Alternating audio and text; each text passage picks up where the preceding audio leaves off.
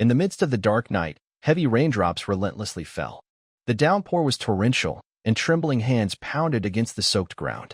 A line of text appeared. Turn it. Deucalion sat silently under the pouring rain, intently watching the figure before him. That person gripped their sword tightly, coldly thrusting it into his body. Another line of text emerged. If she wants to kill me. Deucalion's face turned lifeless. Ephorine's gaze was icy, her sword-holding hand tightening further. She forcefully stabbed into Deucalion's chest. Under the pain, he coughed up a mouthful of blood. Then, Deucalion suddenly raised his bloodstained hand. Another line of text appeared. She's still. Under the relentless rain, he gave a sorrowful smile, softly murmuring, beautiful and heartless as ever. His hand gently caressed Ephorine's face, but she coldly stepped back. At a certain distance, Deucalion silently stared at her. Damned witch, he thought to himself. Seeing this, he gave a mocking smile. At that moment, the system displayed, cancel the engagement. Require Deucalion's death.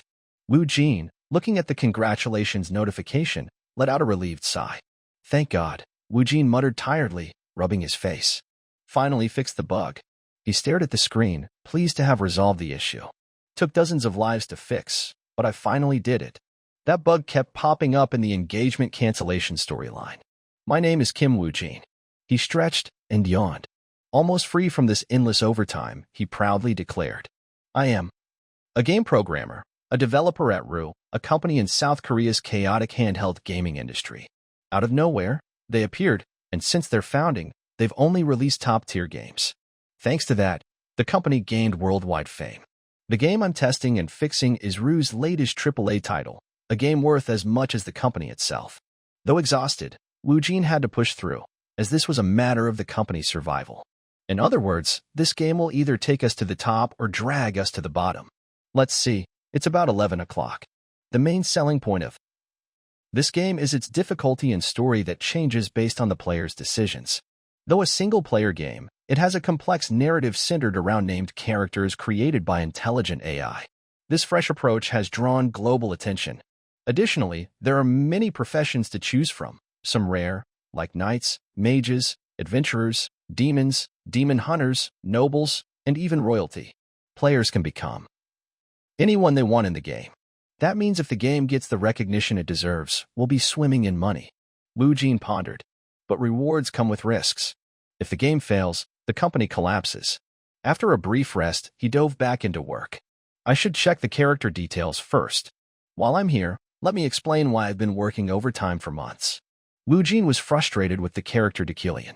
It's all because of this jerk. Character details. Name, Deucalion von Graham Yuck. Occupation, Senior Professor, Mana, 3357. The central figure in the Death of Deucalion segment. I finally got through this part without any bugs. Deucalion von Graham Yuck, a notorious villain, one of the game's mid-bosses. Since he's a major antagonist with countless connections to other roles, there were tons of bugs to fix. But today, I successfully killed him without issues. His cause of death this time was being stabbed by his fiancée. Wu Jin stretched, relieved, and exclaimed, all done. But he caused a mountain of trouble throughout the segment. Suddenly, a female voice sounded behind Wu Jin. Oh, you're smiling gently. How's the testing going? The beautiful girl before him was Yua, my programming team leader, and also. He hesitated for a long time, my ex-girlfriend. Wu Jin recalled the past. We were together for 7 years. Both of us were so happy, every moment filled with joy. He remembered tender kisses, tightly held hands, in the days they lived together. Actually, she's a workaholic, while I'm lazy. He recalled how Yua got him into the company, and they worked together. But what drove her to improve was finding work for me and pushing me to do better, more. Thinking of what happened next, Wu Jin felt deep pain. But in the end, we broke up. I know it was my fault. I couldn't change, despite Yua's best efforts. Suddenly, Yua looked at him gently. I heard you were struggling with a bug. Glad you got through it. Wu Jin felt sad about the past. It's been 6 months since the breakup. I heard she's with someone new now. He coldly rested his hand on the desk. Seems like you and your new guy are getting along well, huh? Yua only smiled gently. In this company, rumors spread fast. I think it's going well. Wu Jin felt a pang of irritation. It's annoying to hear her say that. Sulking, he stared at the computer and said, Hope you two get married soon. Yua laughed at his childishness. Stop being petty and focus on work. Yua suddenly remembered something. Oh, by the way, the writing team said they want to change some settings and tweak a few character templates. Wu Jin groaned tiredly. Again? Hilarious. They change it every day. He propped his chin, exhausted by the workload. Speaking of characters, is this guy really a mid-boss? Can players kill him early if they're lucky? Yua smiled with interest. That's the game's selling point. And Achillean gets stronger the deeper you go into the story. Each player's choices make the process more challenging. Wu Jin nodded. Fair enough. Yua put her hand on her chin, adding, You know, this character was designed based on you. Wu Jin was shocked. Achillean? Yua giggled, amused. Didn't you notice when you shaped him? You both have that cheesy, fake vibe? Wu Jin was confused. But I only met the writing team a few times? Seeing his expression, she teased more. That's why. Every time I play, I kill him first. Wu Jin's glare could kill. What's that supposed to mean? Yua laughed loudly, teasing. Your personalities are similar too. Wu Jin didn't buy it. Really? I'm like the guy whose catchphrase is damned witch? Seeing his cluelessness, Yua stopped teasing. All right, don't worry about it. What do you think of the test? Wu Jin was anxious, fearing the company's failure. The game's fun, but I'm worried about whether the company can survive relying on it. Yua reassured him. Don't worry about that. She was confident in their game. This unique gameplay has the world excited. It won't fail. Suddenly, Wu Jin spotted a figure downstairs. Is that your boyfriend down there? Yua looked and was surprised too. Yeah. Wu Jin pointed at the person leaning against a car. See? The guy by the car. Yua panicked. It's so late already. Though sad, he acted tough. What are you still doing here? Don't keep him waiting. Wu Jin looked down. Alone. Go to him. Yua smiled gently. You're right. I'm going. She turned toward the door, waving. Bye. You did great today. Wu Jin replied coldly. Bye. Outside, the moon hung high in a starry sky. In the room, the clock's ticking echoed. Wu Jin quickly regained focus and dove back into work. Back to checking Achillean. He was shocked, unable to believe it, staring grimly.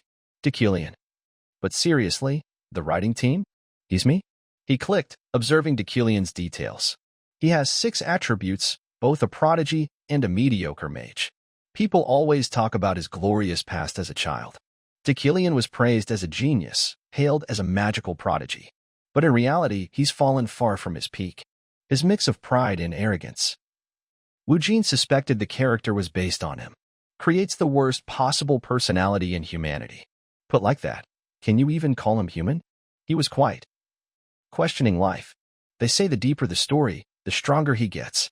Though I don't like this character, I feel some sympathy.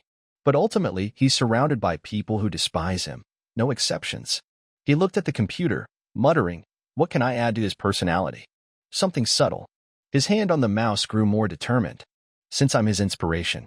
Suddenly, he saw a trait. Let's see, will this empathy trait make him compassionate or pitiful? He didn't. Stop adding beneficial traits. Let's do this. At least you should be more likable than me. If I'm doing it, I'm going all in. Clicking, he muttered. This is good. I like this. Add this too. After adding too many features, he realized he'd gone overboard. He cleared his throat, calming down. Added too many good traits. On second thought, I shouldn't have. He decided to remove the added traits, restoring him to his original state. While editing, a ding from the computer startled him. Back to normal, he was slightly scared, thinking, holy crap. Who's messaging at this hour? Wu Jin looked at the computer, surprised by a notification. Wait, it's the writing team. He quickly replied, yes, what do you want to change in the template? Just tell me, I'll fix it. They responded, no, I just want to check. I'm just watching. Wu Jin was confused. What are they saying? He replied, what do you mean? Like, check together. Or what? They laughed, no. Look out the window. Wu Jin, puzzled, complied. The window? What's to see? Outside, the sky was covered in dark clouds, with fierce lightning streaking across. Wu Jin's eyes widened, staring in shock. What's that? Why is there a hole in the sky? A lightning bolt struck, shaking the sky, creating a hole. Countless terrifying faces screamed, and hands reached out. Wu Jin still didn't understand. What's happening? My head's still reeling. Where am I? Suddenly, A pained scream echoed. Wujin wondered, who's that? A cold voice warned, remember, always stay vigilant. The voice coldly added, Dekilian isn't someone to take lightly. He's down now, but his father tried to brainwash him, and he could rise any time. The voice continued coldly, he's just balancing his talents. After all, he's a despicable villain. Suddenly, a shrill scream rang in his ears. Wake up. Wake up now. Dekilian's eyes snapped open at the noise. Jeriel glared at her brother, angrily shouting, How long are you going to lie there? A terrified servant, pale, pulled her back. Miss, please calm down. But she ignored them, yelling, You still call yourself human? Dekilian, exhausted, held his head and sighed. Oh, right. It's been a few days since I possessed this body. He sat up, dizzy but feeling dreamlike. Jeriel clenched her fists, grinding her teeth in anger. She was upset that her brother was distracted by love. How long will you lose yourself over a woman? Do you want to disgrace the family name? Dekilian stayed silent, making her angrier. She threw papers on the floor and coldly stormed out. I'm leaving the files here. If you don't want to lose your precious professor position, get up and work. Dekilian sat on the bed, holding his head in silence. A week ago, the night sky suddenly lit up. He sat for a long time, sorting events in his mind. And I woke up in a strange place, in an unfamiliar body. Dekilian looked around, instantly recognizing where he was. I can say I'm in the world of the game I programmed. The familiar images I've seen thousands of times confirm my suspicion. He stood, slowly undressing, then boldly changed into another outfit. No escaping death, no matter how this world's story unfolds. The worst character of all. Dekilian coldly put on black gloves, adding a mysterious air. His gaze turned menacing. Because the body I'm in is the main villain's. I've become the antagonist Dekilian.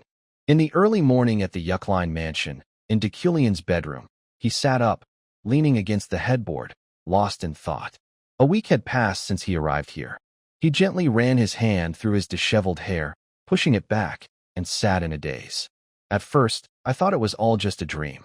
Unwilling to give up, Dekilian pinched his cheek, sighing. As days passed, the sensation of being a living entity forced me to accept this as reality. Helplessly, he leaned his head against the headboard, pondering. After dying like that, am I experiencing some kind of afterlife? Regardless, what I'm certain of is that I am the villain of the game in development, Dekilian von Greyhan-Yuck. Seeing himself transform from an ordinary person into a villain made him deeply uneasy. Dekilian is a mid-boss in the game that players encounter, no matter which path they choose. He is the enemy of countless characters' parents and lovers, as well as the source of various events. I've become such a villain. The biggest problem was that he didn't know which stage of the game he was in. The only thing he knew was his total mana, but he had no idea how to use it. Refusing to accept his current situation, Dekilian told himself, I can't defend myself like this. Yet, unspoken thoughts lingered in his mind. I'm not joking, but when all the staff, including me, tested the game's routes over 1,000 times during development, Dekilian survived only in one scenario. He truly is a villain created solely to serve as a mid-boss. Pausing, as complex thoughts swirled, Dekilian glanced down and noticed a neatly stacked pile of documents beside his bed. He spoke, This is the documents that girl left behind. Senior Professor of the Imperial Academy, Dekilian. Fundamentals of Magic and Basic Mana-Related Thinking. Looking at the documents, a name flashed in his mind, Jeriel von Yuckline. The girl who left these papers while I was asleep is Dekilian's half-sister. She also acts as the true lord of the Yuckline family in my place. He also knew she didn't have a good relationship with Dekilian. Mentioning her name instantly triggered a flood of memories. The woman Jeriel referred to, the image of a white-haired woman, appeared, likely Yuli. It seems something is going on between Dekilian and Yuli. He recalled Jeriel angrily storming out of the room, her words still vivid. I'm leaving the documents here. If you don't want to be sacked from your precious professor position, get up and work. Snapping back to reality, Dekilian muttered to himself. Come to think of it, she mentioned something about the professor position. It took a moment for him to realize he had a lecture to give today. Sighing, Dekilian picked up the documents, murmuring, I should get going. Staring at the papers, he fell into thought. Since I've never taught a class in my previous life, I need to gather any information I can. Most importantly, a system panel suddenly appeared before him. Objective: survive, become a necessary character in the game. Mission, teach at the academy. Balance, 0.5. Seeing the system panel appear out of nowhere, Deucalion sighed softly. These lines keep popping up. Ignoring it, he got out of bed. In his mind, he resolved, whether for the system or Jeriel, I have to act. She's one of the elements leading to Deucalion's death. As he thought, he quickly headed to the bathroom. The balance is important too, so how should I teach? Of course, I'm nervous, but it's manageable. After all, this body has the innate trait of understanding. As Deucalion reached for the door, the system suddenly reappeared. Notification, innate understanding, ability to comprehend everything, activated by consuming mana. Before becoming Deucalion, I added this skill to him, hoping it would make him more empathetic. Since it's an innate trait that appears in the latter half of the game, it has some hidden uses. Soon, a large bathtub was filled with water. Deucalion quickly finished bathing. As he dressed, he considered, this unfamiliar bathroom and clothing, but I can use them more naturally than I expected. As the words left his mouth, his inner voice responded like a habit, as if I've always lived as Deucalion. Looking at himself in the mirror, he remarked, at first, I thought these clothes were too extravagant, but now they feel elegant and comfortable. He quietly adjusted his gloves, lost in thought. This is also due to Deucalion's traits of ostentation, dignity, and aesthetic sense. Realizing something, his face darkened, and he muttered, it's like the image of myself from the previous world is being choked by the character I've inhabited. Alongside the text, everything is saying this is your body. Quickly brushing it aside, he couldn't help but sigh inwardly. Honestly, I can't act against the etiquette this body expects. Even things Kim Deucalion found uncomfortable now feel natural. As he walked, Deucalion calmly reflected, even if just to gather information, attending my first lecture feels too ordinary. Though his face remained cold and emotionless, deep in his mind, he was arrogant.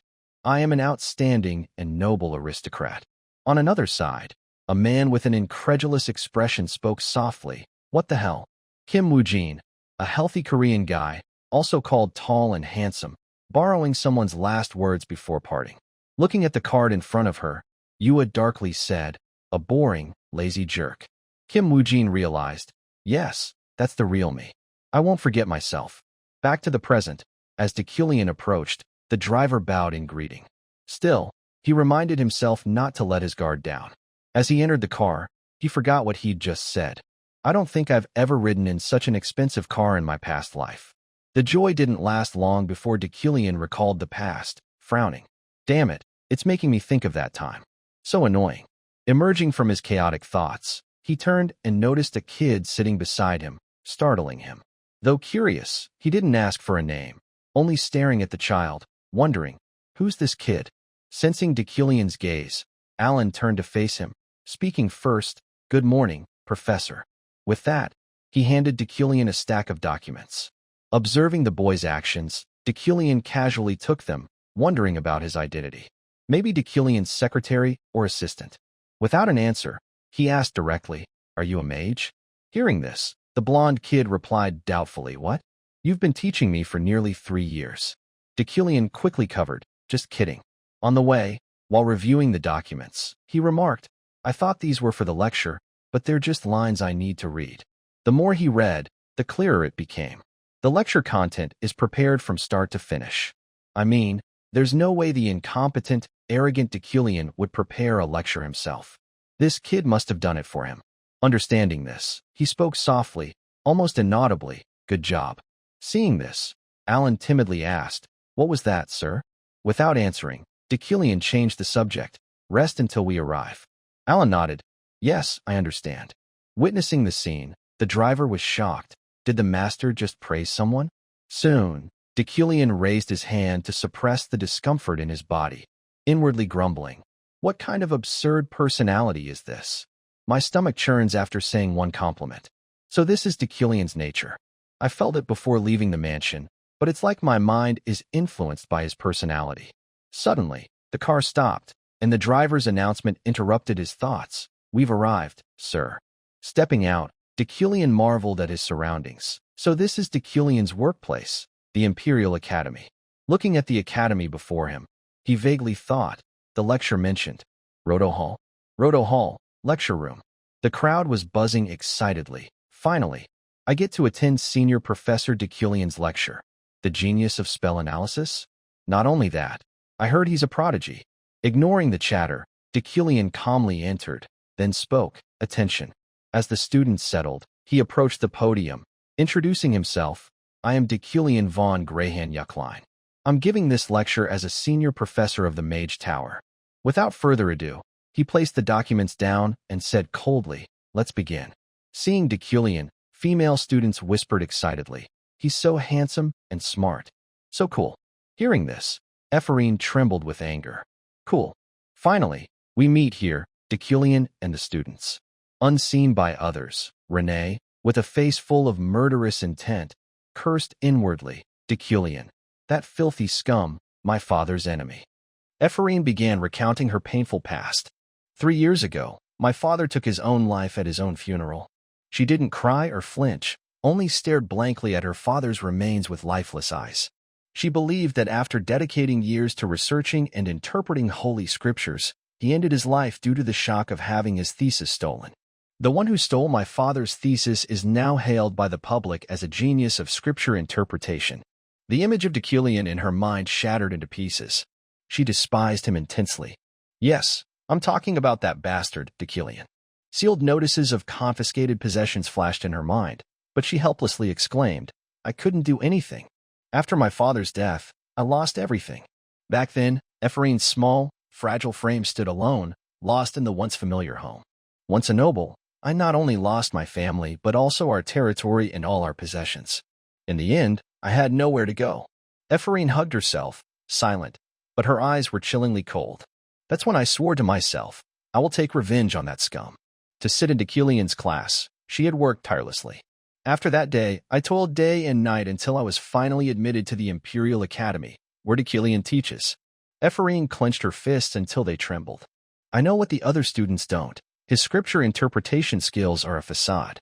All his glory was stolen from my father after destroying my family. Her face was icy, radiating murderous intent. How can he be so nonchalant? She looked at Deculian, still handsome, radiant, and was furious. You're standing in the place that should have been my father's. Ephraim was enraged, her eyes flashing dangerously. I want to expose his lies and kill him right now. Yet, she gritted her teeth, reminding herself, but I must endure for now. To bring him down, I need to prepare more for a perfect revenge plan. At that moment, Deculian loudly declared, Attention, everyone. I'll begin the lecture. He crossed his arms, stood tall, and faced the crowd. Let me introduce myself. I am a senior professor at the Mage Tower, a monarch tier mage, capable of commanding myriad elements. I've been appointed as your special lecturer. His voice was low, steady, his face emotionless. Mages are divided into 11 tiers, with Monarch being the 4th from the top. By now, you likely know this. First, I'll briefly discuss the classification of magic. Magic is primarily divided into 3 attributes and 9 schools. The attributes include origin, the foundation of magic. He then elaborated on the operation of elements, material composition, mediums, and force transmission. Regarding classification, there are summoning, spiritual, destruction, support, control, resilience, enchantment, harmony, and finally specialization. While outwardly focused on the lecture, that's why a mage must, his mind drifted elsewhere. Things are going smoother than I expected. Seeing the students listening attentively, Deculian sighed in relief. Not only is this my first lecture, but I'm teaching magic theory, a subject I'm unfamiliar with, though I'm just reading a prepared script. Recalling the dense book, he was unexpectedly surprised. Yet, I seem to have fully grasped its contents. He glanced at the students sitting quietly, orderly. His traits of majesty and dominance drew every eye to him, while his elite trait kept him at ease under their scrutiny. His face remained cold, impassive. Instead of feeling pressure, it feels natural. He couldn't help but praise. The original Deculian's traits truly make him a fitting lecturer. Moving on, he lectured about mana. Mana has different uses depending on the body part where it's stored. Images of mana storage locations flashed in his mind. First, for standard mages, mages store mana in the brain, the easiest place to visualize spells. Next, for swordsmen, swordsmen store mana in the heart, the organ that pumps blood throughout the body. Finally, for everyone, The Dantian is the most suitable place for mana storage, as it strongly connects inner and outer forces. Deucalion concluded with advice. What I'm saying is simple. Effort is crucial, but if talent is lacking, careful selection and focus are necessary. He silently acknowledged, quite fitting advice for Deucalion.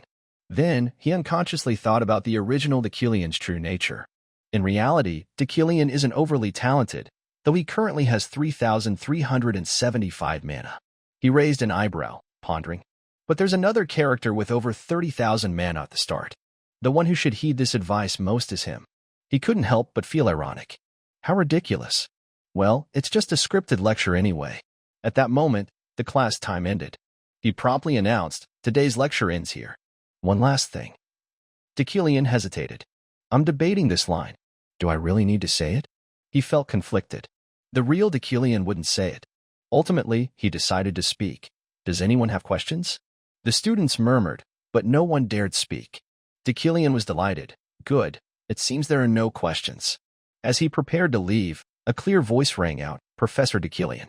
Ephraim stood abruptly, shouting. A strange spell was found in the Mage dormitory last night. Some even called it a demon's act. As a genius of scripture interpretation, what do you think? Deucalion calmly called, You there? He questioned slowly, Are you truly part of the Mage Tower? Ephraim flinched. Pardon? Why do you ask? Deucalion coldly reminded her, If you're really from the Mage Tower, you should have introduced yourself first. Then, he delivered a brutally curt remark, I won't answer questions from a rude child like you. This left Ephraim stunned. What? She pleaded helplessly, but Deucalion was truly at a loss. Sorry, but there's no other way. He was deeply frustrated. I just realized how much mana understanding consumes. The mana panel appeared. Mana, 2005/3375. He calculated silently, just understanding the lecture script cost 1,300 mana. Who knows how much a spell I've never seen would take? His refusal to answer left Ephraim openly mocked by her peers. Someone even loudly taunted. She tried to get attention and failed. Hearing this, Ephraim's face darkened. She furrowed her brow, grinding her teeth. Suddenly, she shouted, Wait. Ignoring his refusal, she pressed on. The Mage Tower dismissed it as a rumor. But I believe you, Professor, can identify this spell. Immediately, she summoned a spell, releasing it in the classroom. Ephraim boldly declared, I formally request you to interpret this spell. Deucalion merely glanced at the spell, instantly losing a chunk of mana. Now it read, 300/3375. Ephraim continued, Some apprentice mages stayed in the dormitory to analyze it, but there's no progress. If you could give us a hint. Cutting her off, Deucalion concluded, This is a barrier spell. Ephraim froze. What? Deucalion didn't want to elaborate. No need for hints. He coldly explained, This is a barrier spell from the enchantment school. Someone tried to trap you within it. With that, he lightly ended, that's all, leaving Ephraim stunned, speechless. Immediately after, the system displayed, Side quest completed. Teach at the academy. Store currency, plus 0.5. At the Mage Tower Academy's cafeteria, students gathered, eating and chatting cheerfully. Ephraim was there too. She shoveled food into her mouth, crumbs around her lips, muttering, What a hateful guy. She angrily recalled the earlier scene. I wanted to expose his fraudulent interpretation skills with an unknown spell. She clenched her fists, thinking of the embarrassment she couldn't escape. Instead, he called me rude just for forgetting to introduce myself? I thought I'd die of shame. Suddenly, her emotions sank. But he must have been surprised. To dodge this situation, he called it an enchantment. She puzzled over his words. Enchantments are complex, often needing a medium. How could it be an enchantment without one? Ephraim was confident in her memory. Even seeing it once, I can't be mistaken. What I showed him was an exact replica of the nameless magic circle drawn on the dormitory's main door last night. Initially, everyone was alarmed, but it became research material for new students. She angrily insisted, I know he's full of lies. Suddenly, Julia rushed over, shouting, Ephraim. Beaming, Julia eagerly shared, the magic circle from yesterday was clarified. When we restructured the spell, it became a shield. Ephraim was dazed, not grasping it. Julia grinned. I'm amazed. We were too scared to ask the professor anything. You were so brave. Now Ephraim realized, stammering, Huh? Wait, you mean it really was a shield? Julia happily replied, Yeah, Professor Deucalion is amazing, right? How did he know it was an enchantment without a medium? Ephraim was horrified, unable to accept it. No way, that's impossible. Unaware of her thoughts, Julia waved cheerfully. Thanks, Ephraim. We'll submit a report on this, and we'll include your name. Ephraim politely thanked her. Yeah, thanks. After Julia left, Ephraim pulled out a paper from her bag. Searching for an excuse, it must have been a lucky guess. Then she found it absurd. In the end, I only boosted his reputation. Ephraim silently read the paper.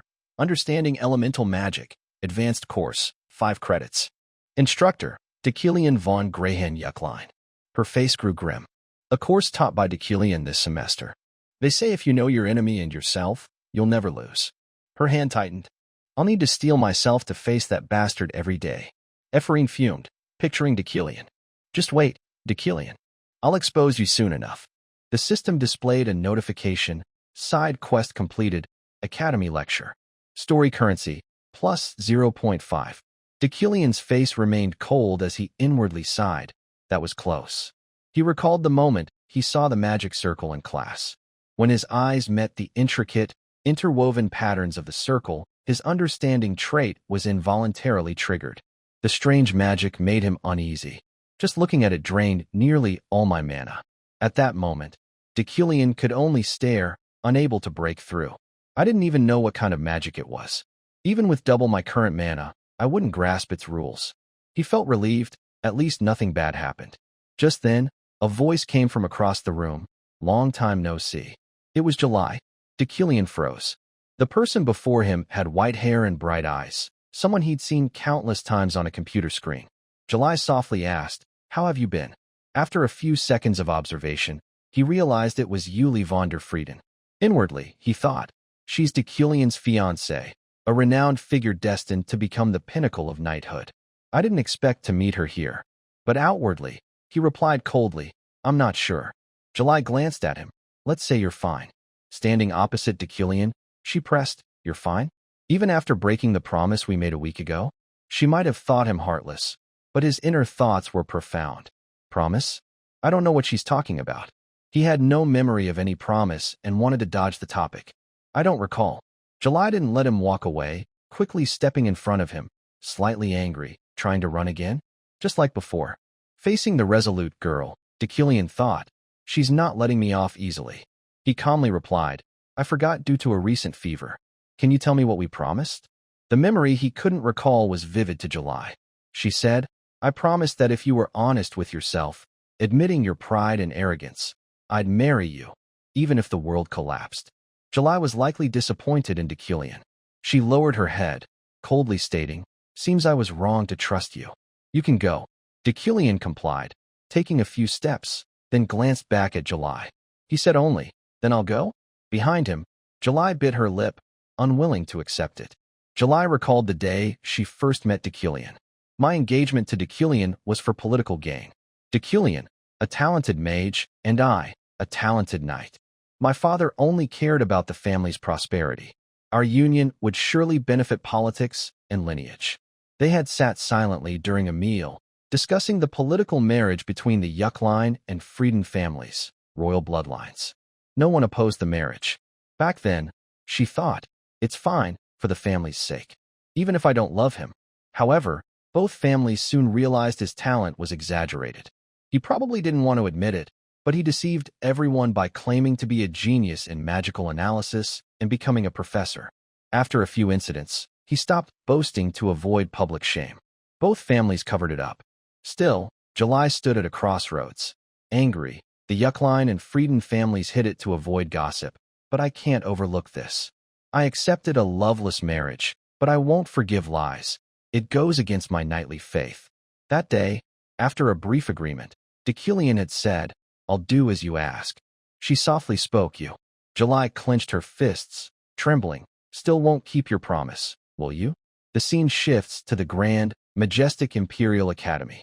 The Magic Tower of the Imperial Academy is the best institution in the game, with its magic department at the forefront. You could compare the magic department to Seoul National University's medical school and the Magic Tower to its National Medical Center. Dekilian looked around, observing, marveling. It looks impressive. The campus bustled with students, towering buildings, blooming gardens, and well-maintained grounds. It reminds me of an American university. Deucalion recalled his days before transmigrating.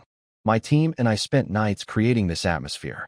He walked pensively past cheerful female students, savoring the novelty of youth. I could have been better if I were in a different body, experiencing this campus. Suddenly, someone tripped while rushing forward. Deucalion glared, on high alert. Alan stumbled behind him, the box he carried hitting his chest. Its contents spilled, and he yelped. Falling to the ground, Alan apologized profusely as items scattered. I'm sorry. I was rushing to meet you, Professor. Deucalion, startled, thought, it's that kid from before. I thought it was an ambush. You're Zoro, right? Hearing the wrong name, Alan corrected, no, it's Alan. Deucalion stared, then said, must have mixed it up. Alan, flustered, hesitated. Okay, who's Zoro? They arrived at Deucalion's office. He sat, opening the documents. So this is why you rushed to me? Alan stood straight. Yes, Professor. This is the list of sponsors for this year's new mages. The Magic Tower was akin to a real-world research institute, where funds were essential for magical development. Professors sponsored promising new mages. Deucalion's eyes caught something. He picked up a glowing personal file. This glowing name. I think it's due to Deucalion's traits. He listed a few details. Wealthy tycoon. Rarely describes a natural tycoon and exceptional financier with unmatched intuition for value. The more information provided, the more accurate your intuition. Keen vision. Rarely describes intuitive perception through sight. Attributes mana points and similar elements, mainly used to link with other traits rather than alone. He inwardly marveled. It must be the combination of wealthy tycoon and keen vision. I think the person behind this name will bring wealth. Flipping through the files, his expression remained unchanged. Deucalion reviewed nearly all, but only one file glowed brightest. He raised an eyebrow, reading, Ephorine Luna, a renowned name in the game, based on the developer who designed her. Deucalion stole her father. One detail in her file was troubling. He asked Alan, why does Ephorine Luna have no sponsors? Alan scratched his neck, stammering, Ephorine Luna? I think people are afraid. Before he finished, Deucalion understood, I see. They're wary of what I'd do if they sponsored her. He evaluated Luna's file. She's talented enough to enter the Magic Tower without attending the academy. Thinking of his enemy, his face grew stern. However, Ephorine Luna is Deucalion's enemy. Deucalion is hers. The game's ending is the worst. If I let things unfold as in the game, cancelled engagement, Deucalion's death, I'll face the same fate. Skimming the available information, villain's fate, describes a villain's destiny. Everyone wants him dead. Yet, what doesn't kill him makes him stronger. In the game, Deucalion dies in many ways. Stabbed in the heart, head, poison wine, or killed by an artistic explosion. Regardless of the method, his death is inevitable. Deucalion crossed his legs, pondering, if I want to survive, I must make different choices. He frowned. Choices the original Deucalion couldn't make. Writing a few lines on the paper, he said, Alan, submit these and borrow some books. I'll write something before heading home. Alan quickly replied, yes. Taking what he needed, Alan left, closing the door. Goodbye, Professor. Alone in the spacious room, Deucalion mused vaguely. I need a lot of money to survive. Money could prevent many deaths. He had a personal plan to earn it. Investing in a mage is one way, but this world despises Deucalion. Still, countless people here don't hate me. He clenched his fists, reflecting, they'll kill me given the chance. To survive, I truly need an escape. Suddenly, he stood, summoning a glowing red orb of power, murmuring, I need to become stronger. Deucalion repeatedly reinforced to himself, the best way for me to survive in this world is to become stronger. However, Deucalion's talent was only average. In this state, I can't properly handle future threats. I won't survive the countless deaths still awaiting me. The grim vision of his fate echoed in his mind. I can't survive the countless deaths lying in wait. Deucalion's eyes narrowed, deep in thought. Still, I have one advantage, my traits. Deucalion can't control all four elements as he once boasted, but he definitely has potential in manipulating earth and fire. The combination of earth, fire, and metal formed another of Deucalion's traits, called Mouse Hand. The unique mouse hand consumes the user's mana to unlock a target's potential. By leveraging this, I can still fight. Thus, Deculian's talent for metal manipulation allowed him to control floating swords with aura. He opened a book, intently reading the section on basic manipulation magic. It sounds grand to call it aura-controlled flying swords, but it's just object manipulation through telekinesis. However, this isn't common in this world.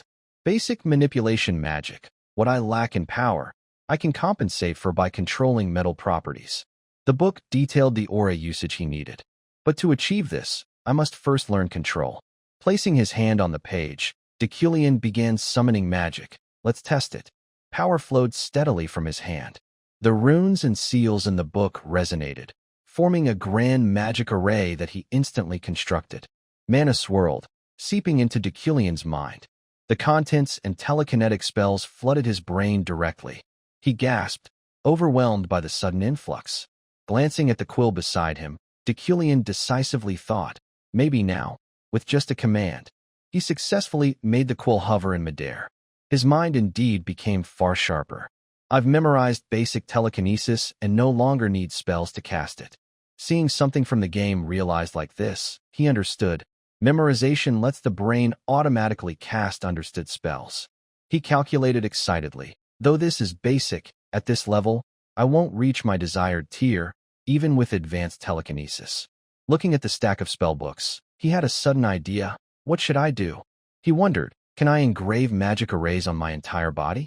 In this world, larger arrays are stronger. If I understand my body through insight, not just my brain but my heart and soul, I could carve arrays across my body to enhance telekinesis. Of course, my body might overload or face side effects. Iron Man, a unique tier, with top-tier physical potential and innate attributes. This body's Iron Man trait lets me endure those side effects. Deculian calculated carefully, this is only possible for me in this world. My current mana is 800, surely enough to try a bit. Acting decisively, he repeated the mana infusion process. Knowledge rushed into his brain, flowing like white blood cells. His body, overwhelmed by the information, quickly weakened. A terrifying pain struck. Deculian gritted his teeth, enduring the indescribable agony, like every bone shattering, every muscle tearing. He stood resolute, unwavering. But I won't falter. I won't utter a single groan. That's the elegant beauty a noble must have. The pain subsided after he finished. Deculian's hands trembled uncontrollably. Mana, 1/3375. I'm utterly exhausted. I failed due to insufficient mana. Glancing at his shoulder, he was thrilled to see, but I gained something. Now, I have a magic array on my shoulder. At this rate, it'll take 2 weeks to cover my entire body. A month later, at the Mage Tower Academy, during Deculian's seminar, on the first day of the lecture, he presented a board with instructions for the class. Below, the professor, want to test your abilities. Bring me any results from this area you've researched. It's filled with elements suitable for experiments. Students buzzed curiously. This is different from what seniors told us. Are all his classes like this? Imagine, he's just asking us to self-study using a guide. They looked around, questioning. So we're supposed to work with elements? Is that why we're here? Where's Professor Deculian? Ephraim grumbled, cursing him inwardly. Of course. What an irresponsible man. Crossing her arms, she muttered, Deculian tells us to self-study on the first day. What kind of jerk is this? Suddenly, Sylvia deliberately bumped into her. Ephraim snapped, hey, who do you? Her attitude shifted instantly upon recognizing the other's appearance. Stunned, she whispered to herself, this person is. Ephraim knew exactly who she was. Sylvia von Josephine Yucklein. Sylvia glanced at her silently, then coldly turned away, leaving Ephraim glaring, wondering, doesn't she recognize me? The forest class still lacked Deculian's presence. Ephraim practiced magic alone, still puzzled. What happened? If I'm not mistaken, she must be from the Ed family. Last year, fearing my father's and my potential, the Ed family sent soldiers to surround our mansion and threaten us. Why doesn't she remember me? Suddenly, her self-built castle crumbled. Huh, what's that? Ephraim instantly sensed her mana being drained. Sure enough, Sylvia nearby had siphoned her meager mana to build a massive castle of her own. Ephraim, furious, confronted her. Hey, what are you doing? She aggressively challenged Sylvia. Do you realize you're stealing everything I gathered? Hey, are you even listening? Sylvia remained silent, not bothering to respond, fueling Ephorine's rage. What's wrong with this kid? Why isn't she answering me? Suddenly, an idea struck. Ephorine directly questioned. Hey, why are you pretending not to know me, Lady Sylvia? She deliberately provoked memories. I thought so. No way you don't recognize me after threatening my family and forcing me to abandon magic. Are you afraid I'm here to steal all your attention? Sylvia coldly replied, I don't know you. Ephorine's blood boiled, shouting, Now you dare look down on me? But Sylvia's response was unexpected. I don't know you, but I know your father. Ephorine froze, asking what? Sylvia calmly named him, that arrogant noble. I heard he died. This shattered Ephorine's patience. A blinding magical light erupted, causing students to exclaim, Huh? Look! Ephorine lost control, determined to settle things with Sylvia. She roared, What did you just say? Her magic surged fiercely as she angrily challenged, Say it again. Faced with Ephorine's ferocity, Sylvia swiftly erected a protective barrier. Her face showed clear tension. A tremendous explosion blasted earth and stone across the area. Everyone shielded their faces in fear. As the dust settled, they regained their composure. What just happened? Is anyone hurt? Ephorine had grabbed Sylvia's hair tightly. She coldly commanded, Let go. But Ephorine, as if she'd lost all reason, shouted, I told you to say it again. How dare you insult my father? In her rage, she froze. I'll end you. The crowd screamed in panic. What's that? A strange pink rift appeared in the sky, exuding a deadly aura. The group instantly went on guard. What's that light? The class yelled in fear. What is it? Ephorine stammered, confirming. Is that a rift? Observing its movements, she realized. That's where my mana and hers clashed earlier. It's sucking in everything around it. As the black hole surged, people shouted, It's going to explode. Run. Everyone fled in chaos, but Ephorine calmly faced it. No, if it explodes, the metal fragments will shoot out like shrapnel. She foresaw the worst outcome. Everyone here will die. The explosion erupted, its force rivaling hundreds of tons of dynamite. Ephorine closed her eyes, gritted her teeth, and raised a barrier to resist. Suddenly, she sensed something off. What's this? It's quiet? It stopped? Deucalion had arrived in time, neutralizing the danger. The explosion's fragments were halted by him, hovering in midair. Onlookers wondered, when did he get here? Why are the exploding fragments frozen like that? Deucalion gently moved the fragments elsewhere. In that moment, they seemed to flow like a stream. The narrator appeared, detailing the crowd's expressions as they witnessed Deucalion's telekinesis. The onlookers gasped in awe. The narrator explained, because their students honing their magical knowledge, they couldn't help but feel the beauty of that magic, an enchanting spell whose aesthetic no one could deny. The glittering fragments were stacked into a pile by him. Deucalion coldly issued an order. Everyone, attention. Today's class ends here. His icy gaze fixed on the two who caused the crisis. Everyone except those responsible. Leave. Ephorine panicked. I'm done for. She and Sylvia were taken straight to the disciplinary room. A warm voice rang out. You're already here, Professor Deucalion? It was Assistant Professor Rin. As expected, your serious demeanor is a model for all mages. Behind him were Professor Redl of Spirit Studies and Adel and Segan, the Academy's president. Sitting beside Deucalion, they greeted cheerfully, Welcome, Professors Redl and Rin. Sorry for the sudden summons, but thank you for coming quickly. Rin settled in, unable to resist asking, So, who was it? Who dared to clash with the Yuckline heiress? Someone immediately answered, From what I heard, it's just a lowlife, not even officially enrolled. A nobody. Rin laughed, turning to praise Deucalion. But I heard Professor Deucalion resolved a potentially catastrophic incident admirably. Rel chimed in enthusiastically. I heard that too. Truly impressive. But inwardly, Deucalion knew, I see through their intentions. They're only flattering me on the surface. All the professors here are adept at manipulating situations, so this disciplinary meeting's outcome is practically decided. The hearing was a formality for him. The daughter of the powerful Ed family, Sylvia, versus a fallen noble, essentially a commoner, Ephorine. It's obvious whose side they'll take. Deucalion silently resolved, I must change the outcome of this disciplinary meeting. Earlier, he'd noticed something intriguing, a crimson aura swirling around Ephorine. Only I could see it, thanks to my physical vision. The system suddenly appeared. Villain's fate describes the destiny of a villain. The world wants him dead. Yet, what doesn't kill him makes him stronger. He was certain it shows the villain's fate has emerged. If I don't change this outcome, my death draws closer. The presiding voice coldly announced, the disciplinary hearing for novice mages Ephraim and Sylvia begins now. Ren opened with a shout, how dare you two fight in the lecture hall? If not for Professor Deucalion, someone could have been hurt. He sternly asked Ephraim, why did you two fight? She only bowed her head, replying briefly, I can't say. Ren, seeing Ephraim defiantly look up, snapped, what? Ephraim cautiously thought, that bastard's watching from somewhere, so I can't say anything. She recalled Sylvia's words, tears welling up. I heard your father died, didn't he? Ephraim lowered her gaze, thinking of Deucalion. Sylvia insulted my father and provoked me cunningly, but I can't say that in front of my enemy. Ren abruptly stood, arrogantly scolding, what are you playing at? Inferiority complex? He bluntly compared, you should know the status gap between you and Sylvia, yet you dared. Ignoring the issue, he turned to Sylvia. So, Sylvia, you explain. She calmly responded, during class, I accidentally destroyed her work, leading to the conflict. Hearing this, Ren still targeted Ephraim. What? So Sylvia didn't do it on purpose.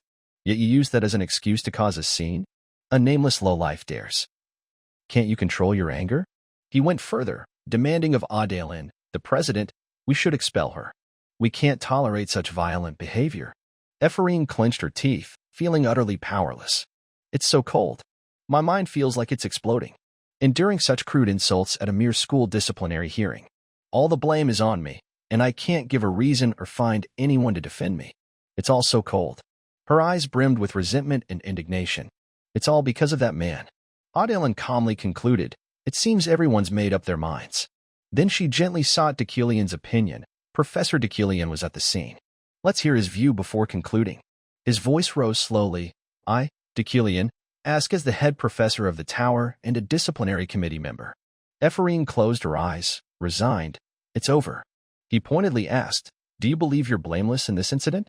Shockingly, he named someone unexpected, Sylvia von Josephine Yucklein. She looked up, startled. Yes? He sternly repeated, let me ask again. Do you truly believe you're blameless in this incident? Ephraim was stunned. Huh? She was more shocked than Sylvia. What's happening? Ren was equally confused. What are you saying, Professor? Ignoring the stares, Deucalion firmly pressed Sylvia. You could have prevented the incident but didn't.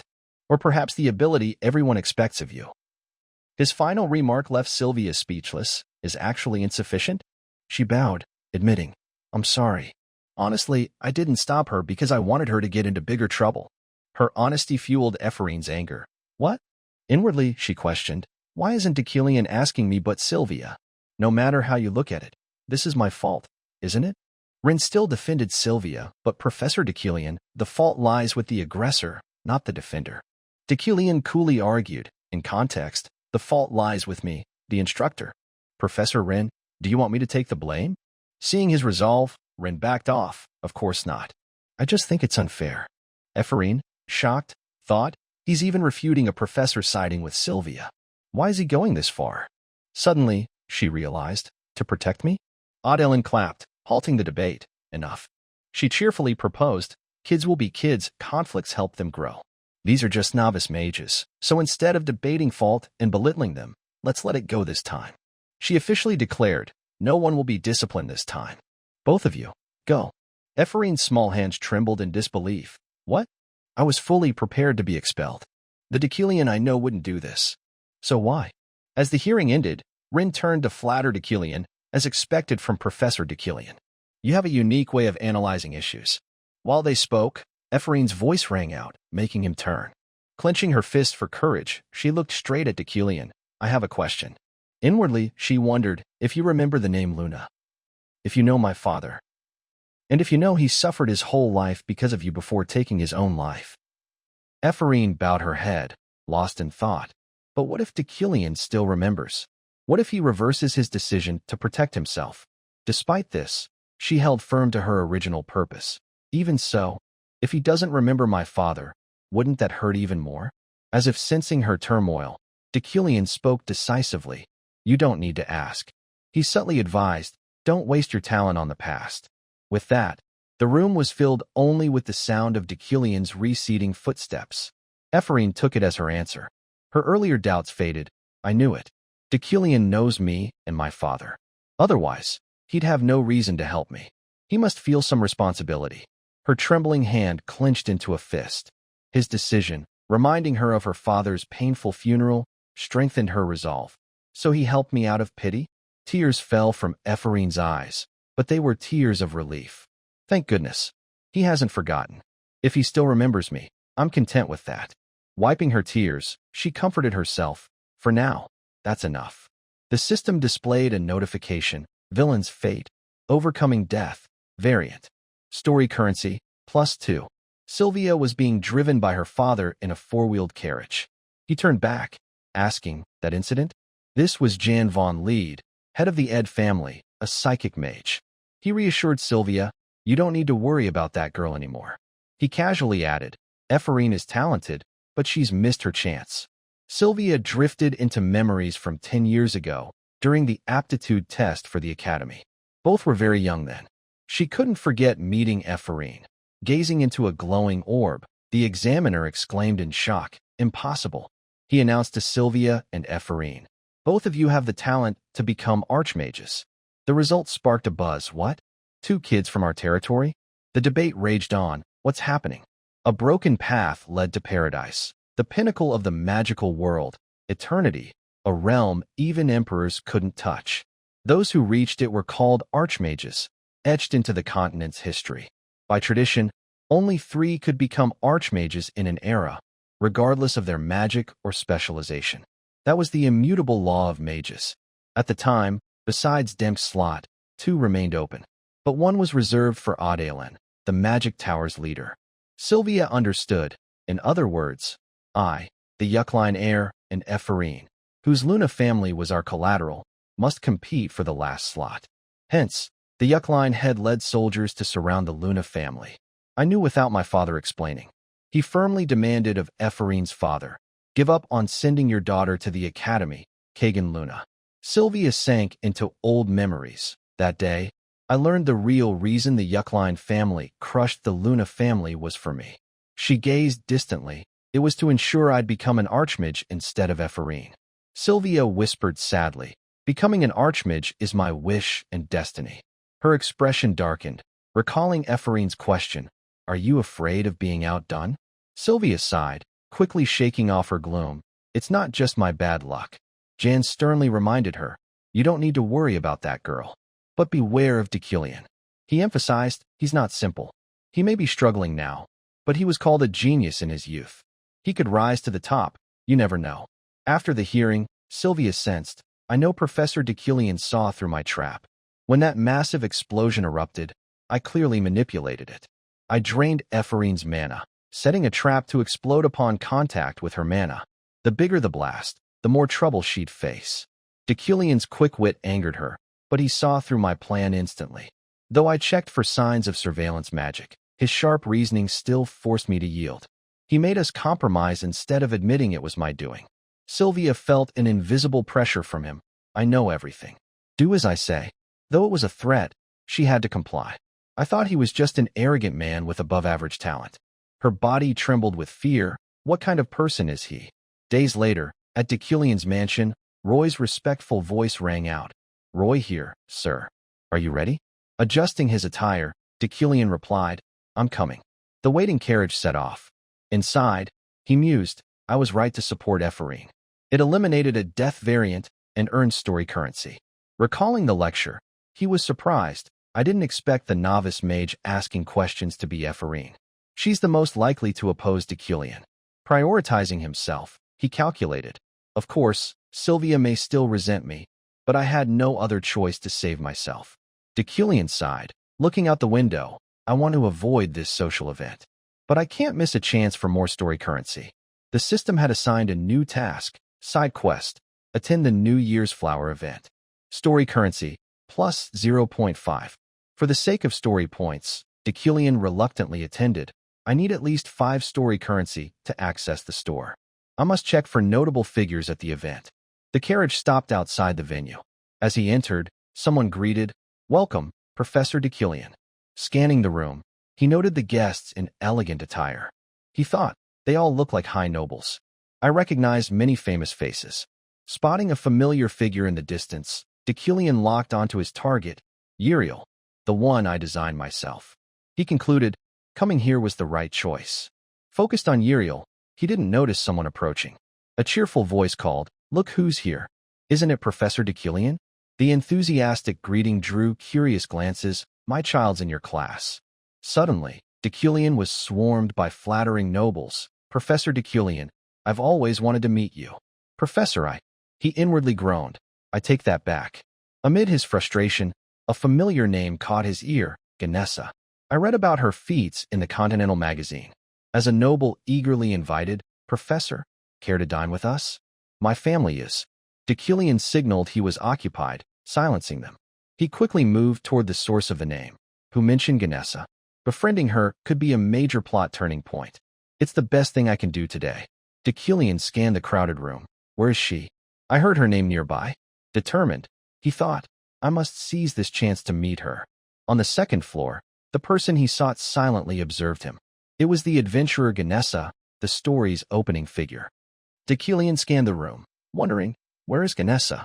Unbeknownst to him, the person he sought was watching his every move. Growing impatient, he thought, she has to be nearby. Luckily, he spotted her, there. Deucalion assessed Ganessa, a woman with a red ponytail, dressed in adventurer's gear. Ignoring everything else, he rushed to the second floor. "I need to hurry." Suddenly, a surprised voice called out, "Is that who I think it is?" A helm approached leisurely. Deucalion, annoyed at the interruption, thought, "Why now?" He coldly addressed her, "A helm?" She was a Helm von Gerion Rewind, a royal monarch tier mage, ranked 4th. The helm's tone was mocking, impressive. "The head professor remembers me. What an honor. It's been a while. How's your research going?" Abruptly, she continued, "I heard some rumors." Deucalion, confused, asked, "A helm? Are you serious?" She deliberately provoked, "Nothing much, just that your research hasn't progressed in 3 years, and some doubt your abilities." Deucalion shot her a disdainful look. "Here to taunt me?" Observing her closely, he recalled, she was Deucalion's rival at school. The helm rambled on, "If you need help, I'm here."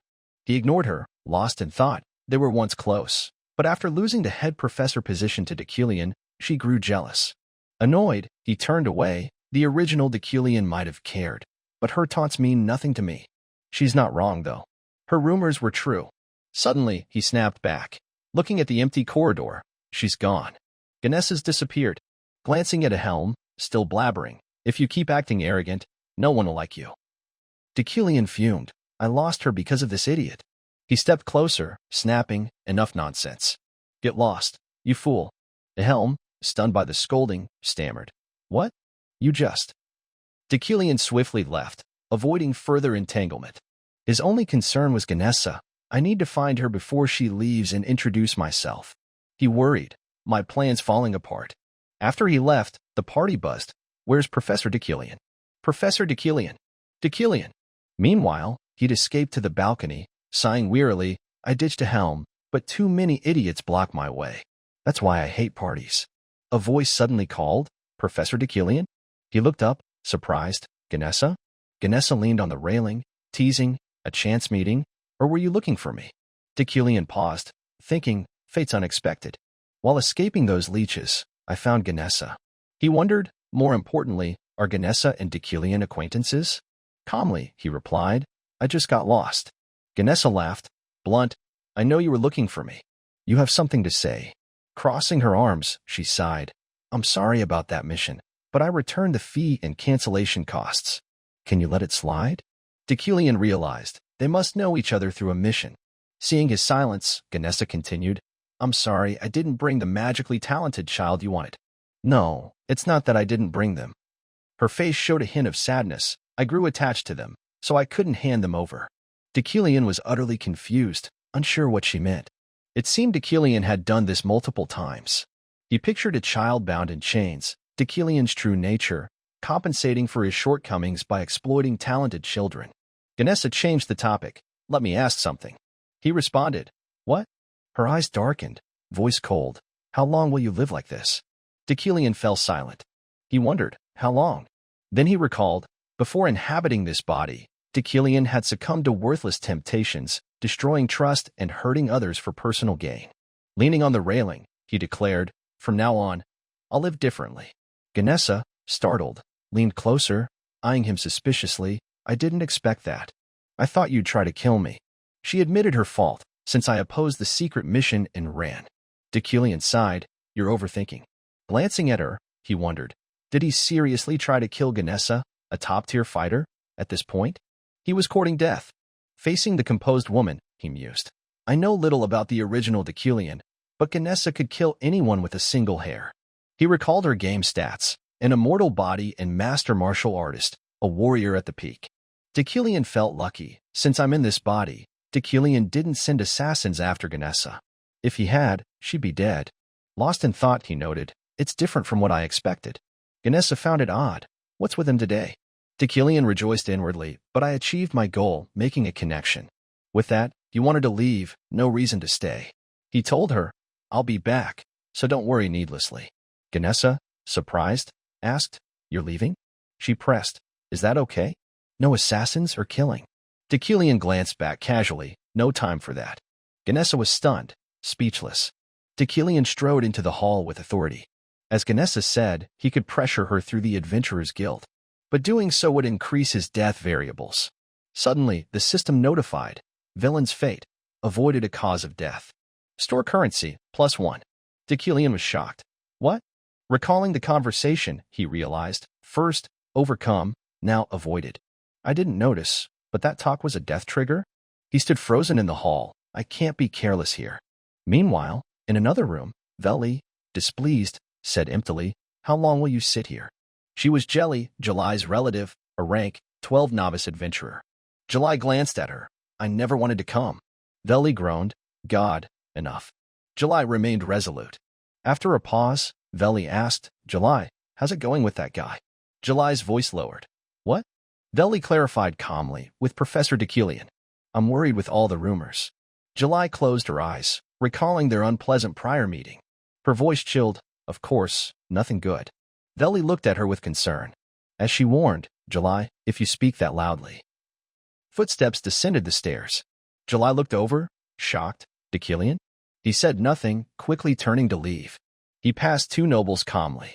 They whispered in surprise. "What? Professor Deucalion's leaving? The party lover? He's going without glancing at his fiancée?" They chatted freely. "Maybe he doesn't like her much." "Are those rumors true?" July overheard clearly, her face tinged with sadness. Others watched Deucalion leave, curious. "Deucalion's leaving early. Rumors say it's due to discord with July." His silhouette stood against the light, commanding yet unaware of the impact. Kim Woo-jin couldn't have known. The system notified right after he left. Side quest completed. Attend the New Year's flower event. Store currency, +0.5. Current total, 4.5. Time passed quickly. Deucalion reflected, "It's been a week since I attended the New Year's flower gala." He was at home, training physically. Beyond daily memory exercises and basic telekinesis practice, he felt his physical strength lacking, so he began body training. The main reason was, drenched in sweat from exhaustion, Deucalion recalled his fear. "I nearly died after doing something reckless in a room a few days ago." A scream of pain had echoed. Deucalion collapsed on the floor, overwhelmed by a magical backlash, coughing up blood. Staring at his trembling hands, he muttered, "If I were an ordinary mage, I'd be dead. Did I survive thanks to the Iron Man trait?" After meeting Ganesa, his desire for greater power led him to engrave the fire control telekinesis alongside his existing object manipulation to enhance metal control. The goal was to upgrade by implanting a magic core into his telekinesis, a method to shorten magic learning time. Deucalion, wiping blood from his lips, remained composed but couldn't hide the severity. In exchange, "It's extremely dangerous." Realizing the immense strain on his body, he mused, "That's why I decided to train physically." Hence, he was in the training room. The result was a morning routine. After some training, Deucalion sighed. Time to head to work. Later, in the professor's office, Deucalion raised an eyebrow, puzzled. "What's this, Alan?" Alan handed him a document, a notice from the Magic Tower. The atmosphere around Deucalion turned ominous. The sender was the Magic Tower's Professor Qualification Review Committee. Frowning, he took the document. After reading it, Deucalion hurried to prepare necessary materials. The notice read, "We respectfully announce a hearing scheduled within 6 months regarding your research progress, Professor Deucalion. Please prepare all relevant materials." He felt irritated. If an audit hearing is held, it means Deucalion's research stalled long before I took over this body. This is a bad situation. He recalled Deucalion's game profile. Deucalion was always a true professor with 6th-level talent. He realized, the prerequisite for this quest is likely retaining my professorship. If I lose it, all hope of returning vanishes. Deucalion stopped before a door, the laboratory. He reminded himself, I must find something, anything, in Deucalion's lab. Cautiously, he opened the door and stepped inside. The lab was in disarray. Dust everywhere, papers scattered on the floor. He sighed wearily, what a mess. Though tired, he entered. It's been ages since anyone was here. If Deucalion frequented this place, it wouldn't be this chaotic. Suddenly, something caught his eye. His gaze fixed on a strange pile of notes. These notes look unusual. Are they hiding something? Frowning, he thought, I don't know who to blame, but this is an effective way to hinder Deucalion. From a distance, he used magic to move the pile. Good thing I learned telekinesis in time. A mysterious book appeared. He quickly used magic to bring it to him. Opening it, Deucalion was astonished. It seems he encrypted all his research to prevent theft. Smirking, he muttered, pointless. He activated his insight skill. A radiant light burst forth, stunning him. The light from this book is intense. He marveled. This golden brilliance is dazzling. His research must be extraordinary. Thanks to the combination of wealthy tycoon and keen vision, he could see this splendor. But the light soon faded. Deucalion frowned, pondering. However, this research is incomplete. It's torn and has many gaps. Even the logic here is completely flawed. Flipping to the next page, he was shocked. Still, this research is grand enough to trigger wealthy tycoon. What stunned him was a photo tucked inside. This child? Is it Ephraim Luna? Deucalion fell silent, I see. It seems Ephraim's father, while working as Deucalion's researcher, desperately hid this. He felt sympathy. The Luna family's hatred for Deucalion stems from the tragic life Ephraim endured because of him. Clutching a pendant, he confidently declared, don't worry. His resolute gaze fixed on the book, I'll complete this research with insight. If I finish the thesis this way, I'll include your name. He nodded at the idea, as a co-author. Of course, I need achievements too, so it won't just be your name. Meanwhile, at a campus cafe, a shrill shout rang out, got it? We commoners must stick together. Julia stood, slamming the table. In this class, only 30 of us are commoners. If we don't unite, we'll suffer sooner or later. Ephraim, singled out, didn't know what to do. You agree, right, Ephraim? She flinched, scared, but I was a noble.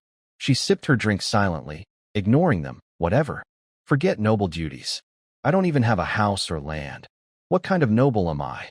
Julia grew excited. See, Ephraim, you have to stay. Unaware of her noble past, they cheered. You're our commoner representative. Yeah, you were even Sylvia's victim. Ephraim could only laugh wryly. So they think I'm some kind of commoner champion? Someone suggested, actually, to form a club, we need a supervising professor's approval. I doubt professors will like us gathering like this. Julia nodded. That's the biggest hurdle. Ideas were tossed around. What about Professor Rin? He's known for sucking up to that fat noble. Julia suggested, how about Professor Camo? Someone interrupted, don't mention him. He turns his back on commoners. Another sighed, obviously, Professor Deucalion's out of the question. Ignoring their confusion, Ephraim eyed a plate of pastries hungrily. Are they not eating those? I hope they don't. Suddenly, Julia stood excitedly right. Ephraim, asked Professor Deucalion.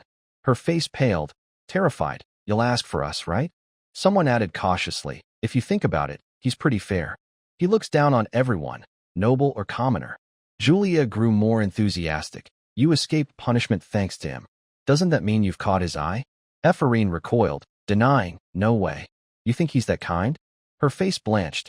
Why's the mood turning so weird? I want nothing to do with Deucalion. She bolted from the cafe. I can't do it anyway. Julia chased her, pleading, don't say that. Just think about it. Ephraim ran faster. I said you're wrong. If I do it, it'll backfire. Finally, Julia caught up, grabbing her hand. Ephraim noticed Julia freeze, glancing back in surprise. What's wrong, Julia? Cold sweat broke out. A deep voice came from above. Move aside. Deucalion looked at her with icy eyes. Ephraim froze in fear. Deucalion's gaze made her flinch. Julia, hiding behind the door, cheered. Good luck, Ephraim. Ephraim's face reddened with anger, inwardly screaming, Julia, when did you sneak there? Coward. Hesitating, she watched him pass calmly. Finally, mustering courage, she presented a request form. Professor Deucalion. Bowing deeply, she spoke earnestly. I want to start a club, and I need your signature. Inwardly, she resigned. Whatever happens.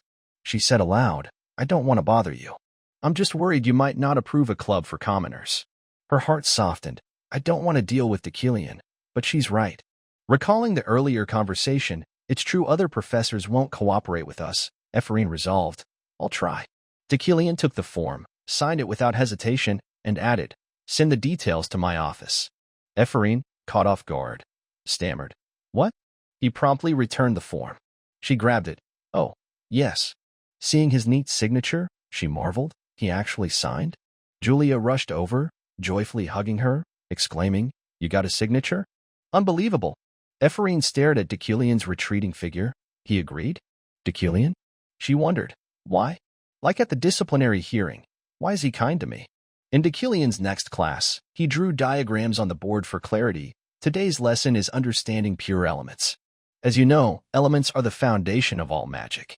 Yet, many mages don't grasp the difference between classified magic and pure elements. Ephraim watched him lecture, rationalizing, Is it guilt? She scoffed inwardly. Sympathy? He drove my father to death. Even if he's nice, it's just a facade. Suddenly, her emotions surged, her face darkened, hands trembling. If he knows he's wrong, he should confess his true nature and repent now. Julia's voice broke through. You okay, Ephraim? Startled, she replied. What? Julia, concerned, said, You don't look well. She reassured, Don't worry about them. They only know how to gossip. Ephraim, confused, asked, What's she talking about? Looking around, she understood. Noble girls glared at her, whispering unhappily. Why's she staring? What's she doing? One across the aisle bluntly said, Gross. Ephraim sighed. I've made enemies of the nobles after that incident, even though I'm a noble. She reassured Julia. I'm fine, Julia. They're always like that. Let's focus on the lesson. Deucalion, unaware of the students' petty conflicts, lectured calmly. The magic circles you've used so far have meaning in every stroke. A student thought, I heard Deucalion's classes were unique. He demonstrated a small spell. This fire magic can change color by adding 2 strokes to the circle as they determine the flame's hue. He took out a book. That's what we'll learn today.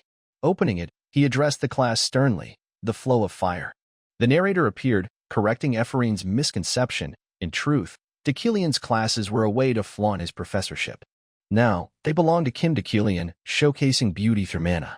The narrator emphasized Deucalion's teaching style, explaining with deep insight, it shocks new students in the lecture hall. The narrator mentioned Sylvia. It's the same for her. Sylvia, a beautiful blonde who lost interest in studies due to her talent, was highlighted. Deucalion performed another spell. As you know, this circle summons water. Combining it with the fire magic, he said. But if you merge it with fire magic, a brand new spell emerges. It becomes this. Sylvia was stunned, as was Ephraim. Seeing fire flow like water in midair, students exclaimed, It's really flowing. Fire moves like water. Sylvia, shocked, thought, Impossible. Staring at Deucalion, she mused. I didn't expect his class to be so theoretical. The narrator vividly described, most genius mages cast spells intuitively. For them, theory is a mold. If all mages prioritize theory, all magic would fit one mold. The narrator advised, focusing too much on theory leaves no time to learn magic. Understanding all magic through theory is inefficient. Citing an example, struggling in practice, that's magic's paradox. The scene shifted to Deucalion. To become a high-level mage, you need strong intuition. Then to Sylvia, but high-level mages can't explain intuition. Sylvia stared, puzzled. For someone labeled a question genius, teaching such a theory-focused class is impossible. A gasp echoed in the academy, truly different from the rumors. At the Magic Tower dormitory, Ephraim returned exhausted, clutching books. I've never focused so hard in a class. Suddenly, she paused, eyeing her door covered in scribbled insults. She wondered, how long will they keep this up? Feeling helpless, she thought. It's gotten worse since the Sylvia incident. Noticing an envelope under the door, she cautiously checked it, surprised. A sponsorship certificate? Holding it, she gave a wry smile. I almost believed it. No way this is real. Who'd sponsor me when the Yuck Lines and Decilian hate me? Reconsidering, she thought, actually, it's good. I can report this and claim a reward at the Magic Administration Office. Ephraim walked out, still doubting its authenticity. Recalling earlier, she'd shouted, "What?" The office professor calmly confirmed, "It's not fake. The seal is real." Ephraim, incredulous, asked, "You're kidding?" Now, she hugged her face in joy. "It's real?" Pinching her cheek to confirm, "This'll wake me up." Wake up. After the embarrassing act, she glanced around warily. No one saw, right? Back in her room, she anxiously packed. What if they find out I have 100,000 elm? I should prepare for trouble. Growing frantic, she regretted. I shouldn't have gone to the Magic Administration. Recalling the professor's knowing look, she understood her thoughts. What a strange question. Fearful, she thought. That staff had a weird look. Does she covet my money? Ephraim screamed. I should have been more careful. Clumsily, she hit her head on the table, clutching it in pain. Ouch. Suddenly, her eyes teared up. A tear rolled down, but she smiled, wiping it away. I'm still not awake. Joy surged. Someone noticed my talent. Warm sunlight filled the room, uplifting her heart. This world still has kindness. Let's keep going. Ephraim resolved, a bit more effort. At the Yuckline mansion, Uriel exclaimed in disbelief. Are you serious? The butler calmly replied, yes, he's attending Singjiyo's auction. He's probably there now. Uriel, furious, tugged at her hair. After losing 10 million elm last year, what disaster is he planning now? She shouted helplessly, if he causes trouble again, I won't forgive him. Meanwhile, in Luton Senil, Decilian strolled leisurely. I finally got what I wanted. He recalled his first use of telekinesis as primary magic. I realized I need more metals to compensate for my limited talent. The metals he meant were beautiful, shimmering crystals. My current items are made of steel and wood, but those are temporary. He opened a door, entering a waiting room. What I really need is at today's auction. Decilian froze upon seeing a familiar figure seated ahead. July noticed him too, cursing inwardly. Damn it. Why is he here? She stood slowly, approaching him. Decilian stared silently. July spoke first. I hope you're well. He didn't respond, thinking, I didn't expect to meet July here. She pressed. I heard you sent 2 young mages to a disciplinary hearing? Decilian calmly countered. Old news. What's the issue? Blaming me again? July paused, then warned sternly. They're novices. Do you want to crush their dreams? You'll regret it someday. Don't repeat past mistakes. She lowered her head. Decilian listened quietly. Her final advice. The last words July has for me.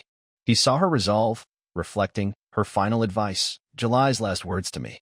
She intended to sever ties with Decilian. They stood facing each other. Decilian saw no issue. Good. I agree.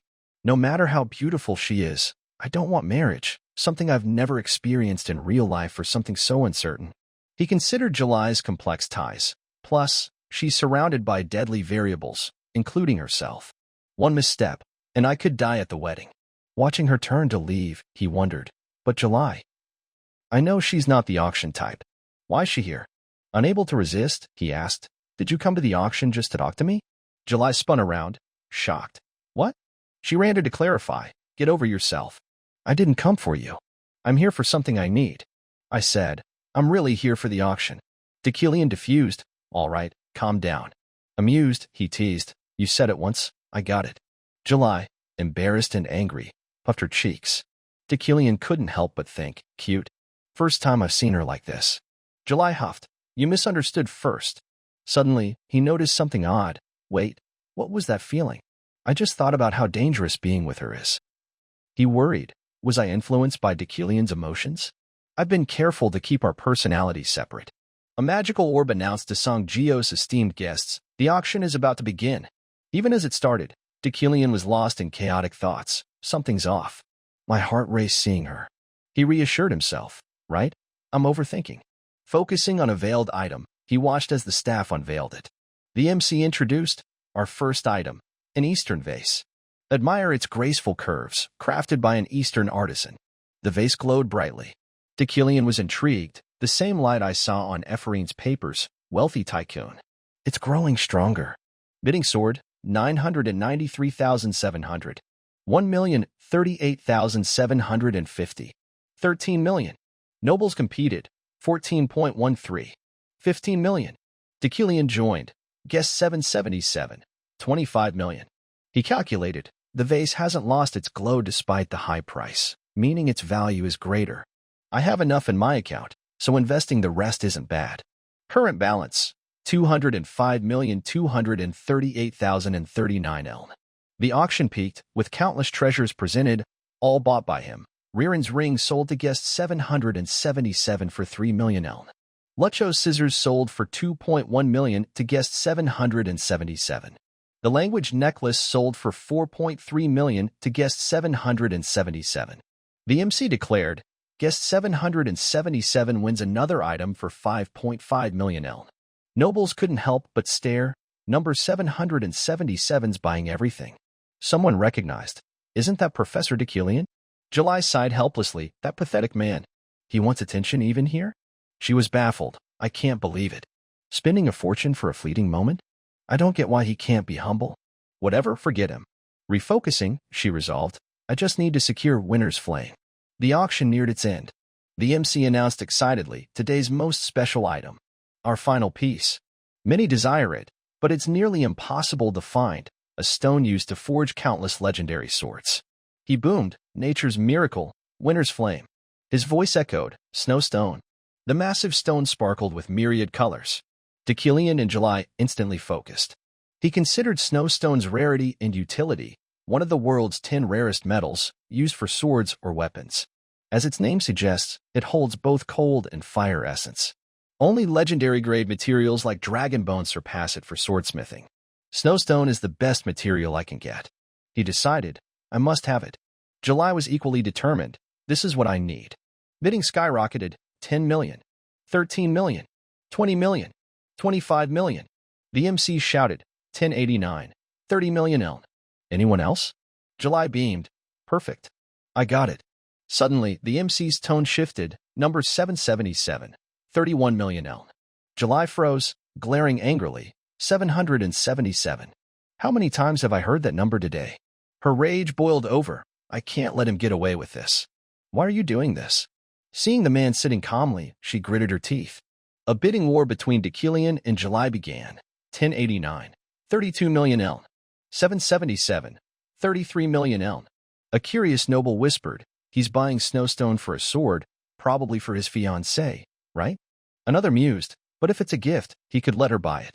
He must love her deeply. Deucalion glanced over, realizing, I'm competing with July? He hesitated, she's interested in Snowstone too. If I take it, she'll hate me, but I need it. Seeing her determination, he considered Snowstone's rarity. It's the first time in 3 years it's appeared. Who knows when another chance will come? He worried, I might be in danger. Yet, he chose to compete. They stood as if facing off over Snowstone. Deucalion resolved, I must win it. The MC's voice echoed one last time in the auction hall. 42 million eln. The owner of the magical metal Snowstone is, he announced grandly, guest number 777. The audience erupted in applause. Nobles buzzed with excitement. How thrilling. Professor Deucalion won it, didn't he? This might be the most dramatic auction I've ever seen. Unaware of the truth, they spoke confidently. Lord Frieden must be pleased. Deucalion went all out to get a gift for his beloved. Ignoring July's unusual mood, they continued, and he got what he wanted. July, seething, gritted her teeth. Once again, it's like last year. She fumed, I didn't want this. She recalled Deucalion arrogantly displaying a pile of red earth gem jewelry, smugly saying, I could give you all of this. If you want, I'll buy more. I'll do anything for you. July felt deep pain. The engagement was the worst day of my life. Just seeing Deucalion's triumphant face, I knew his thoughts. This will win her heart. Look how great I am. She found it laughable. That's what I heard him say back then. Staring at the wealth he flaunted, she thought, all I saw was humiliation. She said nothing, only wondering, does he even know? She recalled their meeting, what I really wanted from you. Without hesitation, she had turned and left, so I ruined the engagement myself. But things didn't go as I expected. Deucalion's furious face lingered in her mind. That wasn't all. Noble's gossip targeted her. She acts tough, but she'll end up with Decilion. I heard she got the knight captain role by begging him. She knew. No need to guess who spread those reputation-damaging rumors. Furious, she clenched her teeth.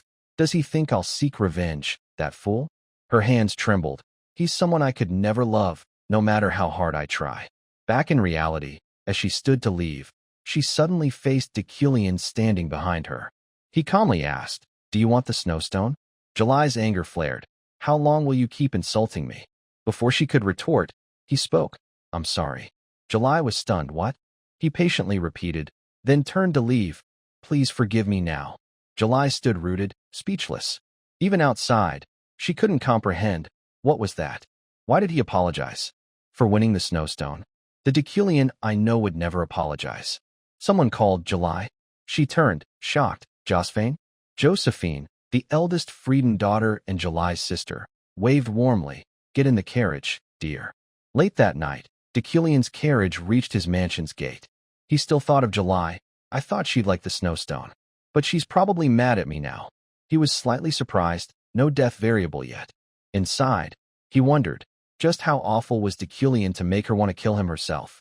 Servants greeted him respectfully. "Welcome back, master." He sensed something off. What happened? Their fearful expressions piqued his curiosity. They answered, "Miss Uriel has returned."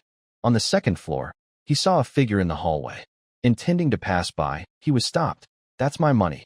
Why did you take it?" He was taken aback. "I didn't realize she had that much money. Was I always this careless?" Decilion calmly explained, "Don't worry, I only bought things that'll yield profit." Suddenly, Uriel shouted, her voice full of rage, "You treat me like a trash bin." Decilion turned, worried. "Oh no, this feels bad."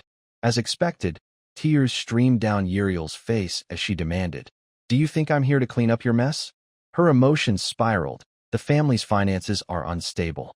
The workers and I toil endlessly to keep this business afloat, and you squander that money." A powerful energy surged. Uriel's voice lowered. "Just how rotten are you?" She exploded, screaming, "You just gambled away family money again." Decilion stepped back, cursing inwardly. Damn it. The villain's fate is triggered. He saw the energy shift around Uriel. Golden light in her crimson aura. Wealthy tycoon is active too. Facing Uriel, he calculated, "It's simple. If I don't overcome this, I die. If I do, I'll gain wealth." Quickly, he spoke. "Don't worry, Uriel." Her anger flared, questions pouring out. "Shut up. Do I look worried? I work tirelessly so you can throw money away. You think I enjoy this? Do you know I dropped out of college and have no time for love because of you?" Decilion, flustered, said, "You didn't have to do that." This pushed Uriel over the edge. She charged as if ready to fight. "What the hell are you saying? You do nothing but burn money. After our parents died, you spent 150 million eln in one day." Cutting her off, he declared, "I'll give you the head of the family position." Her rage subsided instantly. She stammered, What did you say?" Decilion calmly repeated, "I'll give you the head of the Yuckline family position." Uriel took a moment to process, blushing and shouting, "That's nonsense." Decilion said evenly, "That's no way for a noble, especially a family head, to speak." Uriel persisted, "Don't trick me." Decilion sighed, "I'm not lying." He played his final card, "I can swear if you don't believe me." Uriel flinched, "Swear? You mean a mage's oath? You'll die if you break it." "Are you serious?" Decilion nodded confidently, "Yes." Uriel's emotions churned, "But that's pointless." "Why?" She bent to inspect him. "Did you hit your head?" Decilion stood firm, "Believe it or not." Uriel, embarrassed, crossed her arms, declaring, "If you go back on your word, I'll kill you." He asked calmly, "Will you leave again?" Uriel snapped, "Of course. Someone squandered the family's money, so I have to do something." Decilion watched her slam the door and leave. The system displayed, Villain's Fate, Overcoming Death, Variable, Story Currency, +2. He sighed in relief, the storm's past. Good thing I'm unharmed. Giving her the position isn't bad. Closing his eyes, he leaned back. If I change things one by one like this, he calculated, I might escape. A voice interrupted, "Have you really changed?" Decilion looked at the figure hanging outside the window. Ganessa? He watched her jump in lightly, teasing, an uninvited guest. Ganessa explained, "Sorry, I was passing by and dropped in." I'm surprised to see you like this. He sighed, asking why surprised. She smirked. I handle jobs better than you. Hands on hips, her eyes narrowed. Uriel von Greyhand Yuckline. Her voice lowered, revealing a secret. She's not of Yuckline blood. Decilion was shocked, incredulous. What's she saying? I don't recall this in the game. At the Yuckline mansion, Ganessa stated calmly, Uriel isn't of Yuckline blood. Though Decilion had suspected, he was still shocked. Uriel was thought to be my half-sister. I knew she wasn't my full sibling. My little sister has no blood ties at all, but no Yuckline blood whatsoever. How did I not know this? Ganessa, observing his reaction, asked, Is this really okay? You're the one who asked us to investigate your sister's lineage, Professor. We discussed this, didn't we? Decilion's face remained cold, lost in thought. So that's the context. He gazed distantly. Still, Uriel is Uriel. Ganessa, surprised, crossed her arms. You're full of surprises today. I didn't expect you to say that. Decilion mused inwardly. I'm surprised too. I didn't know this backstory existed. Ganessa turned to leave, promising, All right, I'll keep your sister's secret. Stepping onto the windowsill, she added, One more thing before I go. She turned back. I heard the green hand snakes have started moving. The name conjured images of deadly venomous serpents, green hand snakes, a notorious criminal organization on the continent, Poison Masters.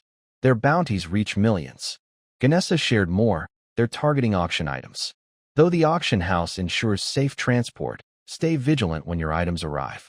She teased, Your defensive magic's been neglected lately, Professor. That's why I slipped in so easily. I'm off. Smoke swirled around her hand, and she vanished. Decilion rubbed his temples, leaning on the desk, calculating. That's something I didn't need to know. Knowing changes nothing. Staring at his shadow on the floor, he thought, I was never the real Decilion to begin with. Recalling his sister's figure, he resolved, Decilion had his choices. Blood or not, I'll treat Uriel the same. Gazing at the moonlight, he affirmed, Uriel will always be Decilion's sister. Hiding the truth is better. Under the moon, a group sat around a campfire. Ganessa smiled, recounting, I told you. Professor Decilion's changed a lot, like a different person in his body. He's completely different now. Sitting by the fire, she sighed. That jerk spouting sweet words is truly odd. Her subordinate scoffed, Captain, you're just swooning over a pretty face. You'd like anything he says. Ganessa snapped, Want me to gut you for being ugly? He retorted, My grandma says I'm handsome. She shot back, That's because a hotter guy was behind you, idiot. Riley, from the Red Garnet exploration team and July's kin, sighed. You're saying Decilion's humane now? Ganessa stopped arguing, standing. Forget it, we don't need to watch Decilion anymore. I wanted to check if he's still seeking magical slaves, but probably not. Waving to her team, she said, Let's head back, yeah? Lingering, she added, Oh, and everything you heard today is confidential. Keep it secret. The five joined hands, summoning an energy circle. A blinding light followed a set trajectory. The next morning at the Magic Academy, Decilion crossed his arms, studying the expense report. Level 1. Advanced System Store enhances first-grade magic quality. The character's magic output and efficiency slightly increase. Cost, 10 story currency. He thought, I can finally use the system store, but I don't have enough for what I need. The store allowed story currency to enhance characters. Not just the player, but notable NPCs too. Standing before the system panel, he stared at the notification, Store access is rare. Only 6 chances before the second half ends. The system clarified, you can use the store once per level. Each level up doubles the cost. Decilion, arms crossed, said coldly, I can't rush and waste this precious chance. Recalling his grueling training, he waited for the right moment. I've trained memory, physique, and chi control daily, integrating them into my routine. But I lack combat power against notorious criminals. He pondered, to grow, I need to enhance magic quality. Hand on the desk, he decided, I must quickly gather the remaining 4-story currency. A knock interrupted. He paused, come in. Alan peeked in, morning, Professor. Approaching, he handed over papers, please review these. Just received. Decilion took them, frowning, you should be cautious. This is from which today? The papers announced a bounty for a dangerous criminal, wanted, green-black. Witnesses report the witch killer green-black in the outskirts. Exercise caution outdoors. Deculian muttered, green-black, the witch killer? Reading the bounty, he thought. He's the biggest threat to mage players in the game's first quarter. So he's appeared? He smirked. If I were an ordinary mage, he'd be a threat. But not anymore. He mused. This might earn me story currency. I hope I meet him. Deculian stepped away. No need to worry about the witch killer. I'm heading to the library. You can go. Alan stammered. Yes, Professor. Passing by, Deculian remembered. Oh, right. Turning, he asked, Alan, want to be an assistant professor? Alan scratched his head, huh? His eyes widened in shock. Realizing, he shouted, You want me as an assistant professor? But you always called me incompetent. Deculian said coldly, I see your dedication now, so I'm asking. He'd handled tasks perfunctorily before, prompted by a notice to choose an assistant. Cutting Alan off, he offered a bracelet. Enough. Take this. It's engraved with the Yuckline crest. Keep working hard. Alan, overjoyed, bowed. Thank you so much, Professor. Tears of joy fell as he eyed the bracelet. His document management and errand running are exceptional. This Yuckline crest bracelet, he's too useful to let slip away. Deculian recalled the legendary Deculian, a cold, cruel figure who drove many away. Yet Alan stayed. Who knows when he'll leave? Under Alan's skeptical gaze, Deculian handed money, instructing, Take an early break today. Buy dinner with this. Alan, flustered, watched him leave. Professor, this is too much. Deculian ignored the trivial sum, walking on. Alan stood by the door, speechless. In the staff library, Deculian entered. I'm here for Luna's papers. He recalled checking them. The lab papers were on pure element inventions, but full of errors and gaps. I need to fix them. Walking, he thought, finding a useful manipulation-related magic book would be ideal. Passing a girl, he noticed her, growling. Why are you in the staff library? He eyed the blonde fumbling, a new student, Sylvia. Sylvia was flustered. 10 minutes earlier, she had silently watched her teacher converse with a professor. Yes, Professor. Sylvia claimed she was seeking study materials. This was an exclusive reading room for senior staff. However, Rin's image appeared in a magical orb, laughing heartily. No problem. No need to restrict the Yuckline heir and this year's new student. Let her use it freely for her studies. The teacher relayed to Sylvia, He says it's fine, Sylvia. Feel free to search. Sylvia quickly entered the library. Her passion was literature and languages. She had come to the exclusive reading room to find materials meeting her criteria. Her sharp eyes spotted a novel written in Ethanol at Edino. With the elves' disappearance, its value had soared, making Ethanol novels rare, written in the elven language. Sylvia stood on tiptoe, reaching for the book. Is this it? Deculian happened to approach. This was why Sylvia came to the restricted reading room, a place she rarely visited. Startled, she looked at Deculian. I didn't expect to meet him here. He asked suspiciously, Why are you in the restricted reading room? Deculian threatened, Want another disciplinary hearing? Sylvia froze. Why's he here? I heard he avoids libraries. Clutching the book, she stepped back. I'm here for study materials. Professor Rin permitted me. His voice turned icy. So, a professor ignored academy rules, and the librarian let you in? They deserve discipline too. Sylvia stammered, What? Suddenly, the book in her hands floated to Deculian. He opened it casually, an Edino novel. You broke rules for a romantic novel in Ethanol? Sylvia blushed, wondering, how can he read Ethanol? Wait, that's not the point. He tossed the book back. You like literature and languages. I'll let it slide this time. Before leaving, he warned, But if you come here again without proper permission, I'll discipline you. If your goal isn't to flaunt family influence, have someone borrow it for you. Sylvia silently watched his retreating figure, clutching the book sadly. He insulted me. Sighing, she looked at the closed door. I just wanted to learn about elves through Ethanol novels. She wondered seriously, how does Deculian read Ethanol? Its inconsistency makes it hard to decipher. In a dense forest, students conducted practical training. Two chased a creature. Hey, I'll go that way. Don't let it escape. Another group studied herbs. Rettel chatted with Rin, amazed. It's their first field experience, and they're so calm. Haxon smiled, wiping sweat. Training stops at night, but I'm proud of them. Deculian observed silently, recalling the area's traits. Haxon Mountain, far from the academy, holds great significance with tight security for the magic tower. The forest is a training ground for students and a rich source of magical materials. He thought of fearsome monsters. The risk of attacks by monsters and venomous creatures is high. Thus, the magic tower reinforces protective barriers and ensures professor patrols during shifts. Rin scratched his head, asking, "Right, Professor Decillion. The patrol shift this week hasn't been decided. We need a new appointee. Who do you think fits?" Decillion replied casually, "I'll do it."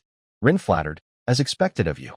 Your leadership exemplifies the Academy's ideal professor."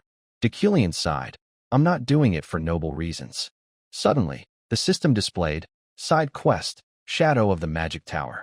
Story Currency, 1, Additional Title Reward. Decillion glanced warily in a direction. Something's pulling me there. That's likely why I got the side quest. He worried. What's about to happen on this mountain? It could turn the game into a horror genre at night. Meanwhile, Rin urged the students, "Start packing up." The students bowed politely. "Goodbye, professors." He replied, "All right, see you at home." 9 hours later, at a cafe near the magic tower, a table displayed enticing cold ice cream cups.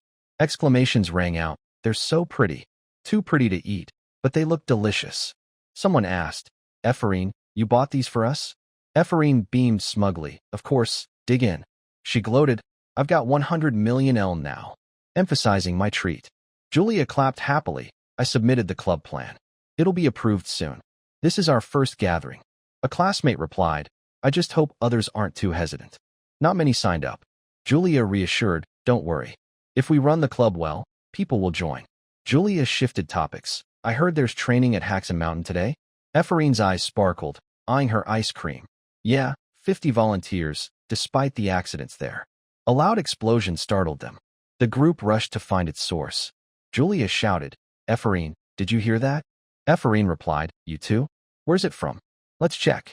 They hurried off. A scream echoed, "Help me." Julia pointed, "Over there." She quickly sensed something wrong. "Wait." Grabbing Ephraim, she yelled, "Something's off." "Ephraim, stop." Confused, Ephraim turned, "What did you say?" Before finishing, she found herself in a deserted place. "Where am I?" "I was just on the street." The plea rang again, "Help me." Ephraim jolted. "Right? Someone's calling for help." She shouted, "Where are you?" "I'm coming." The voice replied, "Here." Ephraim ran to a disheveled girl. "Are you okay?" She froze, eyes wide with horror. The girl, covered in blood, screamed. Ephraim clenched her fists, casting magic. "Someone's attacking." She paused as a calm footstep entered her view.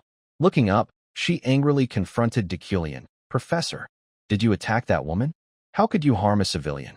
He coldly corrected, "Open your eyes and look again. That's not human." Ephraim gasped, "What?" Before her was a ferocious demon. Stammering in fear, "What is that?" Decillion explained calmly, "You fell under a demon's illusion spell." Suddenly, Ephraim's body lifted. Decillion ordered sternly, "Don't interfere, and leave." With that, she was flung by a gust, screaming, "What's this?" Decillion faced the demon boldly. "Time to hunt." Observing, he noted, "It's angry for losing its prey." He leapt, attacking too fast to follow. The demon charged fiercely. Decillion dodged nimbly, his face darkening, deducing, the core on its forehead suggests illusion traits. He recalled his resilience. "I resist mental attacks. It's ineffective against me." Excited, he thought, "My blood's boiling." His face grew grim. Tracking the demon, Decillion angers me. A system panel appeared. Yuckline trait, unique rank. Description, a lineage excelling in demon extermination. When facing demons or in demon-heavy areas, you can purify surrounding mana with their own, harnessing it. Purified mana upgrades 1 level as you grow stronger. However, you become more aggressive, gradually losing control. Dodging the demon's claws, he thought hostilely. As a Yuckline heir, famed for demon hunting since ancient times, it's natural in Decillion. "I won't let this demon live." His gaze was fiercer than ever. Rage erupted. The demon charged again. Blood sprayed. The system notified, Side Quest, Shadow of the Magic Tower. Story Currency, 1, Additional Title, First Demon Slayer. Story Currency, 1, Yuckline Trait Unlocked. Decillion sneered at the fallen demon. "Filthy creature. You spew filth even in death." This is your end. Glancing at the sky, the demon's appearance signals the start. The full moon bathed the forest, enveloping him, a sign of this game's grueling beginning. A new day dawned, warm sunlight bathing the academy. Ephraim slowly opened her eyes, jolting upright. A nurse beside her asked, "You're awake, Luna?" Ephraim looked around, bewildered. What happened? Was I in the forest? The nurse calmly confirmed, "Yes." "You don't seem to remember clearly." She recounted, "Last night, a demon appeared at Haxan Mountain. You fell under its illusion spell and fainted." She continued, "You were found and brought to the clinic. Haxan's been sealed off due to the demon, and the magic tower is investigating." She added, "Professor Dekillian saved you." Ephraim cursed in frustration. "Damn it, him again?" She quickly asked, "What day is it?" The nurse pondered, "It's been 36 hours since you arrived. Today's Wednesday." Glancing at the clock, Ephraim's voice dropped. "Wait, if it's Wednesday." She screamed, "I'm late." Students curiously peered at the door. Ephraim, panting and leaning on her knees, gasped, "I almost missed it." Julia called cheerfully, "Hey, over here." Ephraim spotted her. Julia asked worriedly, "You okay, Ephraim? I visited the clinic, but you were still out." Ephraim reassured, "I'm fine. Actually, I'm at my best after sleeping so much." Noticing odd items on the table, she wondered, "What are these? Is there a new class announcement I missed?" Julia admitted, "I don't know either. It was like this when I arrived. Maybe a special class today." Just then, Dekillian entered with Alan. Seeing the unfamiliar face, Ephraim asked, "Who's that?" Dekillian stood at the podium, announcing, "Before we start, I have an announcement. This is Alan, my new teaching assistant." Students whispered, "What? I thought Professor Dekillian preferred teaching alone." "Yeah, I heard he never had an assistant." To them, Dekillian was untouchable, not easily matched. Becoming an assistant required a professor's evaluation and a strong profile. No way Dekillian would allow that, right? Hearing this, Ephraim realized, that means. She thought, that's why my father was only a researcher at 30. He couldn't become an assistant. She shifted focus to Alan. Why did Dekillian bring an unknown mage here? Without delay, he began, "Today's lesson is experiential. Solve this exercise in 3 hours." Alan distributed, "Here's your timer." And this. Seeing the bracelet, Ephraim felt adrift, my father's legacy. Before this bracelet, I always wondered about it, a habit. Her mood darkened. To Dekillian, who was my father? Why didn't he give him a chance? Why is he doing kind things now? Gritting her teeth, she tried to focus, concentrate. I need to finish this. I must think of a spell fast. But her mind was chaotic with thoughts. A voice drew everyone's attention. 25 minutes, 50 seconds. "I'm done, sir." Students gasped, "What? Not even 30 minutes. Someone calmly noted, "Of course, it's Sylvia." Dekillian reviewed her work. Sylvia, nervous, avoided his gaze. He commented evenly, "Perfect. You may leave." Sylvia stood happily, glancing at Ephraim, who was still struggling, with a smug smile. Ephraim gritted her teeth, watching Sylvia leave leisurely, cursing inwardly. "Damn it. I need to finish this." Others quickly completed.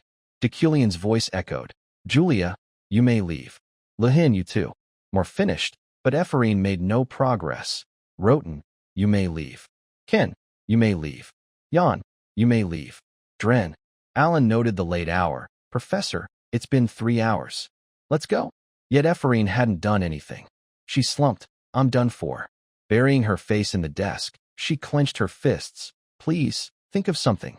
Recalling Sylvia, she felt useless. Not only did I fail to outdo that damn Sylvia, I'm the only one who couldn't do anything.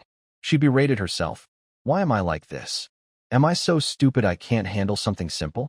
Ready to give up and leave. Right? I'm just ignorant. Forget revenge. I can't compete with them. A voice interrupted. 5 hours, 47 minutes. Dekillian asked calmly, "How much longer will you make me wait?" Seeing his cold face, Ephraim was stunned. "He's still here?" He critiqued, "You struggled with an easy exercise and couldn't finish on time." She bowed, mumbling, "I'm sorry, sir." He stepped closer. "Even if others mock you, even if some finish faster." His voice, emotionless yet blunt, chilled her. "The person you hate stands before you." He advised, "Keep a cool head and stay sharp always." Turning away coldly, he added, You'll never reach my level with such a weak mindset. Glancing back, he mocked. I'm disappointed, Ephraim. I thought you were better. He slammed the door, leaving her alone in the classroom. Ephraim's face fell, but she didn't argue. The clock chimed 6 p.m. She sat back angrily, recalling his words. I thought you were better. Clenching her fists, she gritted her teeth. So what? Suddenly, she channeled energy, fueled by rage. I can do this, even if someone like you isn't disappointed in me. Overexerting, her nose bled, but she ignored it, shouting resolutely, I'll do it. Her eyes blazed with determination, heedless of consequences. Deucalion stood by the window, arms crossed, watching Ephraim. This shouldn't be an issue. He silently calculated, I spent over 6 hours on Ephraim, but it's necessary. I need her stronger for what's coming. After defeating the massive demon, he realized, the demon's appearance at Haxen Mountain signals the main quest is near. He thought of Ephraim's strength in the game. When the era of evil rises, virtuous characters will emerge in the main quest. Among them, a stronger Ephraim. He envisioned her on a precipice. Right now, she lacks the mental fortitude and sensitivity of a mage. Deucalion quietly observed her. Of course, that strength could threaten me, but I won't let it happen. His gaze was resolute. Destiny is just a religion for those who refuse to try. I only believe in myself. Lost in thought, Deucalion's unpredictable nature surfaced. He'd hardly let a rookie catch up to him. A noise came from the classroom. Ephraim, head bowed, flung the door open and rushed out. Deucalion glanced inside, approaching her desk. A shimmering golden flower lay there. He paused, announcing 6 hours, 25 minutes. The exercise is complete. Taking her assignment, he meticulously noted, she exposed a novice's inherent weakness in the academy. He paused, satisfied, setting the pen down. This result is worthy of vying for first place. The system displayed, side quest completed. Your path. Balance, +1. Deucalion left the lecture hall. Now that Ephraim's gone, I'll head home. Someone called, Professor Deucalion. He turned, surprised. The man laughed heartily. Long time no see. Deucalion frowned, annoyed. What's he doing here? It was J.I.S. von Bryn Frieden, head of the Frieden family, July's brother. He recalled the game's lore. He pushed for the engagement between Deucalion and July. More concerning, he had J.I.S. warily. His early game combat power surpasses Ganessa, ranked 3rd. A character famed for immense strength. Why is he seeking me? Deucalion, suspicious, thought of the snowstone. Is it about July's snowstone?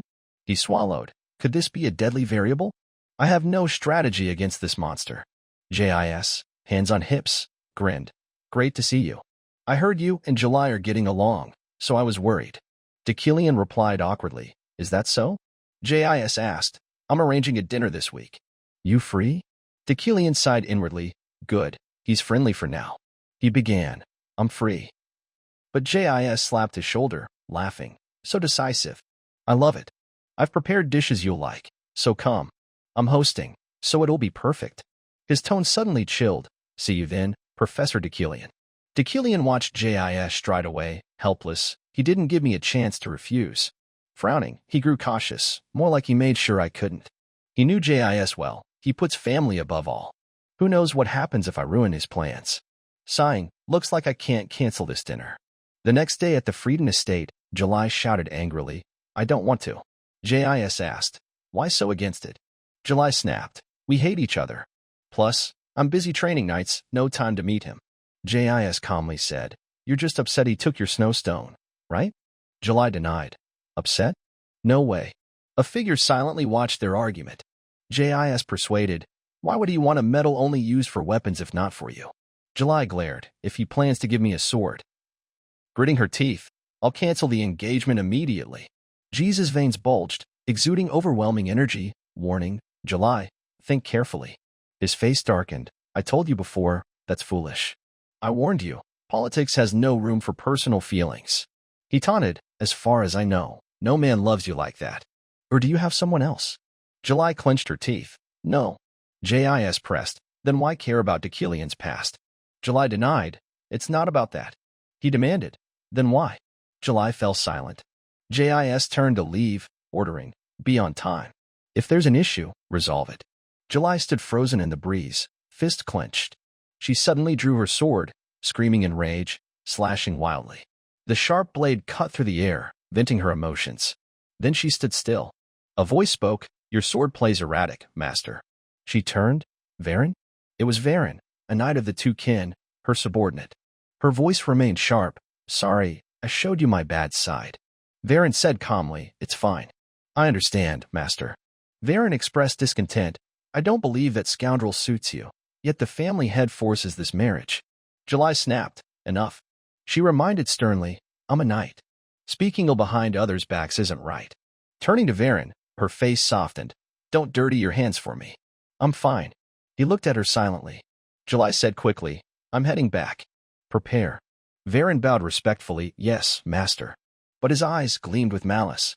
Watching July's back, he thought, "My master." Studying her face, I've found the answer to this suffering. I've sought a way to prove my loyalty as her subordinate. He coldly caressed his sword. "This is something only I can do."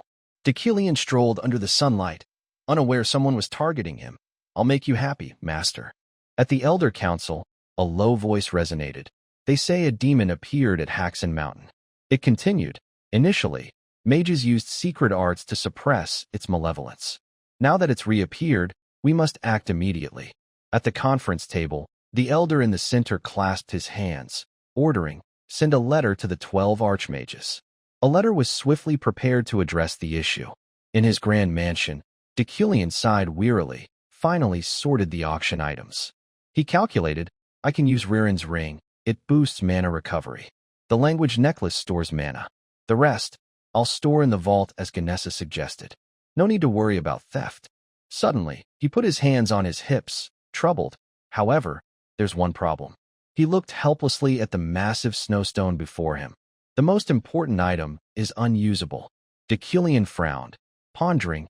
"I knew I couldn't use the snowstone right away, but it won't budge, no matter how much mental energy I exert." The stone's light shimmered dazzlingly. He wondered, is it resisting my mana?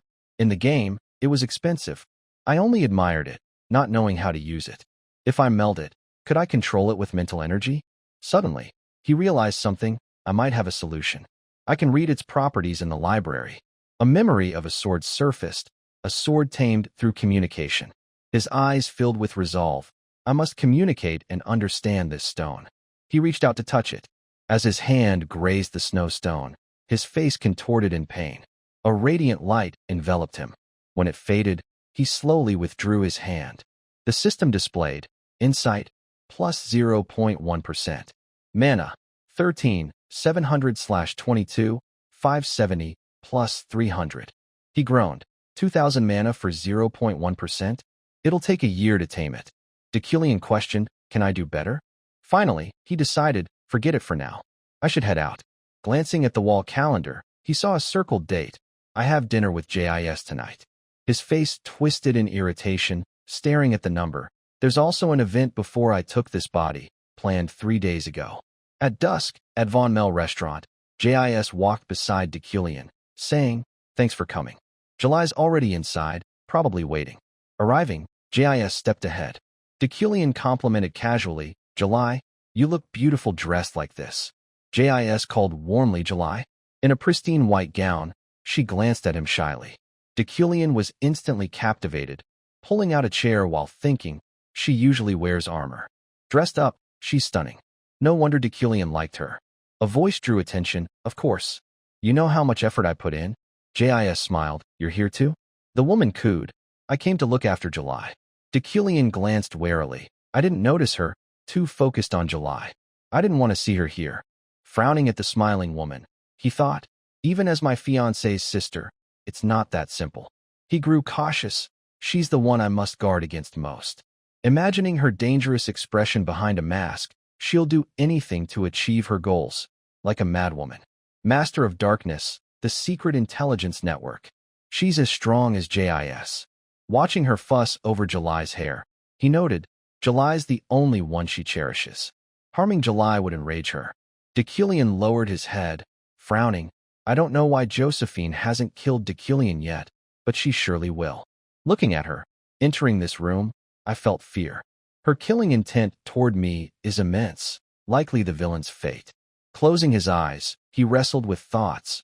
I sense her intent clearly. This death variable is dangerous. I must show I value July to survive. JIS interrupted. Let's get to the point, Professor Dekilian. When do you want the anniversary celebration? It's been 3 years since your engagement, right? July stood in panic. Family head. JIS stopped her. This is adult business. Dekilian hesitated. JIS urged, speak freely. Glancing at Josephine, who smiled dangerously, he chose safety. I'll leave it to July. If she doesn't trust me, I'm ready to end the marriage. July sat, seething. JIS turned, scolding. Marriage is serious. How can you treat it lightly? His words fueled her anger. JIS suggested, is it because you've been apart too long? Then rekindle your bond. Marriage isn't easily discarded. The family elders won't accept it. July, unable to bear it, shouted, family head.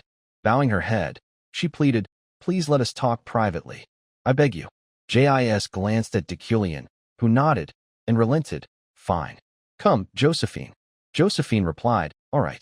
Before leaving, she poked her head back, smiling. Have a nice chat, you too. Now alone, Dekilian and July faced each other. She spoke first. What are you planning this time? Glaring, she demanded, what do you want? Outside, JIS and Josephine listened leisurely. Josephine's face was cold, catching every word. July asked, what do you want? July's voice lowered, demanding, what exactly are you planning? Dekilian glanced at the door. He sensed clearly, beyond it, Josephine was eavesdropping. I know everything. She acted like she left, but she's surely hiding a listening device. He thought, no way she actually left. He felt a constant gaze watching them. Yet, he reassured himself, this is also a chance. Josephine doesn't know I've noticed. Calculating silently, if I make her believe Dekilian truly loves July, I can avoid the death variable. He hesitated. July, Josephine listened intently to every word. He continued, I'll tell the truth. July gritted her teeth. The truth? He explained calmly, as you've seen, I can't cancel the engagement as I'd like. We're powerless. Things have gone too far. July clenched her fists. So what dirty method will you use to torment me this time? She scoffed, listing, before the engagement, you used connections to force this marriage. You promised compensation to my family's elders. Remember what you said to convince me? He called softly, July. She roared, fighting is dangerous. Uncontrolled, she vented, you forced me to abandon the Empire's directive. You offered me the captaincy of the Two Kin, a team controlled by the Yucklines. When I refused, you spread all sorts of rumors about me. Tears welled up as she demanded, what are you trying to do? Dekilian looked at her, troubled. I know all about this. He understood Dekilian's heart. You wanted to chain her. He mistook obsessive possession for love, destroying everything around her so she'd have no choice but to stay. Dekilian did unforgivable things. Watching her fury, he thought, so I understand her resentment more than anyone. He declared, I won't do that anymore. She quickly retorted, I don't believe you. He admitted fault. I know I pressured you too much. July was stunned. What? He bowed his head. I realized what I did was wrong. She stared, shocked. Dekilian continued, but I didn't act alone. Your sister and brother have gone too far as well. July tried to deny. No, they. He cut in calmly. If not, they'd have no reason to oppose ending the engagement. She was surprised. He added, is it simply about family honor? Josephine outside froze. Dekilian sliced his steak, stating frankly, besides, shouldn't you leave your family behind to pursue your dream of becoming a guardian? She gasped, how did you? He explained, guardian knights align with no family, serving only the emperor. His voice was flat, emotionless. July, I'm neither honest nor loyal. She frowned. What are you saying? He was blunt. I'm the opposite of your ideal. I'm not right for you. July, impatient, slammed the table. Get to the point. He remained composed. There's only one thing I can do for you. He said directly, maintain the engagement, but not marry. I truly want you to be free. But given this tangled web of interests, I can't do that. July was stunned. You're acting like a gentleman? He replied, you can use my name to protect yourself as long as you need, until you achieve your dream. I'll wait and uphold the engagement. She questioned, what are you up to? Why spill everything now? Dekilian said calmly, I'm not expecting anything by confessing. But he gently requested, if I could wish for one thing, I'd like to see your smile once a month.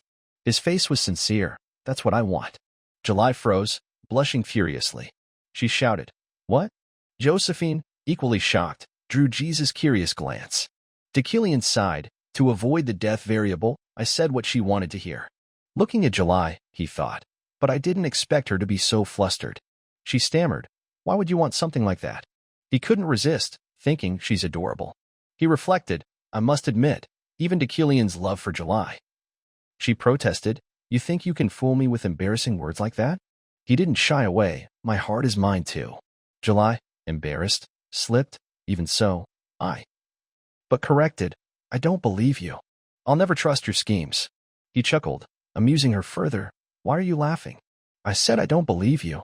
Josephine outside thought gleefully, though it's embarrassing, are his feelings real? She hesitated, should I watch a bit longer?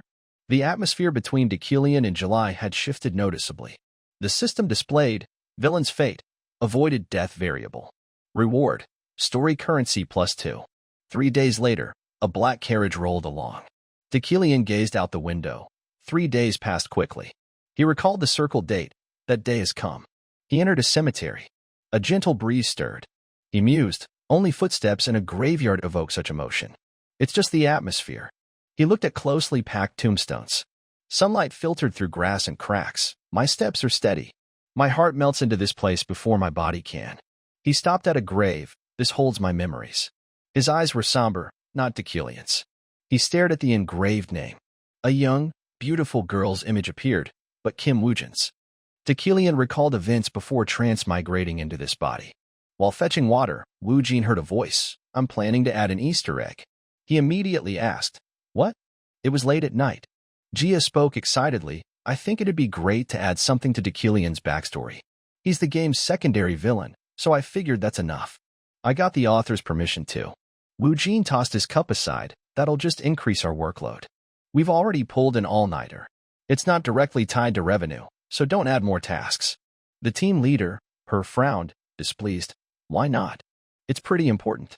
Woojin sighed, his eyes annoyed, complaining again. Jia flashed a bright smile. "We have to pour our hearts into the game." Losing patience, Woojin turned to leave, not hiding his irritation. "You're spouting nonsense again." The team leader said, "Do what you want. You're not asking my opinion anyway." Jia spoke gently, her voice full of conviction. "I think it's a good idea. It won't be wasted." Woojin just stared silently, letting her monologue. Killian had a deceased fiancé too. Woojin couldn't fathom Jia's seemingly endless energy. Back then, she was always cheerful about exciting ideas. I didn't get what she found fun in them. Undeterred by Woojin's dismissal, Jia maintained her gentle tone. "Is this for our team? It's the easiest way to care for everyone around." Tilting her head, she grinned mischievously. "What? Turns out you can be kind too?" Woojin was puzzled by her cheer. "I didn't understand your joke about adding an Easter egg. What made her laugh so happily?" Now, Killian stood somberly, his eyes heavy with realization. To recall Kim Woojin's memories, I need to find those clues. Staring at the tombstone, his heart weighed down, he wondered, did I say her idea was great, or was I harsh to her? Killian stood silently before the grave, his gaze fixed on the deeply carved words on the cold stone. "You Erevan Fis Man, forever grateful." A gentle breeze carried a melancholic stillness. He stood frozen, his heart heavy with an unanswered question. Why did she carve her name on this tombstone? He pondered, burdened by countless doubts. Killian was modeled after Kim Woojin. Why did Era use her own name for Killian's deceased fiancé? The words on this stone stunned me. And why is she grateful to me? His eyes were sorrowful, his heart heavy. Killian knelt before the grave, his hands slowly tracing the cold surface, feeling each etched line. Unknowingly, tears fell silently, seeping into the cold stone. A single word flooded his body with emotion. Placing his hand on the tombstone, a wave surged in his chest, as if hearing Era's whisper. Memories of days past flooded back, vivid enough to touch. Killian felt every small, meaningful moment. Her enthusiastic praise for his drawings, draping a coat over him when he shivered, her warm hand-holding, loving words, and lifting him when he was weary. Their time together lingered forever. 7 years by her side, Killian's tears flowed endlessly. He knelt before the grave for a long time, weeping deeply. Meanwhile, Green-Black stood nearby, watching Killian cry before the tombstone. Exuding thick killing intent, he gritted his teeth. "I found you, filthy mage." The sky dawned a vibrant sunset. Killian turned silently. Though his face was calm, his heart churned. "I'm so composed now. I've never cried like that before." Killian's personality is useful here. Suddenly, a figure appeared on the ground. Deucalion, startled, looked up coldly, a familiar face. He asked suspiciously, "Green-black, isn't it?" The man's face twisted with rage. "You know me? I didn't expect a sleazy, arrogant mage like you to dare say that." Deucalion's brow twitched, his gaze icy. "Green-black, the mage killer." He observed quietly, "This guy's the secondary villain for mages. Green-black's a natural enemy due to his magic nullifying ability." Under Deucalion's astonished gaze, Green-black charged, his body a blur moving at terrifying speed. But as Green-black assumed magic couldn't touch him, Deucalion swung his hand without hesitation. A surge of magic erupted. Like in the game, his nullification is like cheating. Not only that, Green-black's ability is limitless, plus physical impact. Deucalion's brow furrowed, his gaze darkening as he noticed something odd. Magic doesn't work in his range. Green-black rushed like a tempest, carrying overwhelming killing intent, aiming straight for Deucalion without hesitation. "Foolish mage. Magic's useless against me." As his dagger tore through the air, Deucalion reacted instantly. His body moved lightly but decisively, stepping back just enough to dodge the lethal strike. Green-black, refusing defeat, attacked relentlessly, teeth gritted. But Deucalion stood firm, gliding like the wind, dodging each blow effortlessly. His gaze was ice-cold, as if the attacks were beneath concern. Most mages would tremble before Green-black. The more he attacks, the more frustrated he gets. Green-black roared, "Die." Suddenly, as he closed in, Deucalion landed a crushing punch. In pain, Green-black collapsed. Deucalion looked at him coldly. "It's meaningless to me." Green-black, unyielding, cursed, "You bastard." Deucalion, impatient, frowned. Tired of dodging, he struck again, making Green-black yelp in pain. Deucalion's eyes narrowed, a memory surfacing. Days ago, he'd secured 10-story currency and bought mana quality enhancement. Looking at a chair stuck in the ceiling, he mused, "This boosts mana control efficiency. I need to adjust. I only meant to lift it slightly." Staring at his hand, he frowned, "But now I unleash more force with the same mana." A system notification rang in his mind. "Mana quality enhancement level 1 applied. You can release more mana than before. Mana control feels easier." This boosted his confidence. "It applies broader than I thought." He thought, "Just live normally now, right?" Grabbing a pull-up bar, he widened his eyes in surprise as it bent. He wondered, "What's this?" "It's just a slight enhancement, but it boosts strength quality." Back in reality, Green-black, stripped of dignity, lay crumpled on shattered ground. Deucalion stood, his cold eyes scanning the scene. A system panel appeared. "Villain's fate. Overcame uncertain death. Balance, +2. Deucalion said coldly, "I knew it. Mana quality enhancement applies like a trait." He rejoiced inwardly with immense power. "I beat Green-black thanks to Iron Man." But since this trait's stronger, it was easier than expected. Green-black, with some strength left, cursed, "Damn it. I was supposed to erase you, vile mage." Trembling, he tried standing. "You filthy mage. Heretic. Traitors against Lord Vxmbrake and the magic tower. You're all mad. You're a bug without magic." Deucalion looked indifferently, assessing a cheating level ability. Rage against mages, heretical demeanor. He frowned, speaking. "Green-black, you." Struggling to rise, Green-black froze at his words, looking up in shock. "You." His tone was astonished. "How do you know?" The Blood Clan was named for their birth in a blood-soaked vale. Their lineage traced back to ancient demons.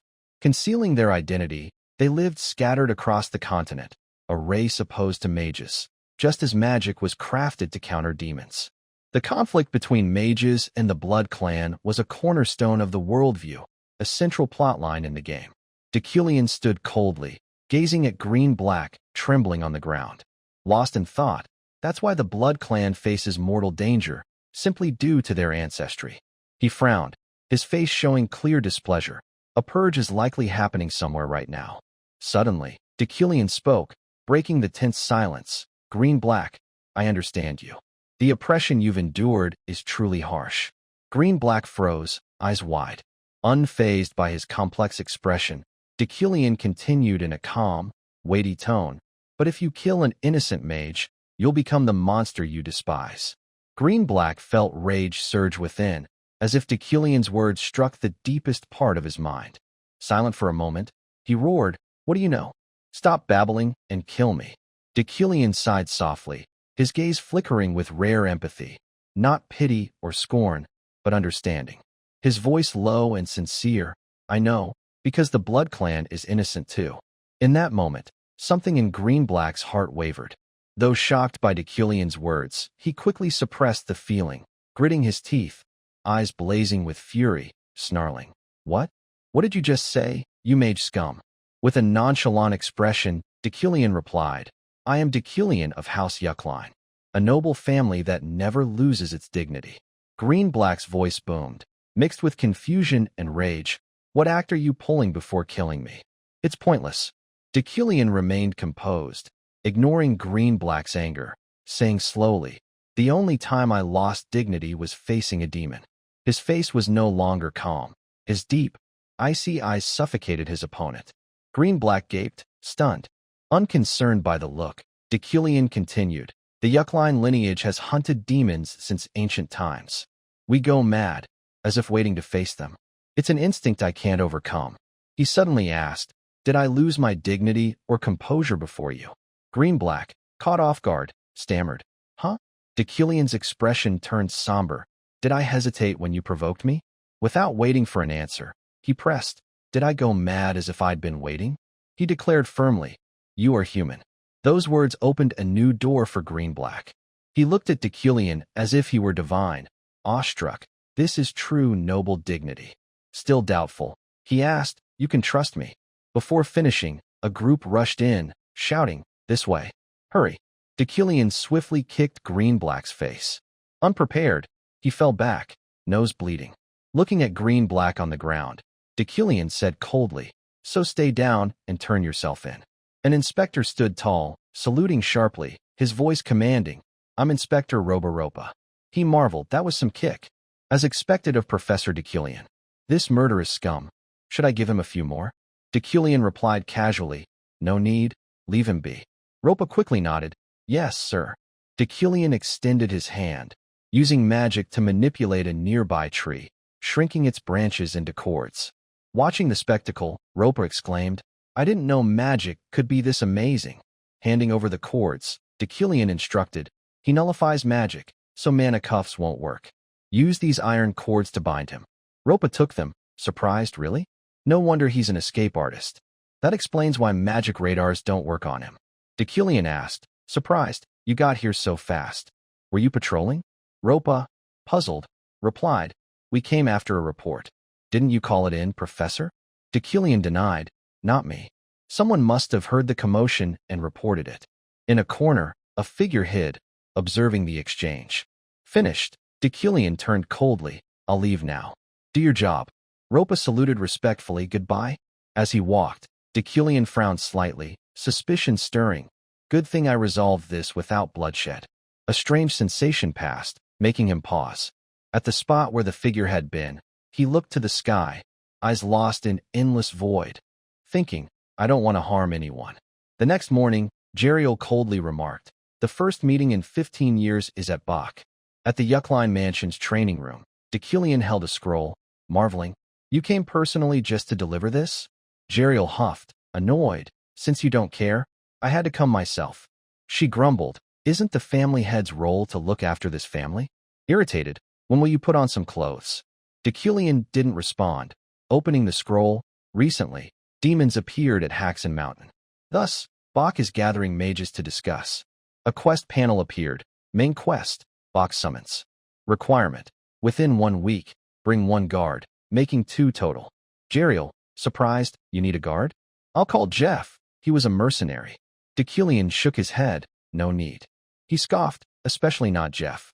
He's more used to steering wheels than weapons now. Elsewhere, Jeff sneezed from being bad-mouthed. Jeriel mused, but you can't go without a guard. I've been there. Worried, the journey to Bach can be life-threatening. Deculian listened silently, then asked, are you worried about me? Jeriel quickly denied, dream on. Don't say gross things. I just can't let you die before I officially take the family head position. Her cheeks flushed. Composing herself, she offered, leave the guard to me. I'll hire someone reliable. Meanwhile, at Freeman's military camp, soldiers trained intensely. Swords clashed repeatedly. July shouted, good. That's the spirit. Stay focused. In a corner, someone watched from afar, wondering, what should I do? Varen asked, "What do you mean?" The man glanced silently. Turning, their eyes met, startling him. "At least make noise when you move." Calming down, Varen sighed. "Our army just got a big offer. But I'm hesitant to accept." Varen's gaze was sharp. "Stop overthinking. Tell the commander your concerns, deputy." He sighed. "That's impossible. Talking to her is hard enough." Wearily, "The mission is to protect Decilion."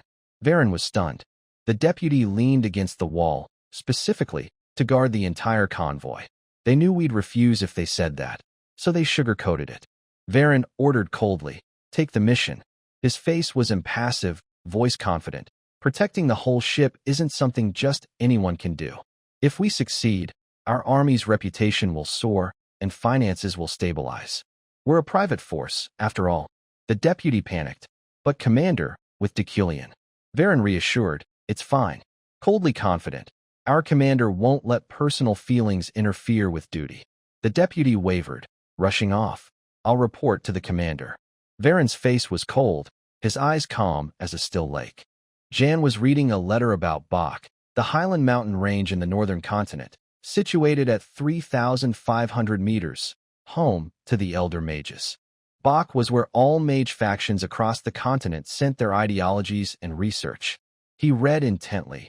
"The magic tower is a given, but even the floating islands of mages cannot defy orders from here. Deep in thought, it holds immense influence, the pillar of the magical world. The summoning conference is rare, occurring once every few decades." Jan focused on a mage summoned to Bach for this event. Meanwhile, Sylvia approached quietly, standing behind Jan. Reading the letter, "It's both an honor and recognition of a renowned mage's status."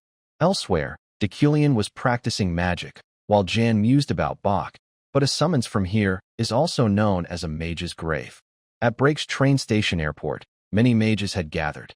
July asked anxiously, "Are you fully prepared?" He replied promptly, "Of course, don't worry." Suddenly, he announced loudly, "He's coming." Alan Launton followed Decilion, exclaiming, "It's April, yet the snow's so thick, Professor. Truly the North." July greeted quickly, "Thank you for coming all this way." Her voice was calm, yet authoritative. "From this transfer station, the Freeman Association will protect the first half of the train." Decilion looked at her, surprised. July's face flushed with embarrassment, but she pressed on, "We'll do our utmost to ensure your safety and comfort." Decilion gave her a speechless look.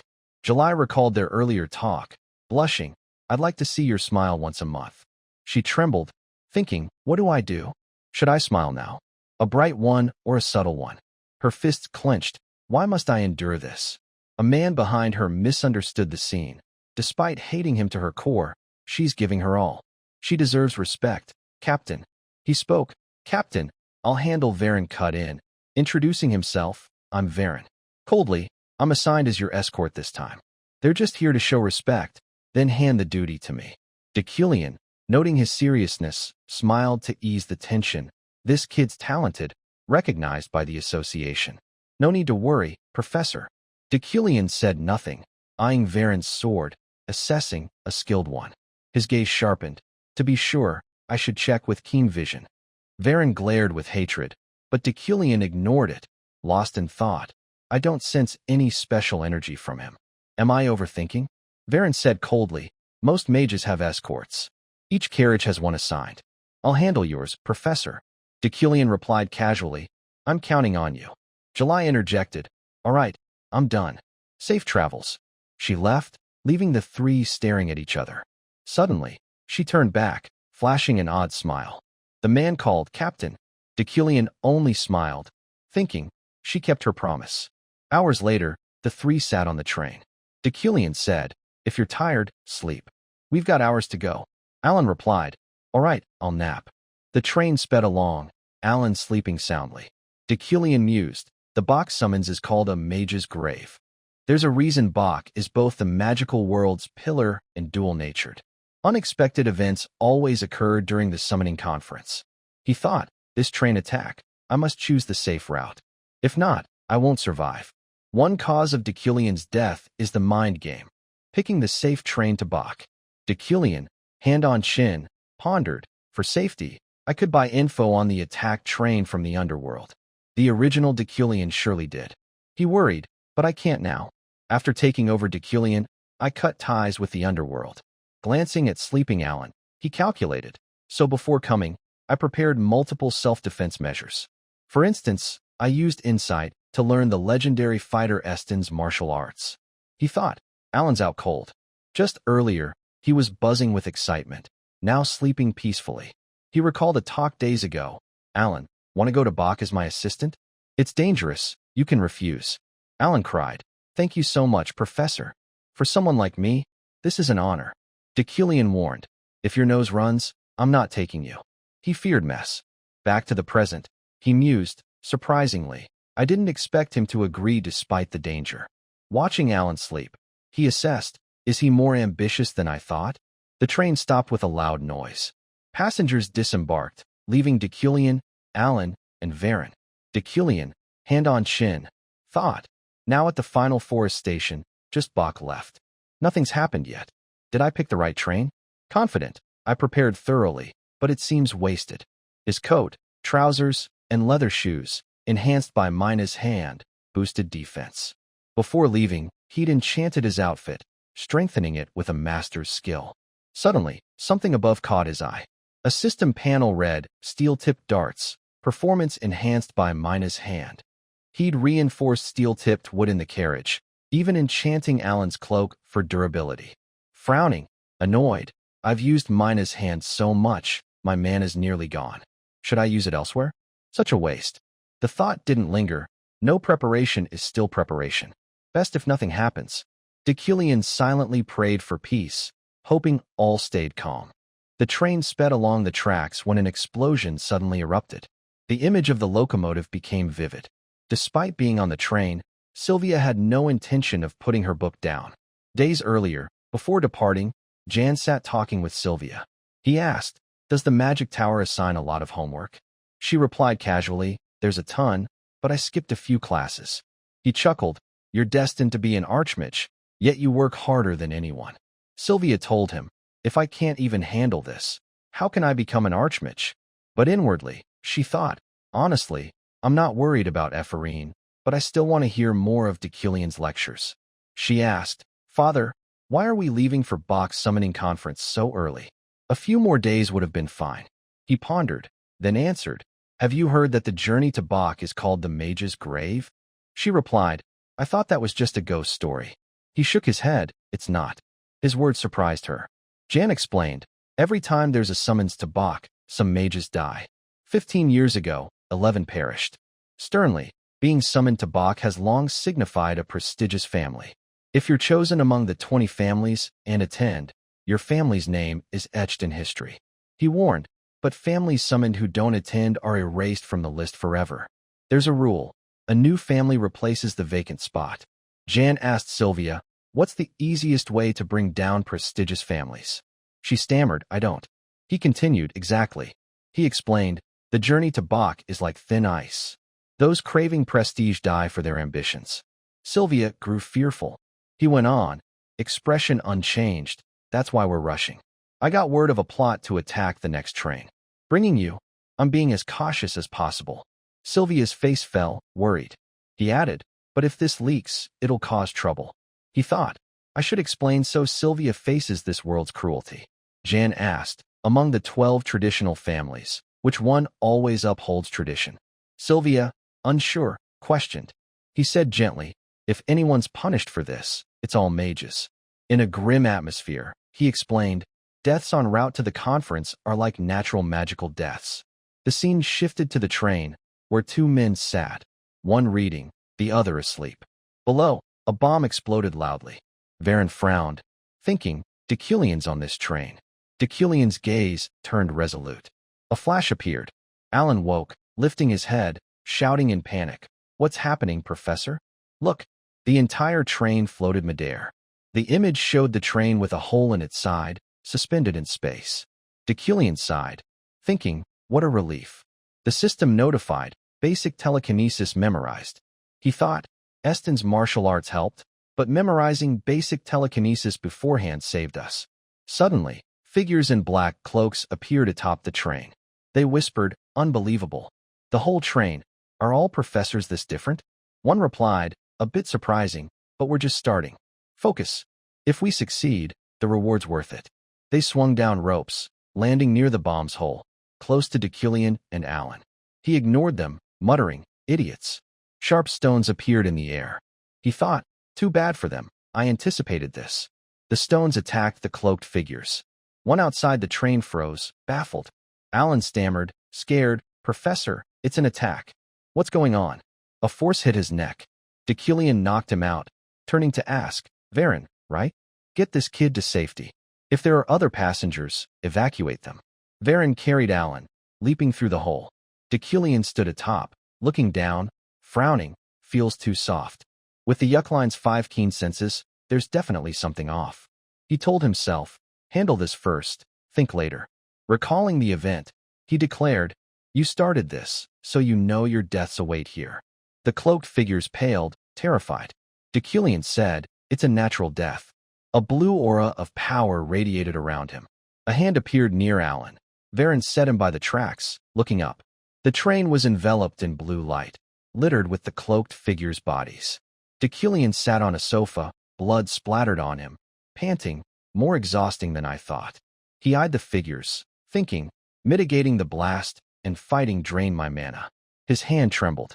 The system reported, mana, 10/3, 657. Varen rushed in. I've moved the remaining passengers to safety. Deucalion praised, well done. But his gaze was pensive, noticing something. Varen thought, eyes glinting darkly, this guy. His look's different now. Deucalion closed his eyes, chuckling inwardly. I'm shaken from the attack. He's probably surprised too. Before the thought finished, the surroundings flared red. He was startled by what he saw. Varen radiated intense red power. Deucalion thought, the villain's fate. Observing carefully, he moved with me, hiding his traits from the start. I was careless. Varen raised his sword, lucky you survived. He addressed Deucalion, exuding terrifying power. I'll kill you myself.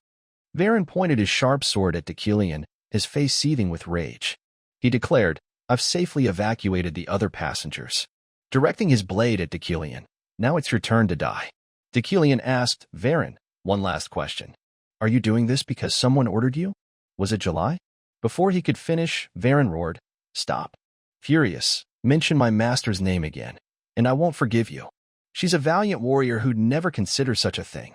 Erase that thought. His eyes were icy, you'll die by my hand for my master. Deucalion assessed silently.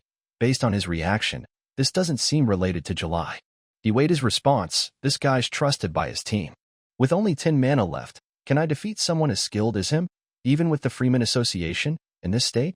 Varen shouted, charging swiftly, my guard duty ends here. Deucalion dodged with effort, thinking, this is the only way. Something outside distracted Varen.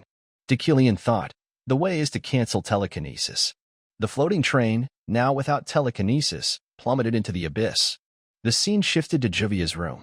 She sat, sighing wearily. Sirio entered, holding 2 snowman-shaped ice creams, asking, want some, mistress? These are Bach's specialty, eternal snow ice cream. Juvia replied, I'm fine. You can eat more, Sirio. I'm sick of them. Sirio chirped, aha. A voice called from outside. Is everyone here? Sirio asked, who do you mean? Juvia guessed, except Yuckline and Rewind. Everyone's here. She asked, are you waiting for someone, mistress? Juvia sighed, no. Noting her response, Sirio observed, then excused himself. I'll go then. Call me if you need anything, mistress. Juvia nodded, all right. She whispered Deucalion's name, gazing at the sunny sky, thinking, I didn't plan to witness that. Juvia stood before a bouquet of white flowers on a grave. The tombstone read, Zelia von Ellendjed, proud wife of Mage Jiden and mother of beloved Sylvia. She sat, talking, how's mother doing? It's just a normal day, visiting and chatting. Confiding in her late mother, Professor Deucalion is awful. He assigns so much homework, like I only take his class.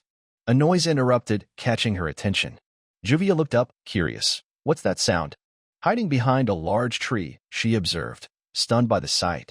Deucalion's back was visible. She thought, even just his hunched back, I recognize that noble figure. One glance is enough to know it's Deucalion. She pondered, why is he here? I didn't think he'd mourn others' losses. From afar, Juvia watched. Deucalion was crying, his face grief-stricken. She was shocked. He's crying? The always cold, strict man is shedding tears? Incredible!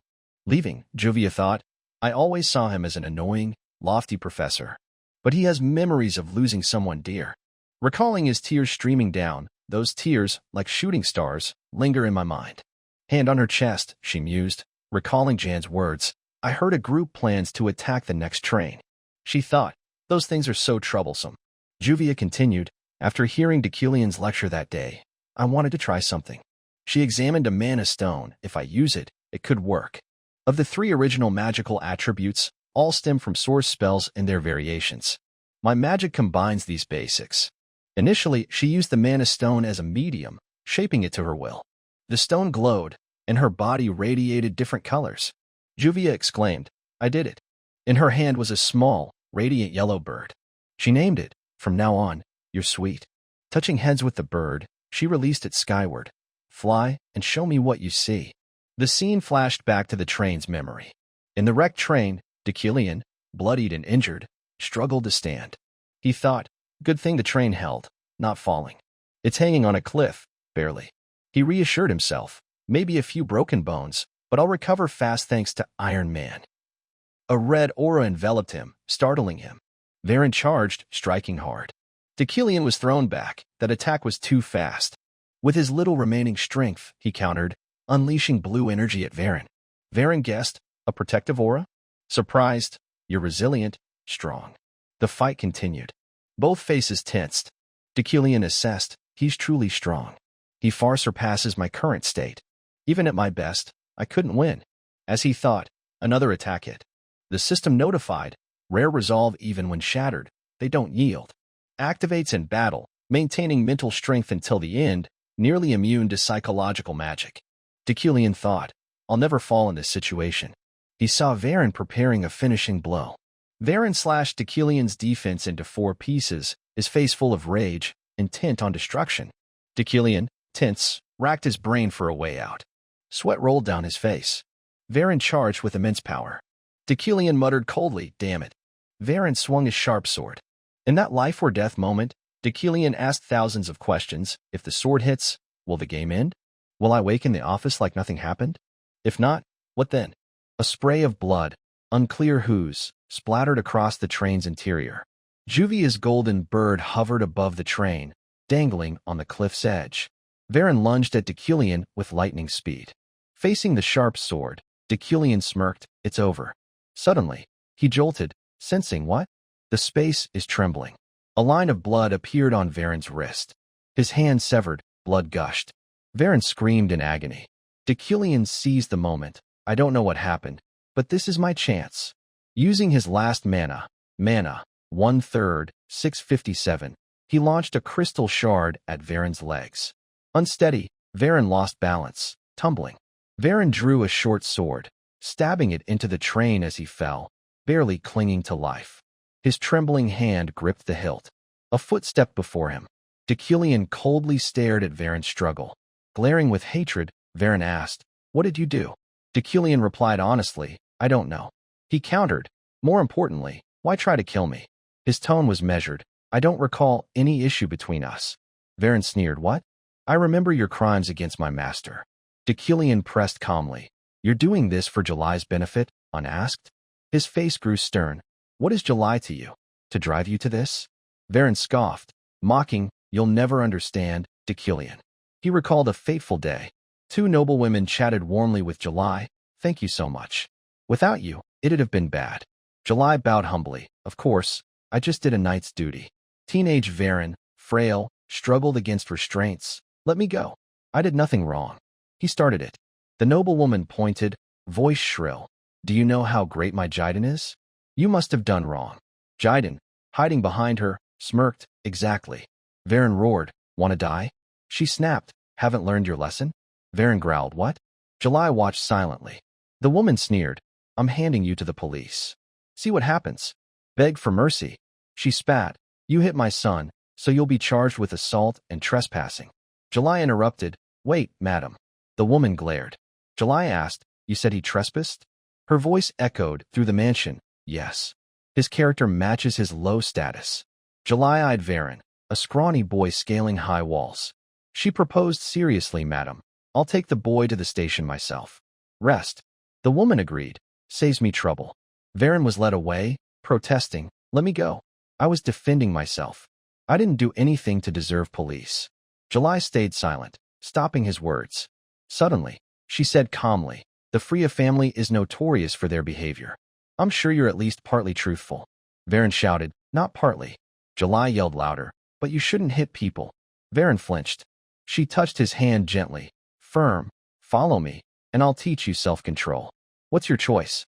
Stunned, he whispered, will you feed me? He reminisced, that's how I met my master. He continued, I joined the Knights Association. A lonely, outcast Varen appeared. Due to my childhood and temperament, I didn't fit in. But looking back, July cared for me most. Her kind face asked, Varen, any troubles? He lowered his eyes, everything's fine. Inwardly, yes, everything's truly fine, as long as I'm with the captain. He recalled her strength in battle, her joy with commoners, always aiding others. He never forgot her rejecting dirty money, never compromising with injustice. Silently watching, his respect and admiration grew. Varen touched his chest, and so did my love for her. Facing Deculian, he admitted, I know my feelings burden her. Heart aching, I know they're a weight. Gritting his teeth, resolute. Yet, I must kill you. Someday, you'll bring ruin to my master. Deculian fell silent. He's right. The game's tragedies are butterfly effects from Deculian's actions. But he said firmly, you're wrong. In his mind, I'm Kim Woo-jin. I'll change Deculian's path, ensuring his end isn't destruction. He extended his hand seriously. Take it, Varen. No matter what, I won't harm July. Varen froze, absorbing each word. Suddenly, he raised his severed arm. Deculian flinched at the erupting aura. Gritting his teeth, angry, don't try to change your mind. Varen said coldly, no, I haven't. I'll kill you regardless. Deculian gripped a stone tightly, fool. Raising it, his voice icy, your foolish choice today. Varen watched the stone descend, hearing, it'll haunt you forever. At that moment, July jolted in fear. A man beside her asked, Captain, you okay? July replied, it's nothing. He reassured, but she worried for Varen. How's he managing alone? She smiled, he's fine. Varen shed his final tears, silently leaving his last wish, Master, I hope you'll be happy. A golden bird soared above the train carriage. Through its eyes, Sylvia saw the entire incident unfold. Deculian killed his guard, and the guard fell off the cliff fast. She corrected herself, not exactly. The knight tried to kill Deculian first, and in self-defense, Deculian killed him. A servant approached, interrupting her thoughts. There you are, Lady Sylvia. Let's head back. The conference is about to start. Sylvia replied quickly, all right. She gazed worriedly into the distance. Deculian, will he make it on time? At the wreckage on the tracks, a group appeared. A stern voice spoke. It's an honor, Deputy Director. It was Lilia Freeman, Deputy Director of the Security Bureau. She confirmed calmly, an explosion and attack occurred? The train conductor explained, yes. However, this is common when box summoning conference nears, so it's not a big issue. Lilia nodded, checking her notes. Understood. Any casualties? He reported, yes, but no injuries. 2 are missing, a guard named Varen and Professor Deculian. Pointing to Alan, unconscious nearby, you can get details from that survivor. Lilia asked, who's that? He replied, I don't know. He hasn't woken, likely shocked from the incident. Lilia began questioning train passengers. One recounted, a knight saved me. The train floated midair for a while. When I came to, it had fallen. I think assassins attacked again. Lilia frowned. Midair? The man showed a photo. Here's proof. I was so shocked I had to snap it. Lilia examined it, intrigued. He lifted the whole train with magic? She scoffed lightly. Ridiculous. Suddenly, a voice echoed in her mind. Knight Varen is dead. I don't know why, but Varen tried to kill Deculian and failed. Professor Deculian survived. Lilia grew wary. What? Where's this telepathic signal coming from? She scanned the crowd silently. Someone pointed behind, shouting, someone's coming from there. Seeing his disheveled face, they recognized Professor Deculian. He recalled Varen's near-fatal strike. If not for that strange phenomenon at the right moment, I'd have been killed by an unknown knight. He felt his helplessness. Without that mysterious help, I can't believe I was so useless. Decilion frowned. Puzzled, who helped me then? Lilia spoke, snapping him back. Professor Decilion, glad you're safe. I'm Lilia Freeman from the Security Bureau. I have questions about the incident. He countered. What time is it? Startled, she answered. 3:30. He had the wrecked tracks, calculating. I have 6 hours left.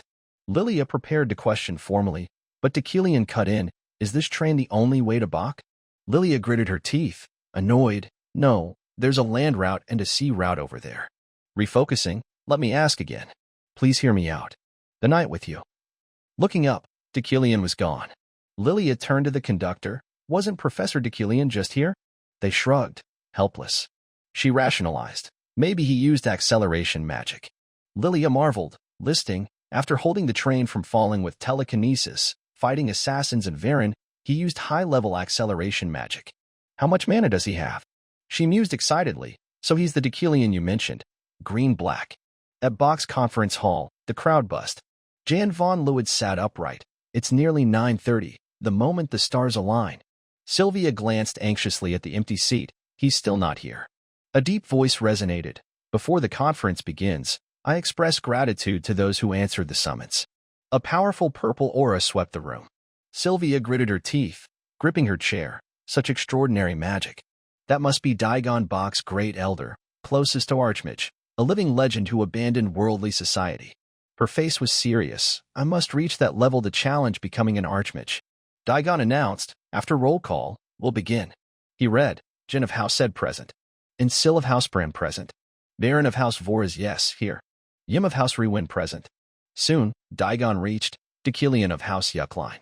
Silence. He repeated, has Decilion not arrived? Impatient, if he doesn't arrive before I call his name thrice, I'll deem him absent, removing him from the 12 mages immediately. The crowd murmured, remove Yuckline? This is huge. Their first summons was 200 years ago. Someone mocked, a major event like this, wasn't it foretold? Decilion's skill is far below his ancestors. Another chimed, right? Stories say his talent's mediocre.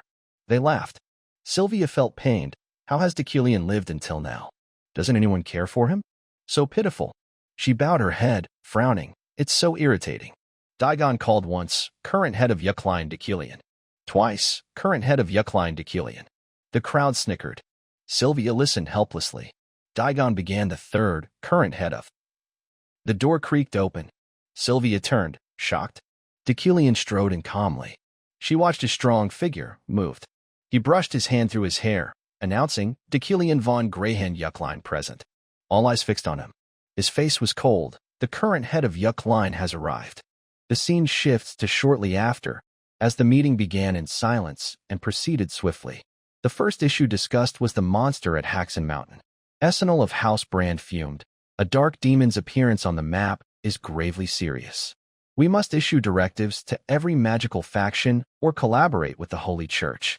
Simultaneously, we need to dispatch mages to suspected areas for inspection and surveillance. The discussion continued, and the first agenda item passed smoothly. A family head voiced their stance. With no opposition, the proposal was approved without hindrance. Soon, a female guard announced, we'll take a short break. Decilion exhaled, thinking, so exhausting. I rushed like mad, not resting a second, to make this damn meeting. Now my stamina and mana are in tatters. Yet he maintained composure. Decilion's traits and personality were remarkably steadfast. As people stood to leave, a voice called out. Decilion turned to see Alan rushing over, panicked. He stammered, Professor, are you okay? I'm sorry for being late and missing this crucial meeting. Decilion replied calmly, I'm fine, don't worry.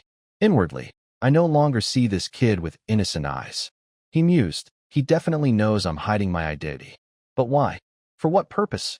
Decilion's gaze grew pensive. He recalled a famous movie line from his old world. Keep your friends close, but your enemies closer. He spoke, Alan, stay by my side from now on. Alan, surprised, only nodded. Decilion thought, best to keep a close watch. Alan, I'll find out whose side you're on. After the break, everyone returned to the table. The chair's voice rang out. Next, we'll discuss handling the recent BloodClan mages. The statement shifted the atmosphere. Decilion realized, a sensitive issue like this won't end easily. A loud bang shook the room as Beton of House Beerad slammed the table. The Blood Clan are filthy vermin. They breed by infiltrating society, corroding this land despicably.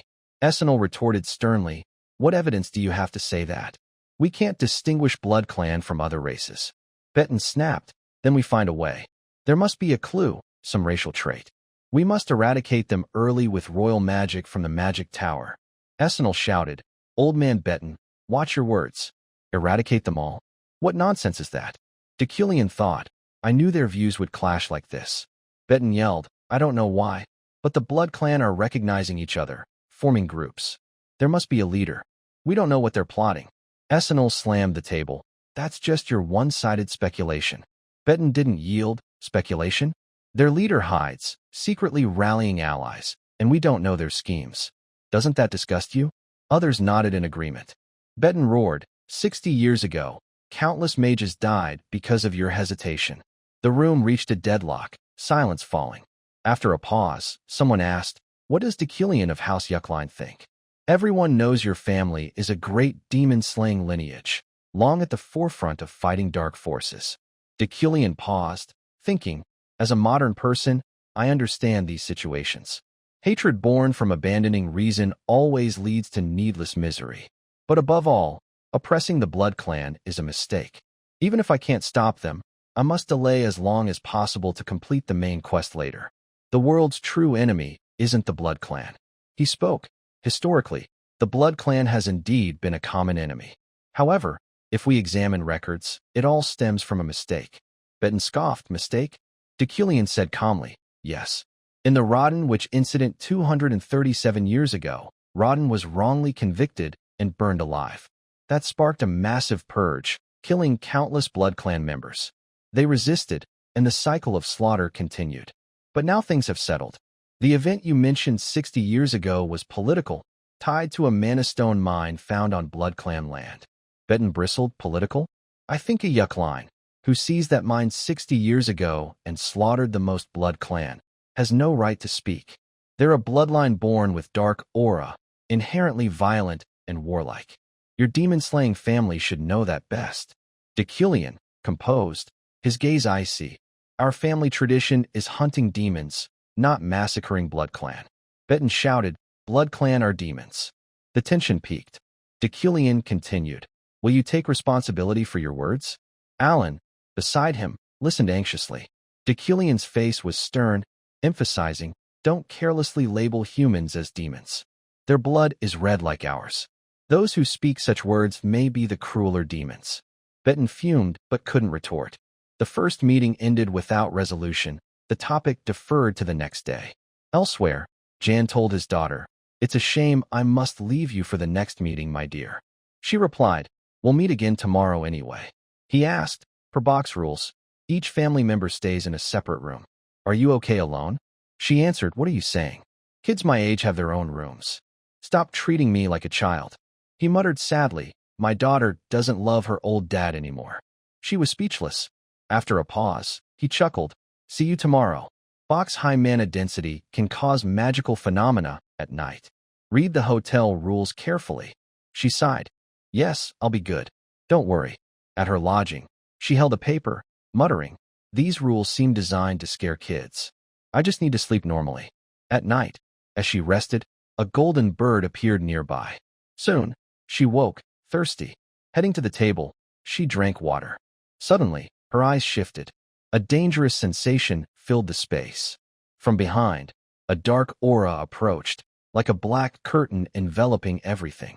Surprised, she assumed a defensive stance. Thinking, the space turned into a corridor? Did I do something wrong? Immediately, Sylvia noticed the surroundings change. She reread the guide. One section stated, once you lie down to rest, do not leave your bed before sunrise. If you do, you may be teleported to an unpredictable place. Sweating, she realized. So, once in bed, I had to wait until morning to leave. That's why I'm in this mess. Days earlier, in the second corridor, she hadn't encountered this. Now, with family leaders and powerful figures nearby, the dense energy around likely caused the shift. She scolded herself. I was too complacent and careless, thinking nothing bad could happen in my room. Trying to stay calm, Sylvia told herself, Calm down. I need to stay calm. But a chilling sound echoed from the corridor behind. A wave of dark aura crept closer. Her pupil shrank, fear sparking. Spinning around, she thought, something's coming. She bolted in the opposite direction. Soon, she spotted a glowing purple staircase ahead. But she recalled, Rosary Hotel has only one floor. The guide warned not to follow staircases that appear, leading up or down. Then she passed an open door, with faint light and dark aura seeping out. A warning flashed, if you encounter an open door in the corridor, do not enter. Sylvia shut her eyes, gritted her teeth, and ran past, reassuring herself, don't panic. I remember a door ahead will help me escape. Reaching it, she pounded loudly, is anyone there? Please help. Fear flooded her mind. Another warning surfaced, if someone knocks on your door at night, do not respond or make noise. She feared the occupant might see her as a threat and refuse help. Desperately, she kept knocking. Anyone? Please, help me. After seconds of silence, terror gripped her, tears welling. Suddenly, the door opened. Warm light bathed her stunned face. A familiar, gentle voice spoke, it's late, and you're wandering, Sylvia? It was Deucalion. Sylvia calmed slightly, I still teary. He said, all right, come in. She obeyed quickly, murmuring, thank you. Soon, the fireplace was lit, spreading warmth. Regaining composure, Sylvia said softly, I'm sorry for the trouble. I carelessly left my bed at midnight, so I was teleported to a random corridor. Deucalion, unruffled, replied calmly, chaotic magical phenomena often occur in Bach. Wandering spirits, lost to magic, cause plenty of trouble. He paused, adding, you should have read the rules carefully to avoid this. Sylvia sat, listening, observing him, thinking, he's always so composed, his gaze steady. Did his losses and pain make him defy the rules to help me? As she pondered, a cold growl came from the door's gap. Purple ooze seeped through, forming a terrifying skull that roared toward her. Sylvia froze, but Deucalion's calm voice cut through, stay calm, no need to fear. Two constructs zipped past her, striking the dark spirit. It disintegrated. They were floating ice crystals. Sylvia gasped, amazing. The wandering spirit was destroyed. Deucalion said lightly, no need for surprise. It's just a spell for killing, nothing noteworthy. He paused, because magic shouldn't be made for killing. His words made Sylvia blush, unsure how to respond. Noticing the fire, she asked, isn't that flowing flame? Deucalion glanced from his book. Yes. Sylvia cast a flurry of spells, lightning, metallization, wood, fire sprite, to catch his attention. But he ignored her, infuriating her. He doesn't even glance at the light in my hand. She thought, should I do something bolder? Deucalion spoke. You did well. Sylvia blinked. He continued, however, the wind magic circle you wove into your fire spell is slightly unstable. Surprised, she asked, Professor, what's unstable about it? He replied coldly, you should figure that out yourself. Sylvia, annoyed, retorted, but you explained in detail for Ephraim. Deucalion, focused on his book, said casually, Ephraim figured it out herself, not because I taught her. Sylvia bit her lip, frustrated. His voice sounded again, lose your impatience and haste, Sylvia. Pausing, you're young, with time to grow. If you keep striving, you'll achieve your goals soon. Tilting his head, voice firm and confident. So take steady, deliberate steps. Closing his book, he looked at her. After all, you're one of the world's 3 most talented young mages. Sylvia was stunned. This is Deucalion's evaluation of me? She recalled past praises. My gosh, a genius. This girl will surely be an archmage. So strong for her age, a bright future. Tired of such cliches, but why did Deucalion's words feel different? Soon, exhausted, Sylvia was offered the bed to sleep. Deucalion resumed reading. Suddenly, a faint but strange power caught his attention. Looking outside, he thought, this power, could it be? Deucalion entered the forest, pondering, I was warned. Outside box meeting, this remote mountain path is forbidden. I might find a rarer item than expected. Behind him, a shadowy demon appeared, lunging with menacing gestures, roaring to intimidate. Deucalion didn't react, moving as if blind to it. The demon, sweating, confused, followed, repeating its scare tactics, to no avail. After finding nothing, Deucalion stopped. The sudden halt startled the demon. Turning, he asked casually, Hey, seen any items with strong magical power around here? The demon flinched, wailed incoherently, and fled. Deucalion, puzzled, what's wrong with it? He continued searching and soon found his target. There it is. Before him was a tree trunk radiating golden power. Picking it up, the system displayed pure mana with details, a fragment of the Ma tree struck by lightning. This wood holds vast mana, refined by lightning, making it excellent material. Category: Special wood.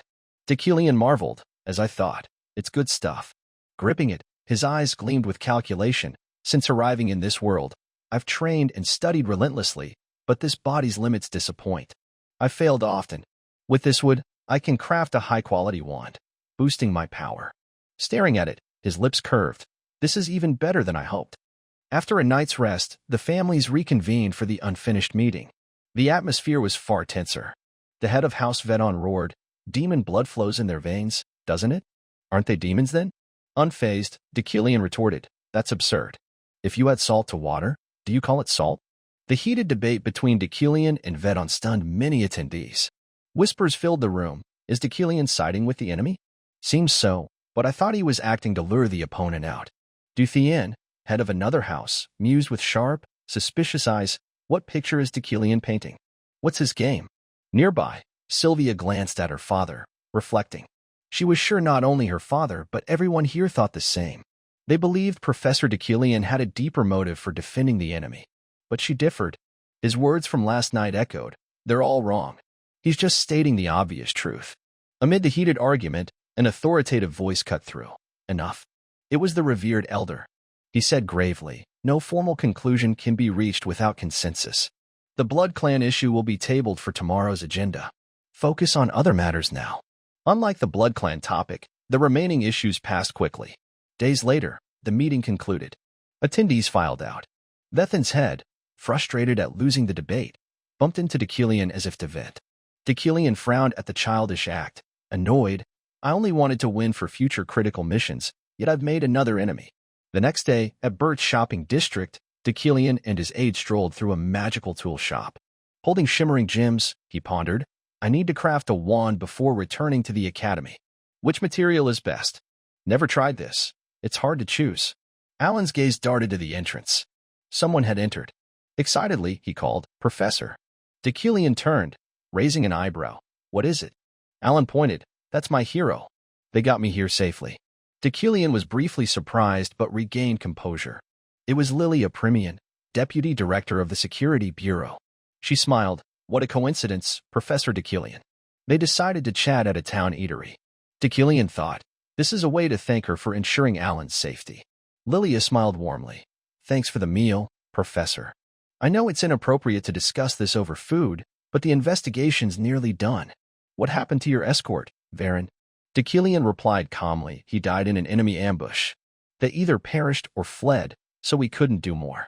Lilia nodded. "I see." As staff served food, only Alan seemed cheerful.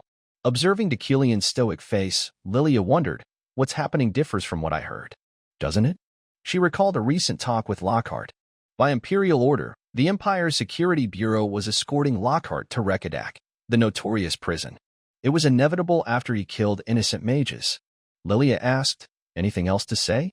Lockhart, silent, eyes pensive, organized his thoughts. Lilia crossed her arms, exasperated, planning to stay mute through the interrogation. Suddenly, she said, "Activate your power." Her gaze was cold, voice heavy. A smile spread across Lockhart's face. Energy surged, disabling recording devices. The room became their private space. Lilia slammed the table, eyes blazing. "Fool. I told you countless times not to cause trouble. Why do you keep making things worse? It's because of people like you our race is seen as demons." Lockhart only smiled, silent. Lilia gritted her teeth, furious. "If you didn't carry that blood, I'd have killed you long ago. If this truth leaks, not just you, but I'd face pressure from other families." Lockhart chuckled. "Think you can escape the Empire?" His tone grew serious. "It's possible, as long as we don't reveal our race's secret. We were born different. Sternly, born with demonic power. The only thing they fear is that power." Lilia snapped. "Shut up. The Blood Clan aren't the only ones with special abilities. Why provoke Tequilian? We've watched House Yuckline for ages, haven't we?" Lockhart flinched. "You mean to kill him?" Lilia softened. "We're just observing. But if he keeps stirring trouble, we'll have no choice but to eliminate him." Lockhart's expression shifted. "Don't. He's a true noble. We don't need to kill Tequilian." Lilia was stunned. "True noble? What nonsense. Are you mad? I have piles of evidence of his crimes. Lockhart replied, recall the graveyard talk. Deucalion claimed his blessing proves the Blood Clan aren't monsters, but humans. His eyes held no deceit, only justice. If the world had more like him, things would change.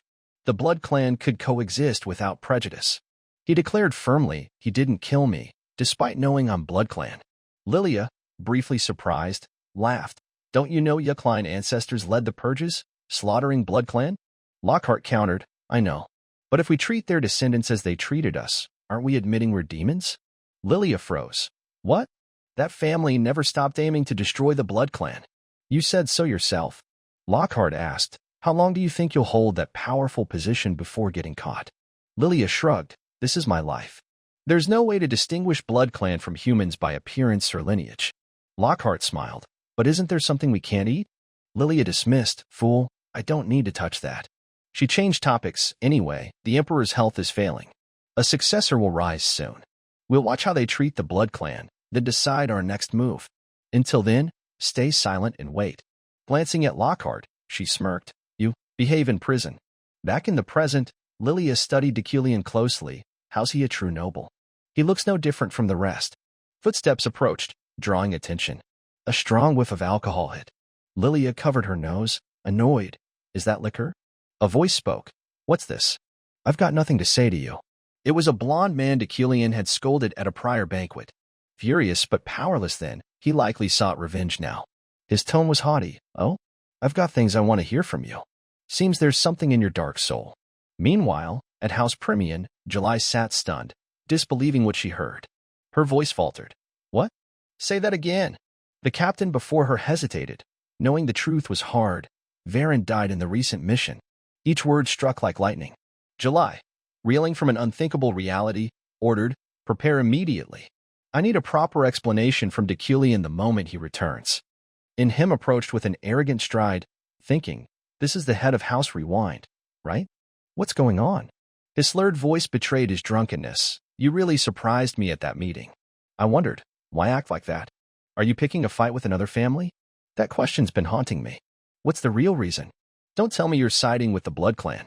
You're from a demon-slaying family. Facing the provocative challenge, Deucalion's face remained impassive. Lilia, seated opposite, was shocked. What? Didn't you once want to wipe them out? What changed? You called those vile, impure creatures unfit to exist. Your essays condemning the Blood Clan are still archived at the university. And him leaned closer, sneering. Or did you find a Blood Clan slave for your research, so now you're defending them?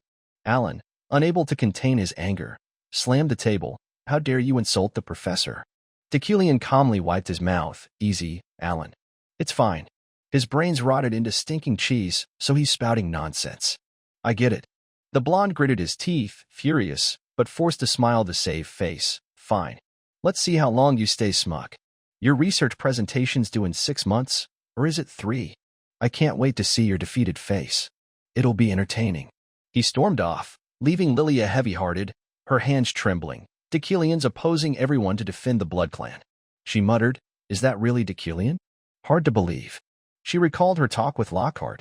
Is what you said true? Days later, at the magic tool shop before leaving, Deucalion entrusted a renowned artisan with crafting a wand, completing the side quest craft Jog's wand by meeting conditions, sufficient fame or infamy, being kind or cruel. Using premium materials to pique Jog's interest, and visiting the shop twice. The artisan was famed. Perhaps Deucalion's prior visits unknowingly fulfilled the quest. After the high-level conference, Deucalion and his aide boarded a train back to the academy. On the return to the Empire, they shared a carriage with Vet Han, who didn't hide his hostility. Fortunately, no serious conflict arose. Deucalion reflected deeply. The long journey finally ended. At the bustling station, Alan stretched wearily, asking, Professor, just one more transfer. Will we soon see anything besides snow? Before finishing, a group of knights led by Julie approached, seeking Deucalion. He greeted lightly, it's you. Julie responded, her face darker than ever, unable to accept Varen's death. Her voice trembled. I heard you were ambushed.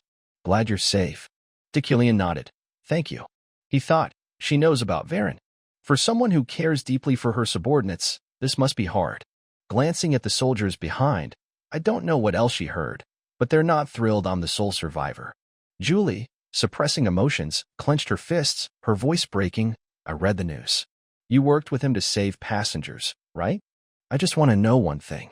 Gritting her teeth, voice shaking with grief. How did he die? Silence fell.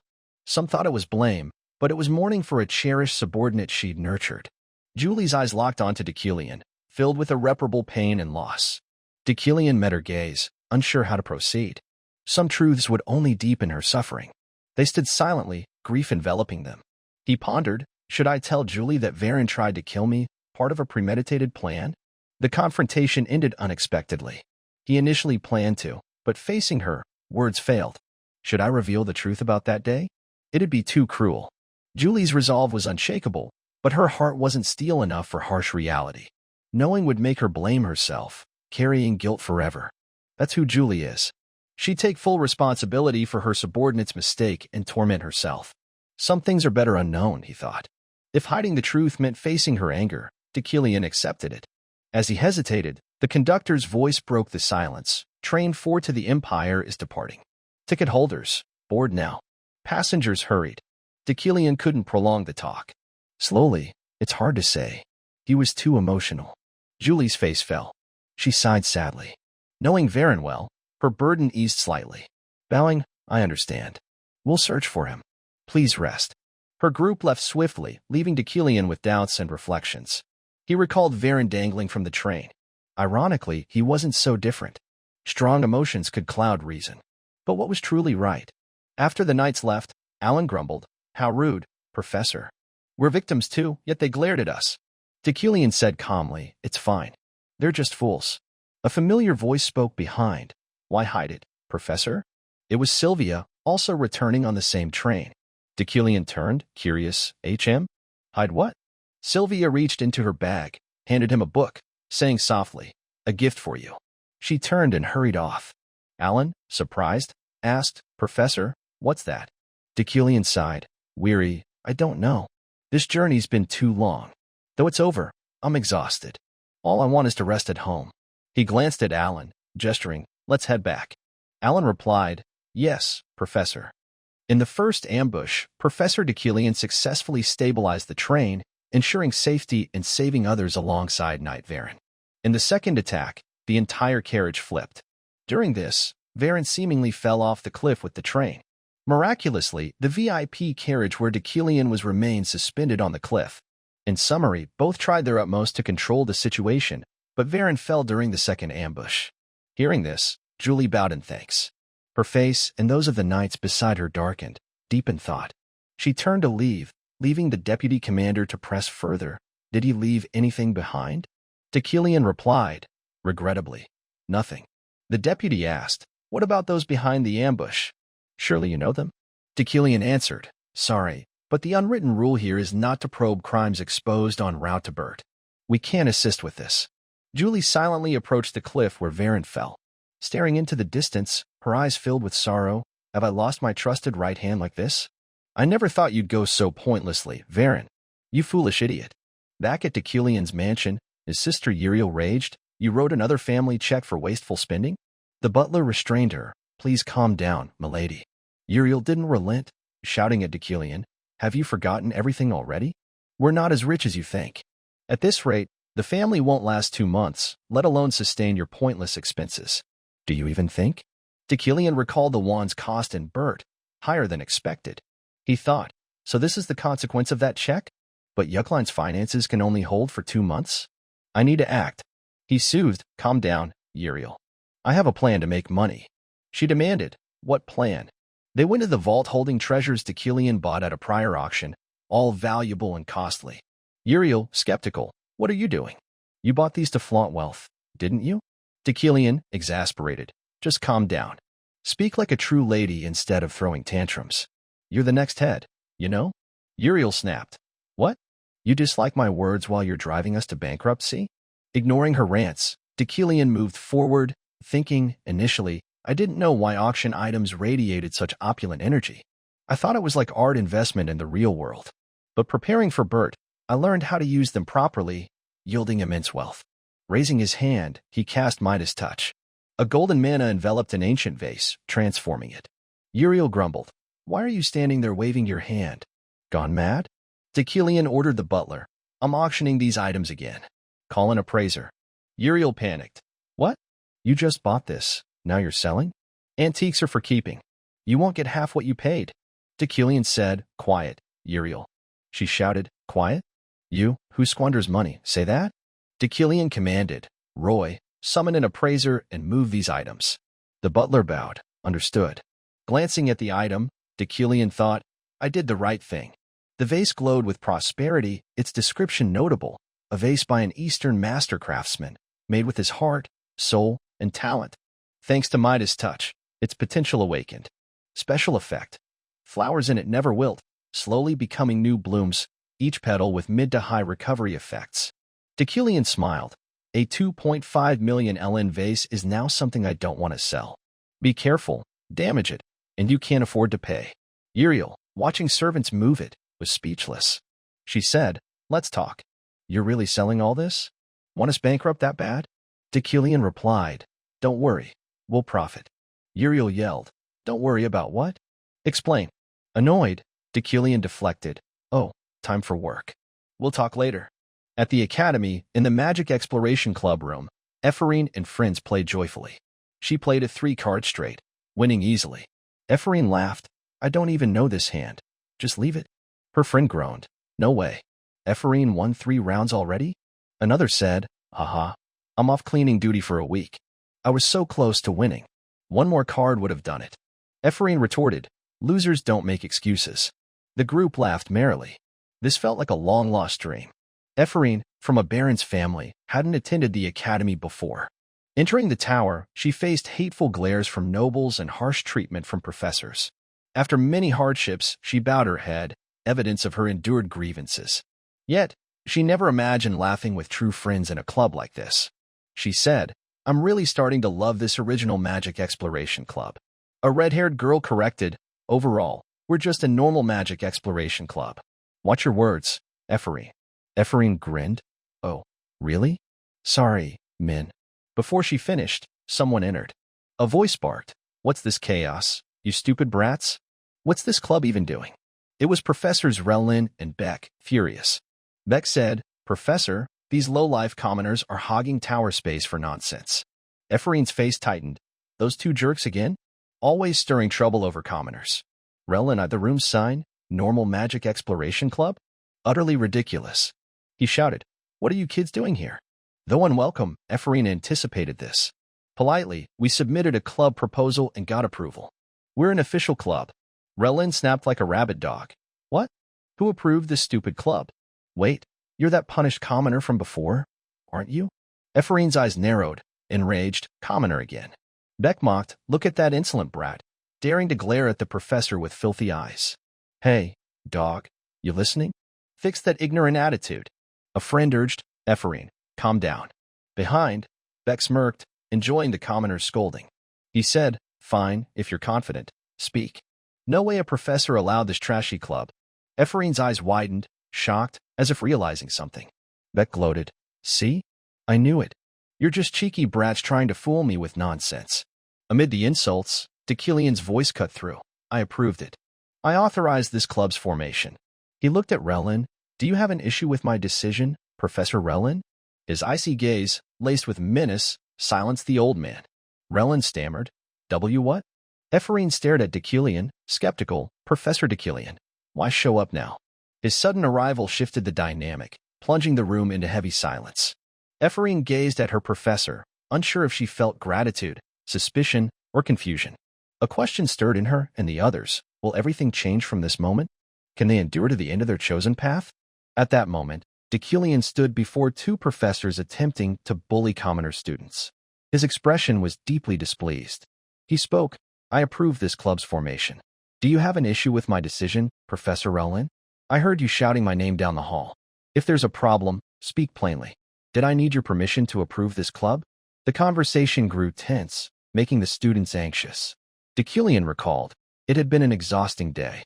Uriel nagged him about money in the morning. Now, teaching, he was interrupted by these 2. Worse, Relin dared to yell insults. Relin's face paled, sweating under Dekilian's gaze. He stammered, Sir, that's not what I meant. Pointing at the room, he offered a flimsy excuse. Isn't this place too shabby? I just thought mages of the Imperial University Magic Tower deserve better equipment and furnishings. Haha, I was upset seeing it like this. I'll take responsibility to replace them with better ones. Decillion thought, this old man's as sly as any con artist. But since it wasn't disadvantageous, he replied, You're always thoughtful, Professor Relwyn. This room is indeed old and run down. I'll keep that in mind. Turning to Beck, the instigator, with a cold voice and sharp gaze, lowly schemers always act like this, causing trouble because they're capable of nothing else. With that, Decillion left, leaving the two professors stunned. Beck fumed at the humiliation, but could only grit his teeth, powerless. The scene shifted to Decillion's classroom for today's lesson, abuzz with whispers. It's been a while since Professor Decillion's class, huh? Yeah, he was busy in Bert. Wonder what happened there. Who knows? But the train attack was in last month's Witch magazine. Right, I saw it. The whole train floated? Insane. Ignoring the chatter, Sylvia calmly observed Decillion. She asked her friend, Think he'll talk about Bert? Decillion placed a hand on the desk, saying, Silence. Class begins. I'll start the lecture, so listen carefully. Today's topic is pure elements and magical interference. Simply put, magical interference occurs when one mage's spell is blocked and overridden by another's magic. He continued, Let's warm up first. Alan brought a box of magic stones forward.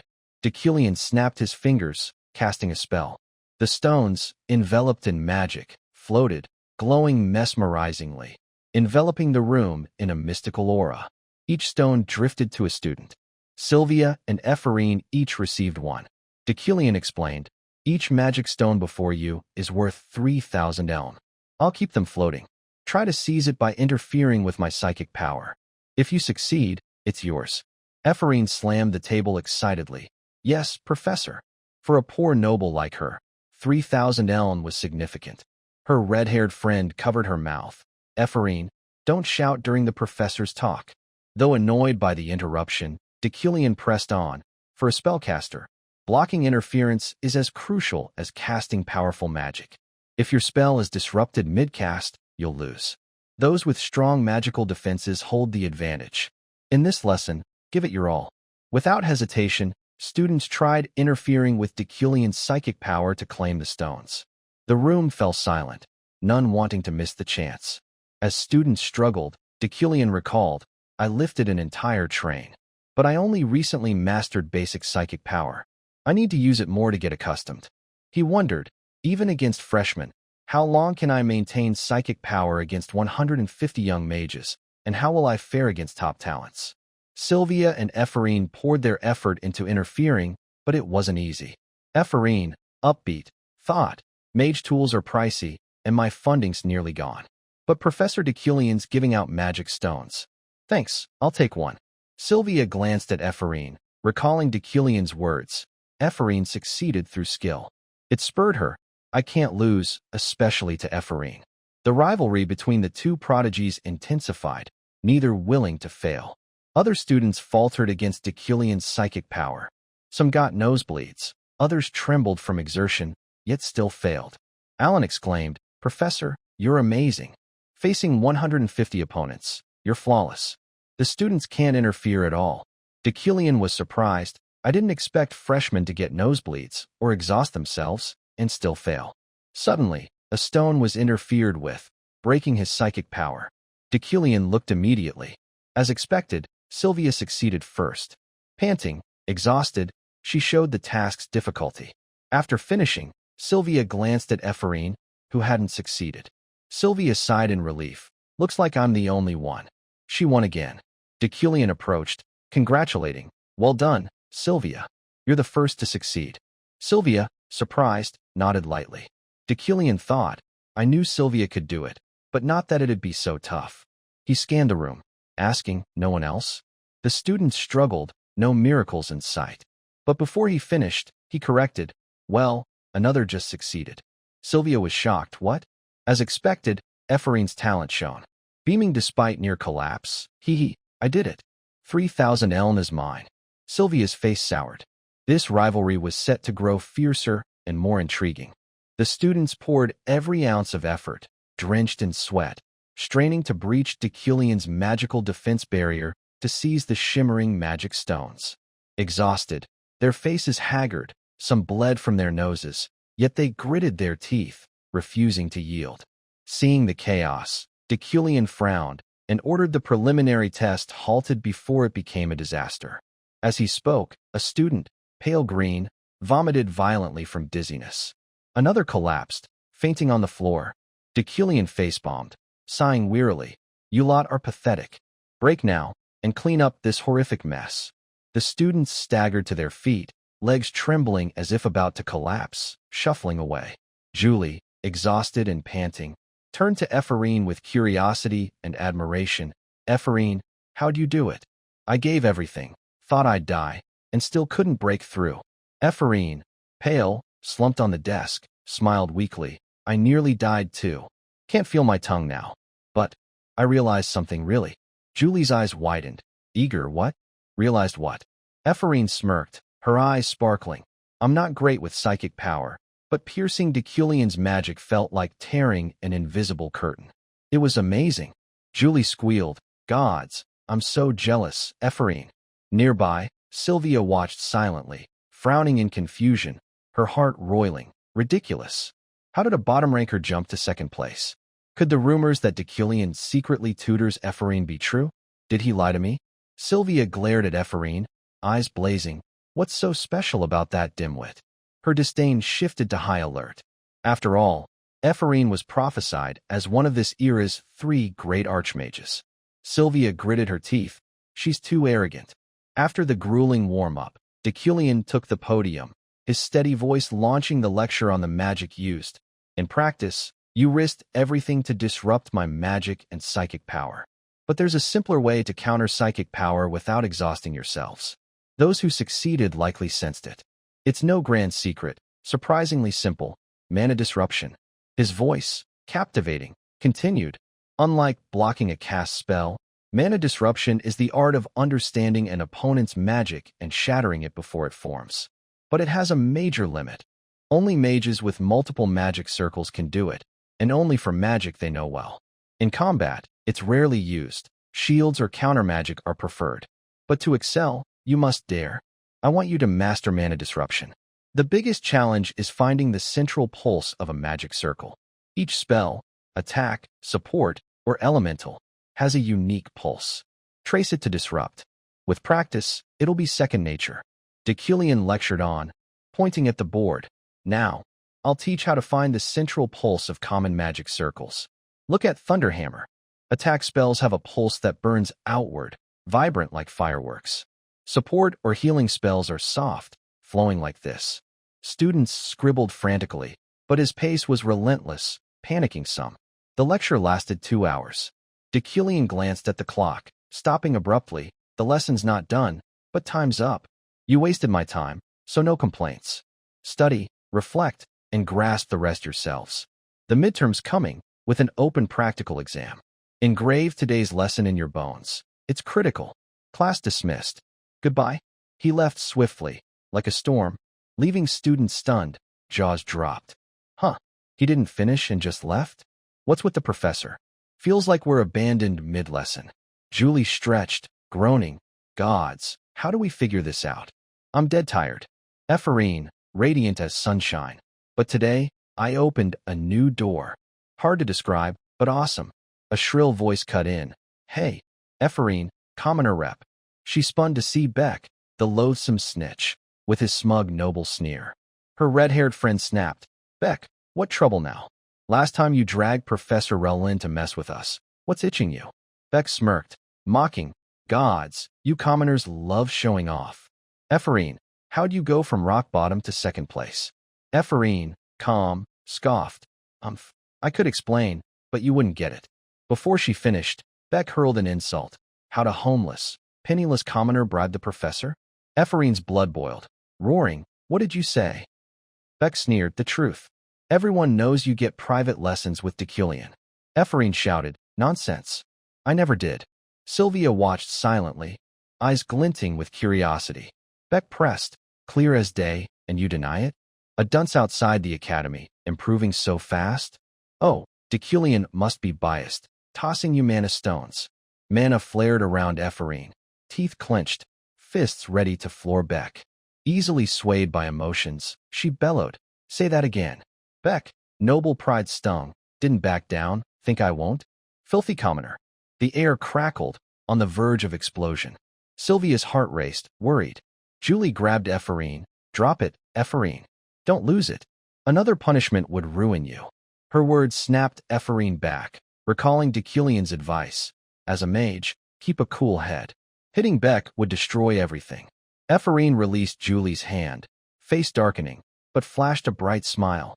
"Thanks, Julie. You're right. I got too heated. Nearly lost at arguing with brainless trash." Julie sighed. "Good, you're calm now." Beck, purple with rage, "What did you say?"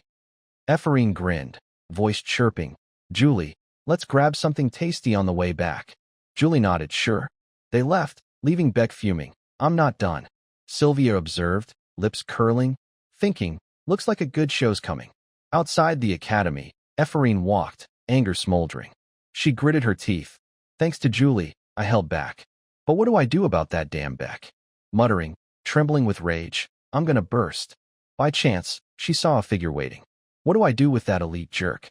But the sight stopped her cold. "Sylvia? What's she doing here?" Sylvia approached, her voice soft as a breeze, but eyes icy. "Can we talk for a bit?" Their gazes locked, the air freezing, tension suffocating. Will Sylvia, burning with suspicion, reveal some secret about Ephorine? Are these rivals, once dismissive, plotting to challenge each other, sparking a thrilling covert battle? Hearing Sylvia's words, Ephorine's face twisted with confusion and irritation. What's her deal? Looking for a fight? Wrong timing. Leave me alone. Unfazed by the fiery reaction, Sylvia cut straight to the point, her voice icy. "You're getting private lessons from Professor Deculian, aren't you?" The question poured fuel on Ephorine's smoldering anger. She roared, furious. "What did you say? Knew you wanted a fight? Bring it on. Why ask that? What do you know about my past with Deculian? Why would I need private lessons? You know nothing. You stopped me here just to spew that nonsense? Why is everyone picking on me today?" Seeing Ephorine's explosive sincerity, Sylvia realized she wasn't lying. Turning away, her tone softened. "I understand." Ephorine huffed. "Whatever, who cares?" Sylvia smirked. "Who cares? But did you know? After your father died, Deculian didn't step into the lab once for 3 years." Ephorine's face lit up with pride. Obviously. What could Deculian do without my father? He was a legendary genius. But her smugness faded as Sylvia replied, sharp as a blade. "Then you should know. 3 months ago, he started visiting the lab daily. Cleaning, picking assistants, buying heaps of magic tools. What do you think that's about?" Ephorine's expression shifted from arrogance to doubt, eyes wide with shock. "No, impossible. Is he trying to revive my father's research? Deculian doesn't have the talent for that." Her fists clenched, trembling, rejecting the idea. Still, she forced calm, her voice strained. "Who knows? Maybe he's experimenting. He's a professor, after all.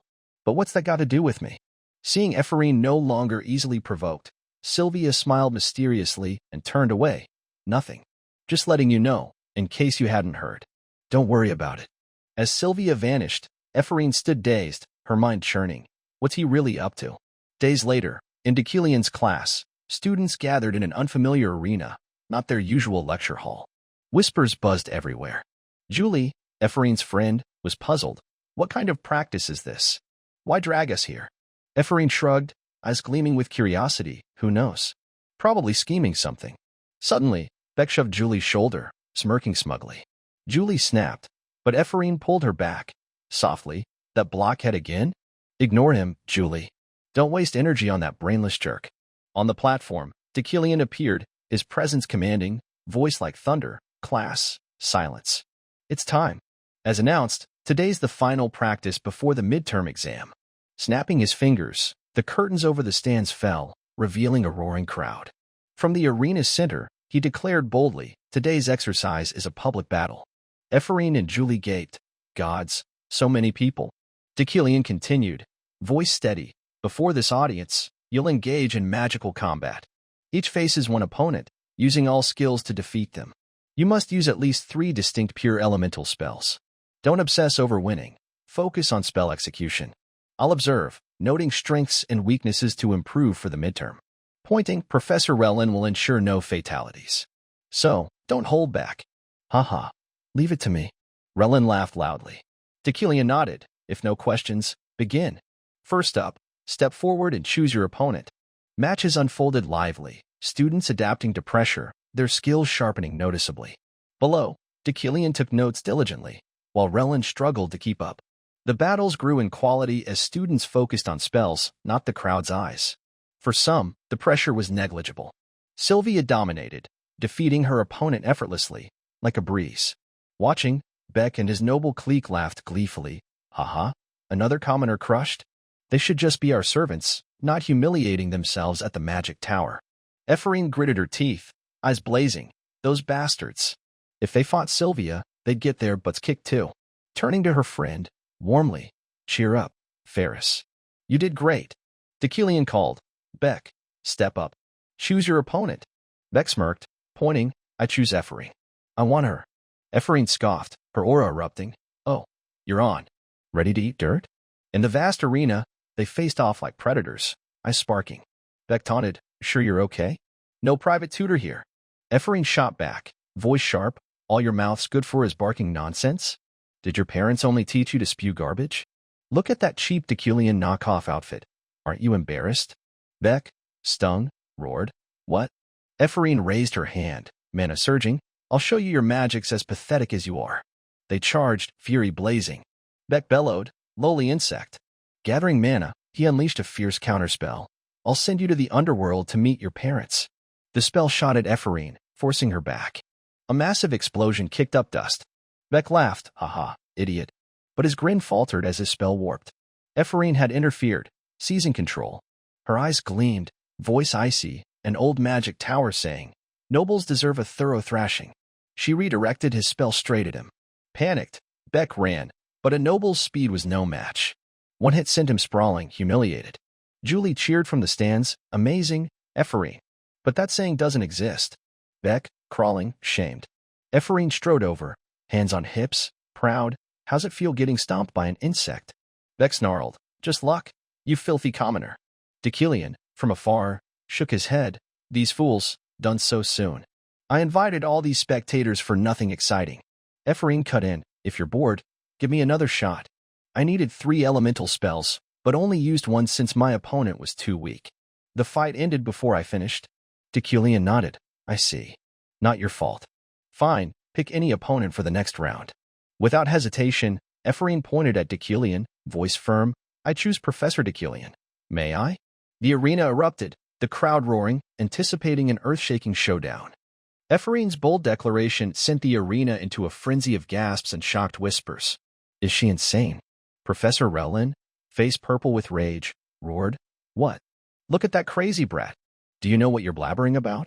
Below, Sylvia narrowed her eyes, her gaze filled with suspicion, her heart churning with confusion. Harsh criticisms flew like daggers, but Ephraim stood tall, unfazed. She thought, eyes blazing, as expected. Everyone's shocked, but I'm not a fool acting without a plan. This is my golden chance to challenge Professor Tequilian. Smirking inwardly, even if they curse me, if I seize this, it's all worth it. Tequilian, nearby, curled his lips in a cryptic smile. This is getting interesting. Relin, venting past humiliations, bellowed. See? That girl doesn't know what she's doing. Tequilian cut him off coldly. Enough, Professor Relin. Calm down. Relin stammered. But that brat. Tequilian turned to Ephraim, voice resonant. Well done. I accept your proposal. I said you could choose anyone. No exceptions. I'll be your opponent. Raising his hand, eyes sharp. But a professor with no limits against a freshman isn't fair. I want to attack first. If you make me move one step from this spot, you win. Ephraim flashed a radiant smile, though her eyes flickered with anxiety. Got it. They faced off in the silent arena, only whistling wind and swirling dust between them. Ephraim's heart pounded like it might burst. Her dream of facing Tequilian was real at last. He spoke, voice like thunder. If you're ready, begin. Without hesitation, Ephraim unleashed sharp wind arrows from all directions, targeting Tequilian. She knew the vast gap in their power was insurmountable, but she didn't falter, eyes burning. This is the enemy I'll one day defeat to settle my score. This fight will show me how wide that gap is. She poured her all into a dual windfire spell, dazzling like fireworks, visually stunning. Deucalion stood still, observing, a smile of intrigue on his lips. Not bad. The spell exploded before him but couldn't pierce his ironclad defense. Ephraim gritted her teeth, pushing harder, clinging to faint hope, adding earth to perfect a flawless combined attack. The arena drowned in a blaze of fire, smoke, and dust, obscuring Deucalion's state. Relin, below, gaped, stunned. That commoner I despised unleashed magic that could threaten even me. The audience fell silent, eyes glued to the spectacular display. Though the outcome was unclear, Ephraim's spell structure and execution far surpassed a freshman's level. Deucalion was encased in molten earth, nearly lava, but for a high-ranking professor, escaping was trivial. He stood unscathed, eyes gleaming with expectation as he watched Ephraim. Furious, she roared, "Not done yet." A barrage of wind spells followed, though ineffective. Deucalion, deeming the fun sufficient, spoke, "Your magic has a fatal habit. The grander your casting gestures, the clearer it becomes." Instantly, Ephraim's spell was disrupted as Deucalion interfered with its flow. She froze. "What? My magic stopped?" He saw through it. Deucalion's voice was low. "You can't cast before me now." "What's your move?" Ephraim gritted her teeth. "Damn it. You blocked everything. But I've got one last trick." She charged, switching to melee, fist clenched, swinging hard. But Deucalion flicked his finger. An invisible force hurled Ephraim back 10 meters, crashing like a stone, pitifully. The match ended. Deucalion reflected, combining fire, wind, and earth to dazzle. Ephraim's mana sensitivity is impressive, but without elemental control, it's meaningless. Her talent and pulse sensing make her exceptional. With that bracelet, her ability to wield all elements would explode. Everyone covets that bracelet. He exhaled, satisfied. Ephraim's on the right path. Someone virtuous like her will achieve much. Stepping forward, his voice warm, the results clear. "Honestly, you fought well." Ephraim, stunned, eyes wide, Deucalion praised me. He turned, leaving a final word, "Public training's over. Focus on the midterm." Students buzzed below. "What? Deucalion said that?" "First time." "Yeah." Ephraim was amazing. The Beck fight was dull, but this was epic. Beck, humiliated, could only grind his teeth, his arrogance gone. Ephraim beamed. "I got recognized." Friends rushed over, cheering, "Wow, Ephraim, you're awesome. So cool. You're our pride." At the docks, Hunter Ganesha and her team waited eagerly. As the ship arrived, Ganesha's team approached, calling, "Leo Kalos.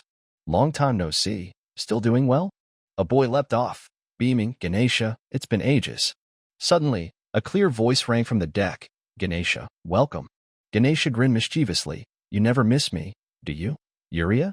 Yuria teased, "Well, maybe a little." Rubbing the boy's head, Yuria was from the Dodohi Islands, possessed by Uara, Kim Woo-jin's ex. At the bustling docks, where Ganesha's mercenary crew waited eagerly, their anticipated arrival finally docked, bringing the salty sea breeze. Ganesha rushed forward, engulfing Yuria in a warm hug, her face beaming like sunlight. "Oh, my darling. I missed you so much." The tight, affectionate embrace made Yuria blush. Her teammates hurried over, alarmed. "Captain, easy. You're crushing the poor girl. This is straight-up bullying a kid." Ganesha laughed heartily, releasing her, scratching her head apologetically. All right. My bad." Yuria looked down, her gaze pensive, lost in distant memories. She recalled the fateful moment she transmigrated into this world. That day, the blinding light that once enveloped Deucalion's office swallowed her, erasing her from reality. It flared brilliantly, engulfing her, dissolving all sound and sight into nothingness. When she opened her eyes, she was in a dazzling, mysterious world. The first voice she heard was Ganesha's, furious. "Deucalion dares use a child like this? I'm not doing this job." A teammate argued. "Then why'd you take it?" "Seduced by his charm, huh? Do you know the penalty for canceling?" Seeing familiar faces, Yuria realized they were characters she and her team had painstakingly designed, now vividly alive before her, flesh and blood. Ganesha approached Yuria, who sat quietly, her voice warm. "You're Yuria, right?" Yuria glanced around, the dock sea breeze and sunset glow stirring her. Recalling the game's lore, she faced Ganesha and her legendary red mercenaries. If this was the game world, she spoke softly, tinged with anxiety. "Yes, I'm Yuria." Thus began this fateful encounter.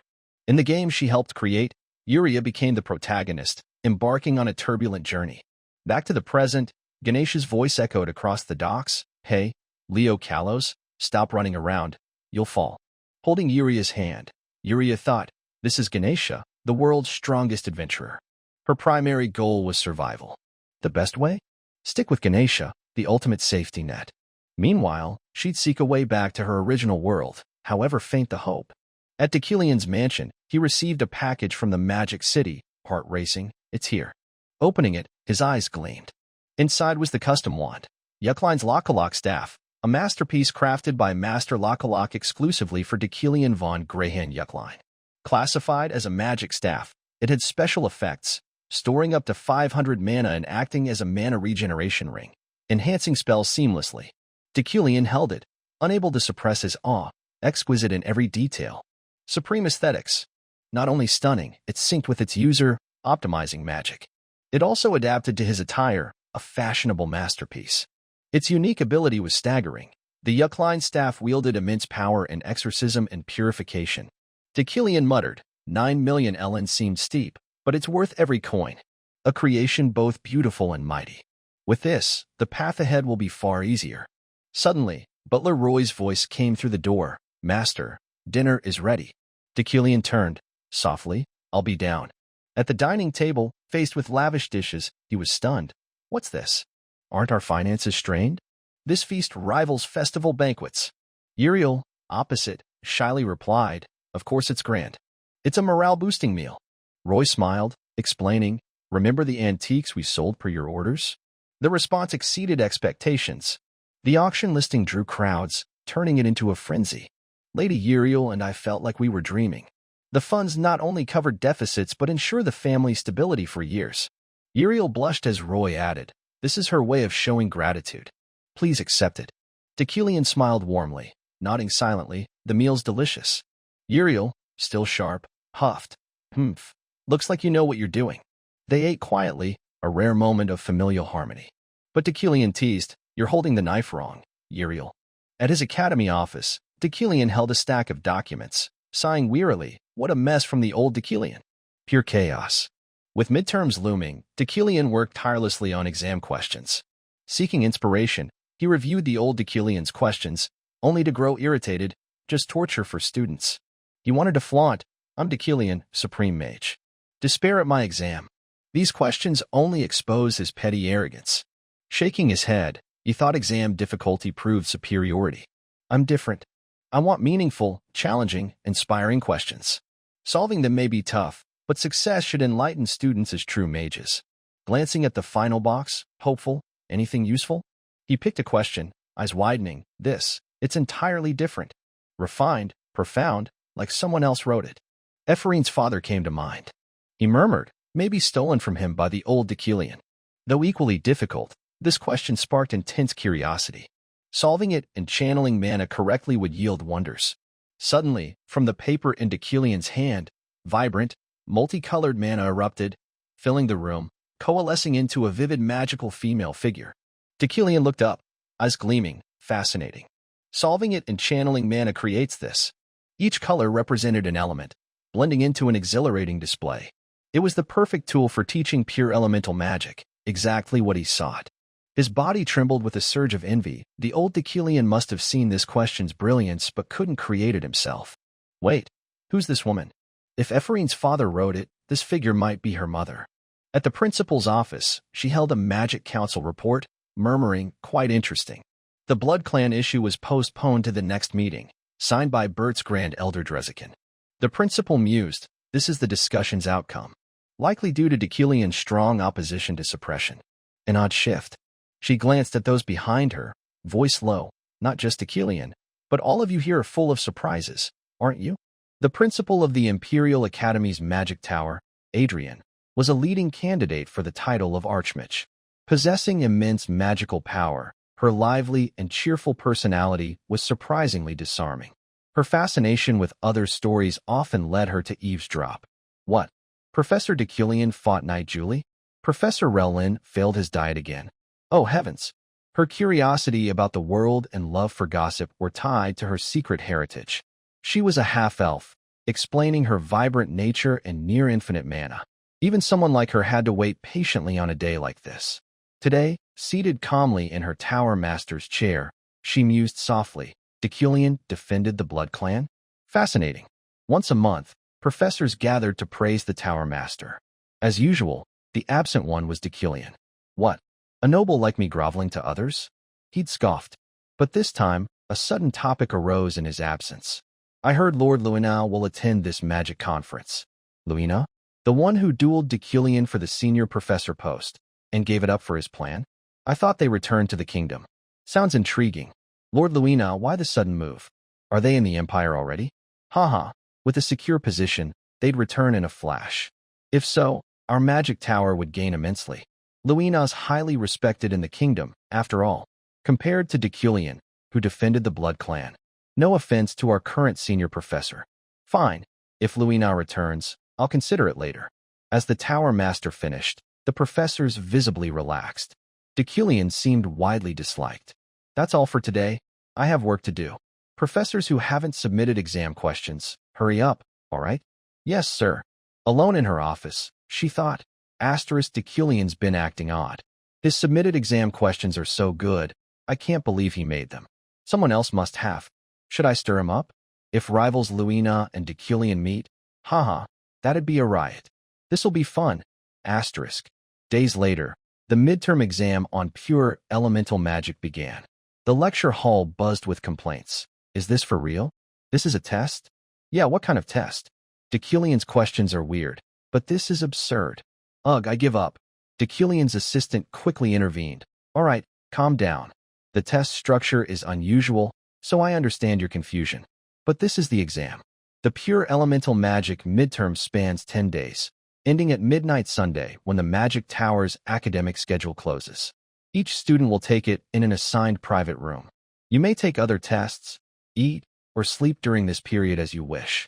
However, removing test materials from the rooms is strictly forbidden. As mentioned, it's an open exam. Ephorine and her friend groaned at the rules. An open test? 10 days? How grueling must it be? Even the final exam was this complex? Typical Deculian, even delegating bizarre rules to his assistant, too lofty to show up. One critical point from the professor. Anyone scoring perfect on this exam will receive a personal recommendation letter from me as a senior professor. The hall fell silent, stunned. A letter from a senior professor was an unparalleled honor. Mage ranks ranged from Tier 1, immortal archmages, to Tier 11, novices. Advancing wasn't simple. Merely attending classes or passing time didn't suffice. Each tier required a unique promotion test, notoriously tough. But a letter from Deculian, a Tier 4 Imperial Mage? It was a prestigious endorsement, a trump card. Ephorine's eyes narrowed. What? Deculian's recommendation? My sworn enemy vouching for me? Just hearing it kills my drive. I want nothing to do with him. But, wait, if I score perfect and get his endorsement, what then? Haha. If you hadn't sent me that letter years ago, you wouldn't be groveling now, fool. Please, spare me. Smirking at her vengeful fantasy. Heh, so satisfying. Deculian, watch me ace this. Her red-haired friend, baffled, watched Ephorine cackle like a villain. On the 4th test day, in her exam room, Ephorine was tearing her hair out, stumped. Too hard. Glancing at other questions, she calculated 1 hour, 4 hours, 10 hours. The questions keep getting tougher? Heh, look at my scratch paper. Still, these questions are brilliant. Solving them is grueling, but the breakthrough brings enlightenment I've never felt. Did Deculian really write this? The joy of discovery is unstoppable, no matter the pain. Deculian, wait, I'll snag your letter. But this question, I'm still clueless. Forget it, I need fresh air to clear my head. Overthinking might kill me. In the lush garden, Sylvia sat under a tree, breathing deeply. Stretching wearily, phew, finally solved it. One question took her 30 hours. Need a break. She recalled the assistant's words. A perfect score earns Deculian's recommendation letter, smiling inwardly. Such meaningless favors. Someone acing this test on their first try won't fail a promotion exam. The letter's useless. Still, I want a perfect score, not for points or the letter, but for myself. Each question is refined, unlocking new realms of insight. Solving the last one will make me a true mage. Asterisk. As she mused, a voice rang out. Oh, Sylvia? It was Ephraim, also there to rest. Sylvia's curiosity flared. How far has she gotten? Hey, which question are you on? Both asked simultaneously, eager to gauge their rival. The synchronicity made them shy. They were rivals, not close friends, yet so in tune. Sylvia spoke first. I'm on question 8. Ephraim yelped, what? You're already on 8? No, I'm still solving it, but that's fast. I'm stuck on 7. Though ahead, Sylvia stayed vigilant. Asterisk Ephraim's just one behind? Is she lying? No time to relax. I need to finish. Wait, did she leave because I showed up? I just wanted a break, nothing more. Asterisk. As the exam raged at the magic tower, Deucalion sensed a looming upheaval. Holding a report of recent intelligence, he murmured, it's starting. Emperor Krabame is critically ill. In his office, Deucalion strained to recall the storyline he crafted. Emperor Krabame was critically ill. Renowned for his gentleness and diplomacy, he sought balance between divine and imperial power, avoiding hostile policies against the Blood Clan. The issue lay with the new emperor succeeding him after his death. The emperor was always the world's most pivotal and challenging figure to navigate. If memory served, his name was Sophia Katerina August von Gibran. Soon, this world would face an unprecedented upheaval. Time flew, and the final day of the midterm exam arrived. By now, many students had abandoned Deucalion's grueling marathon test. Yet, the gap between top and bottom ranks was starkly defined.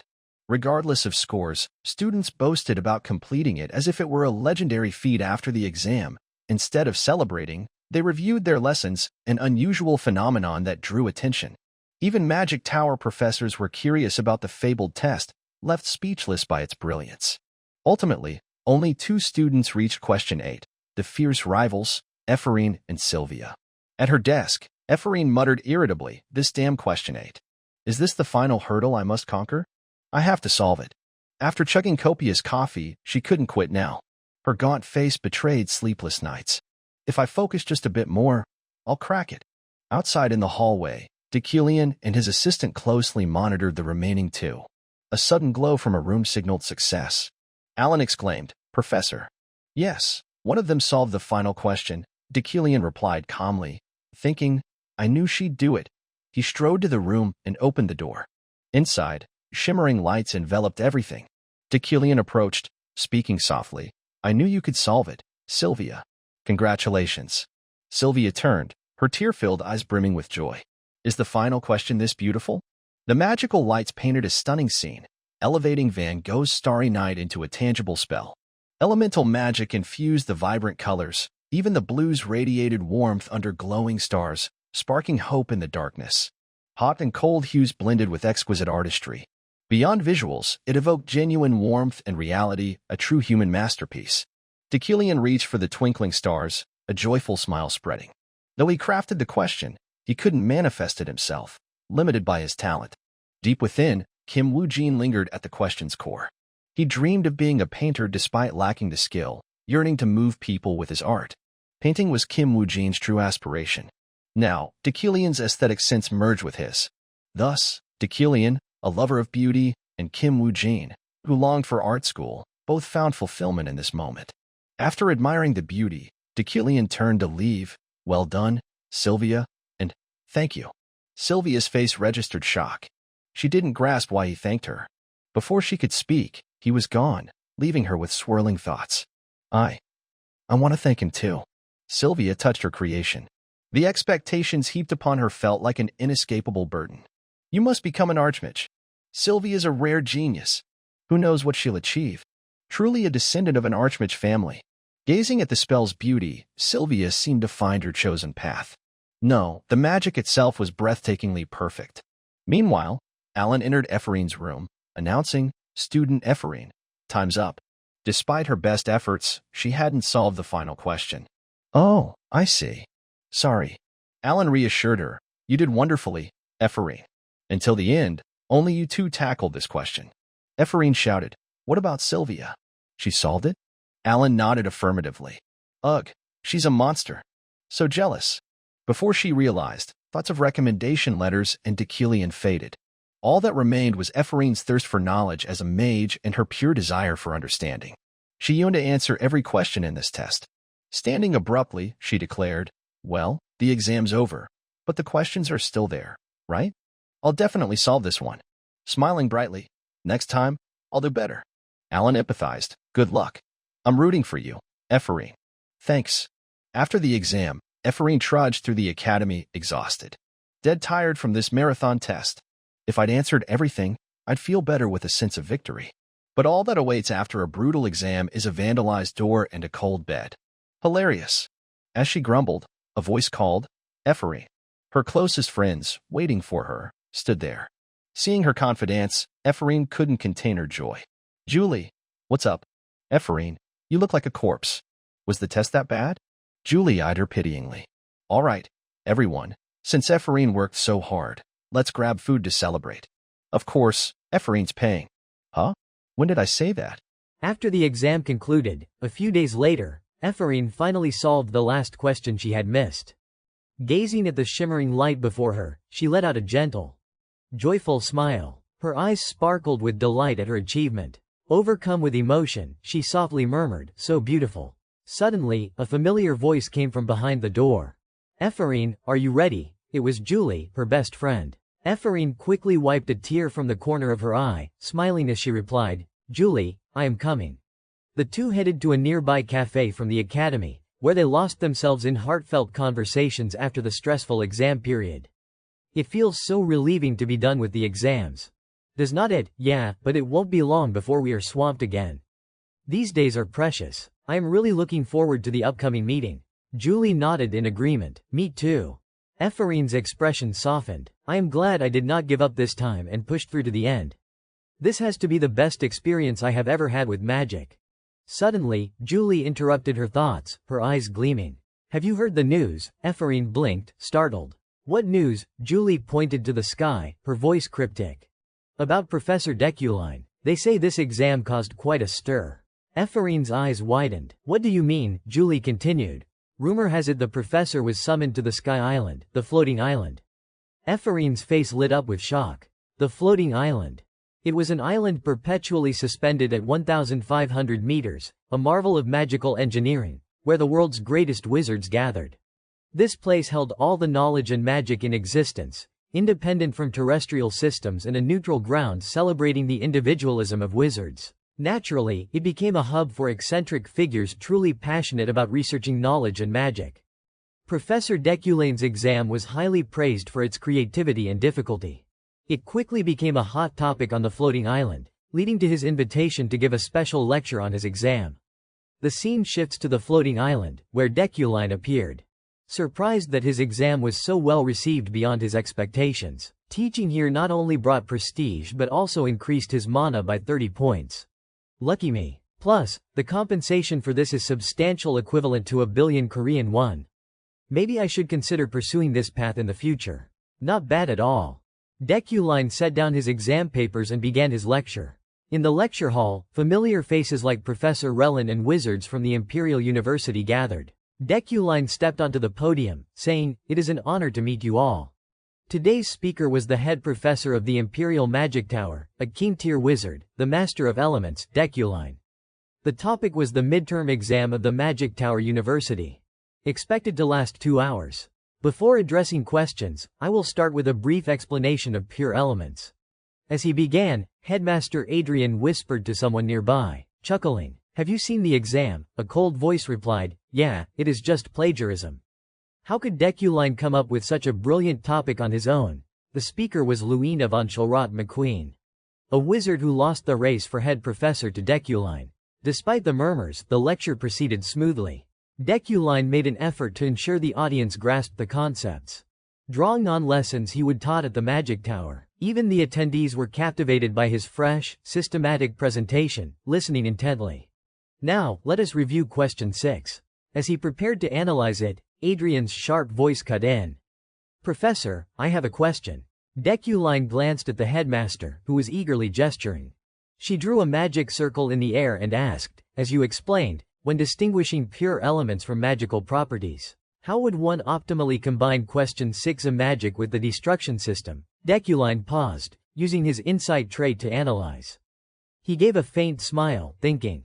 Even the headmaster showed up. Well, her reason for being here is obvious. Known for her mischievous streak, it was understandable she would question the exam, given Deculane's past. Shall I play along a bit? Deculine drew a straight line into the headmaster's magic circle, transforming it. Just add a core circuit in a straight line like this. His response stunned Adrian. She stammered, oh, yes, that is right. Thank you. But Adrian did not stop. With childlike curiosity, she bombarded him with challenging questions. Deculine calmly answered, relying on his insight trait to handle every challenge smoothly.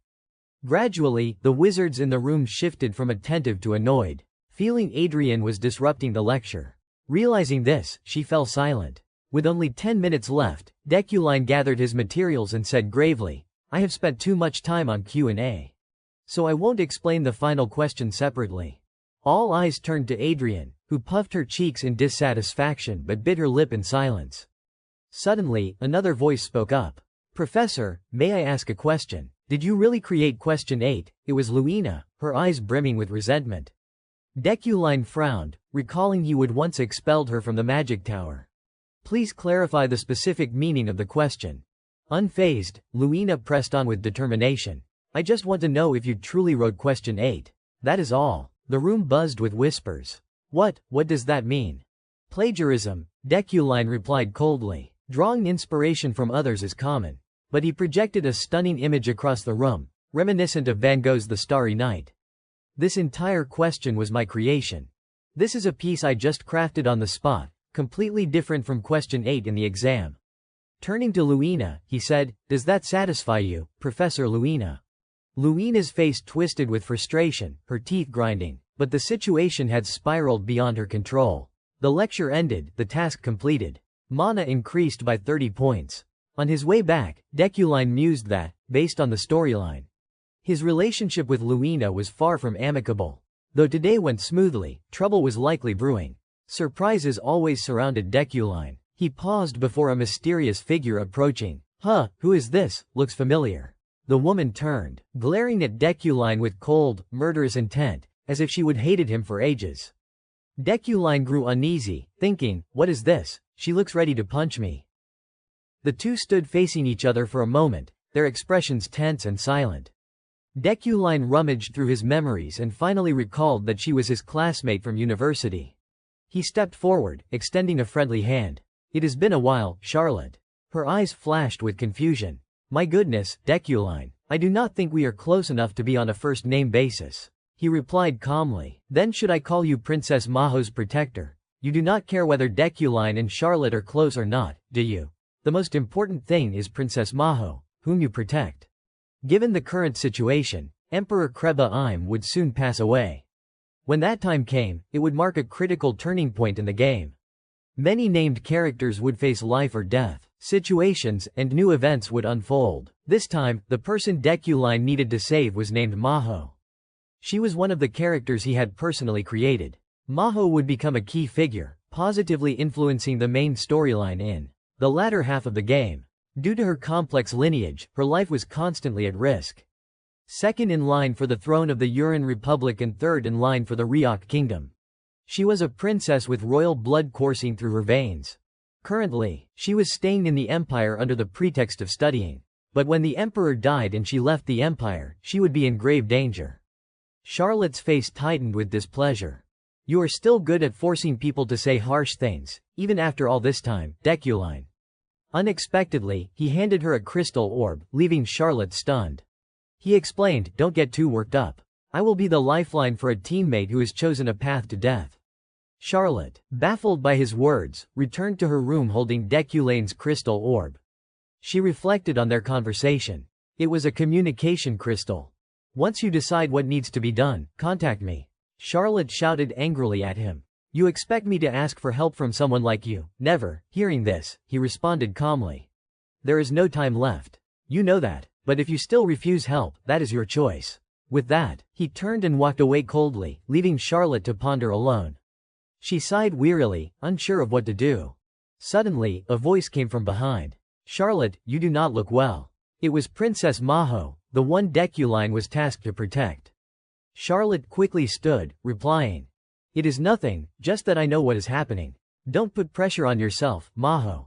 Maho's eyes gazed sadly into the distance. My brother's minions will come for me soon. They will try to use me or eliminate me as a threat. Who cares about the throne? She turned to Charlotte, whispering. I am scared. I fled to the Empire under the guise of studying, but truthfully, this place is wonderful to live in. More importantly, it is safe. But the next emperor won't leave me alone. We have to leave now. Charlotte rubbed her temples, deep in thought. Yes, I understand. Maho seemed to sense Charlotte's exhaustion and concern. She picked up a suitcase and approached. This is all the money I have saved up. What? Why are you giving this to me? Maho replied calmly. I know you do not have enough to hire mercenaries to escort us back, Charlotte. No, princess. I will figure out the money myself. Maho turned away, saying, don't take everything on a loan. This money belongs to all of us, so it is not a waste. Hearing this, Charlotte did not argue further. I understand, princess. It may be inappropriate to say, but I will use this money to hire more mercenaries. Outside the window, a shadowy figure lurked in the distance, as if watching something. No matter the danger, we will face it together. Charlotte's eyes caught the anomaly. She rushed to fling open the door, shouting, who is the bastard out there? The figure fled without a word. Charlotte's face filled with worry. This is bad. Things were growing increasingly dangerous. Without help, the situation would only worsen. Meanwhile, at the Deculine family estate, in his study, Deculine was engrossed in a book. Jeriel entered, her voice playful. You read a lot. I do not remember you being this into books, big brother. At least respond to me. She circled him, continuing, I heard you were invited to lecture at the floating island, right? And you got paid a hefty sum. He replied calmly. I am not giving you a single coin. Jeriel, what is that supposed to mean? I was not even thinking about that. She moved on to another topic. Anyway, an official document just arrived. The new students from the Magic Tower University want to visit our lands for their trip. Without needing to hear more, he flatly refused. No. What? At least consider it. He imagined drunken students vomiting all over the estate and felt uneasy. We can't clean up after trips like that. I won't allow it. Jeriel was puzzled. What are you talking about? She reached into her pocket, about to pull something out. Stop joking, look at this document. We are not doing this for free. And it is a chance to showcase our magic to the students. But he raised a hand to stop her. Get out, Jeriel. What? Just take a look. His face turned oddly serious. Now, immediately. Though confused, she relented. Fine. Jeriel left, visibly annoyed. He is so stubborn. Deculine watched her leave to ensure no one else was in the room. He slowly took out the communication crystal, his voice low. Speak, teammate. On the other end was Charlotte. I hate to say it, but I think we need to leave now. There is no time left. Help me, Deculine. He used his mana to retrieve a map from the corner. Good. You will follow my every word, understood? What do you mean? He looked at the map on his desk and continued, there is only one escape route for Princess Maho. It is extremely dangerous, but that is exactly why it is safe. What is it? He replied calmly, Kreva's Canyon. His answer stunned Charlotte. What? That place is heavily contaminated with demonic energy. You of all people should know that, Deculine. He responded irritably, do you think you can avoid a deadly path by taking a normal route? Trust me, Charlotte. We will get through Kreva's Canyon safely. The treacherous mountain region was an incredibly dangerous place. The demonic aura here was so thick it felt like a demon's lair. Some even claimed that demons occasionally appeared in the area. Unclaimed by any nation, it was unbound by rules or laws. This was Princess Maho's only escape route. Once she crossed Kreva's Canyon, the Urin Duchy would be within sight. Charlotte's voice dripped with doubt. It is not like we have not considered the geographical advantages. But you did not think someone from Urin would be involved, did you? Deculine reassured her calmly, no need to worry. I will personally guide you. What? You are leading the way yourself? Charlotte froze, stunned. She pressed, why go to such lengths? Deculine, what is in it for you? He leaned back in his chair, responding coolly, I am a man who values politics. Charlotte, in terms of intellect or foresight, I am always a step ahead of you. What? Are you bragging about your achievements? Deculine's eyes narrowed, his voice low and steady. I only want Princess Maho to survive because it benefits my family and territory. This is business, mutual gain not kindness. Don't overthink it. Charlotte fell silent for a moment before continuing. So, where's the meeting point? Deculine answered decisively. 3 days from now, at the entrance to Kravis Canyon. If you can't make it there, you are not worth saving. Charlotte shot back sharply, understood. I hope your skills are as reliable as your big mouth. A system notification appeared, independent mission, liberation. Store reward, 4. Additional achievement reward. 3 days later, in the Urin family's territory, cheers echoed everywhere. Wow, is this Hidakane? It feels like a completely different country. Yeah, the scenery here is stunning. Hidakane, the capital of Deculane's family territory, was a vibrant tourist city filled with entertainment and exquisite cuisine, modeled after real-world cities known for their livability. Despite numerous requests to hold gatherings here, Deculine had always refused until now. Jeriel, standing beside him, teased, why the sudden change of heart? Didn't you say gatherings were not allowed here? Weren't you always complaining about how messy they would be? Deculine pondered silently. The reason was that Hidakane was near Kravis Canyon, the meeting point, just 3 to 4 hours by horseback. When the time came, he could slip away discreetly. He turned to Jeriel and asked, where will the newcomers stay? She replied promptly. I have reserved an entire floor of the Hidakane Romance Hotel for the students and professors. Standard rooms are for 4, but they can pay for private rooms. Good. Hee, of course. As the Academy Professor and Lord of Hidakane, Deculine laid out minimal guidelines for the guests. Gatherings should be free and relaxed. I won't interfere with how you enjoy yourselves. However, I have a few strict rules. His expression turned menacing, his voice chillingly threatening. If anyone dares to dirty my hotel or territory, forget about enjoying your time at the Magic Tower for the rest of your life. Afterward, he spent time fortifying Hidakane as a strategic field base.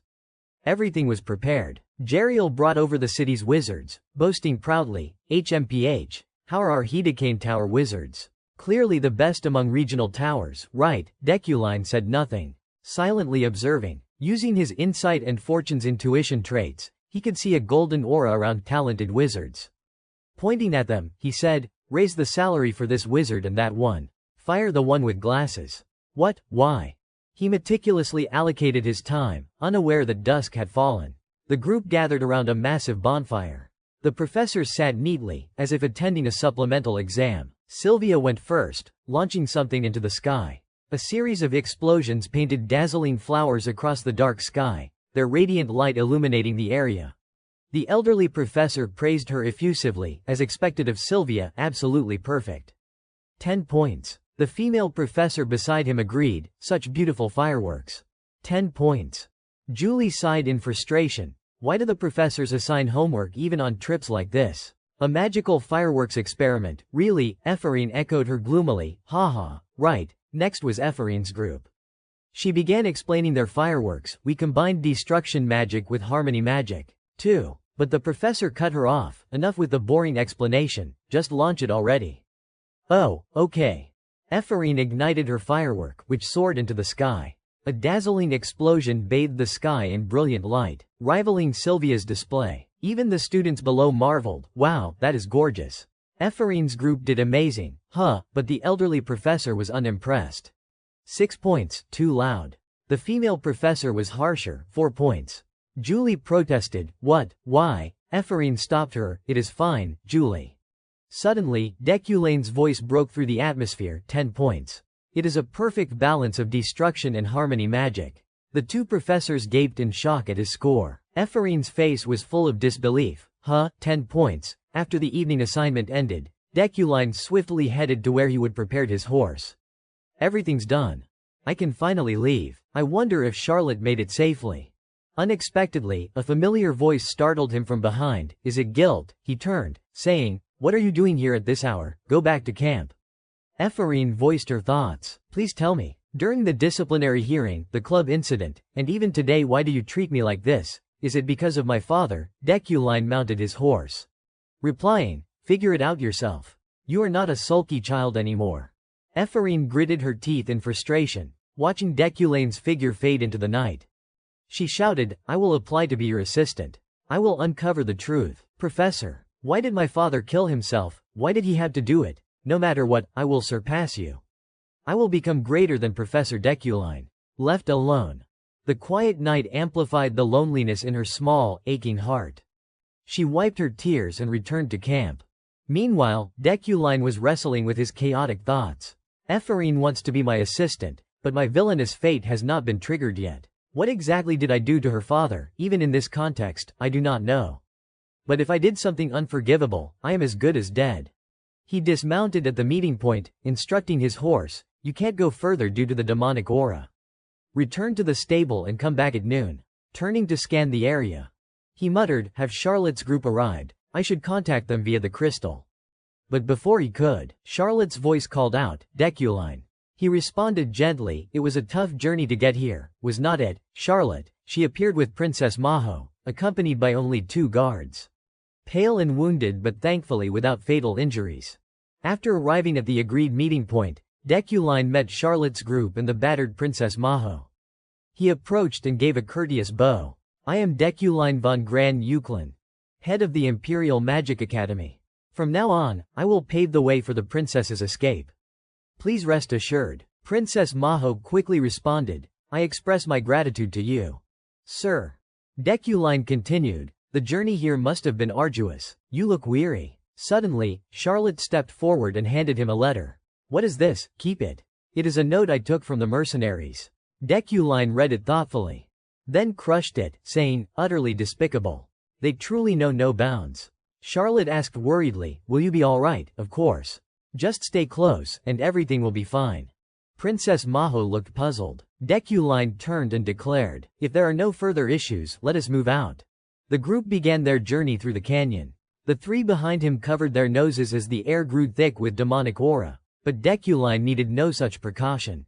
The princess glanced at Charlotte and asked, "Charlotte, what was in that letter?" Professor Deculine did not look pleased after reading it. Charlotte, concerned, answered, "It said there are 37 assassins and someone named Dianon pursuing us." Dianon, Charlotte's expression darkened as she explained slowly, "Yes, he is a hybrid of demon and spirit, making him extremely difficult to defeat with physical force or magic. Compared to the assassins, he is a far more troublesome threat." "No, that can't be. What is even more vile is that Dianon is a creature born from a contract." "A contract?" Dianon can only be summoned through dark magic called demon summoning. They use human bodies and demon horns as materials. In other words, they are using dark sorcery only the most wicked witches would dare to employ to hunt us. And these people want to become rulers of a kingdom, she added.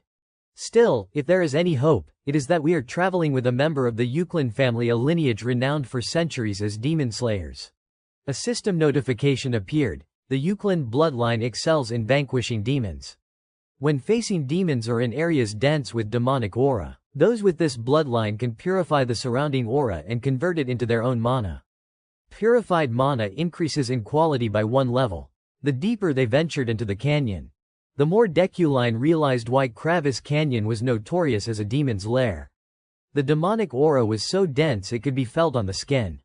Ordinary people would suffer greatly just breathing here. But for Deculine, it was the opposite, a tremendous advantage. Surrounded by the dense demonic aura, his mana quality temporarily rose to level 4.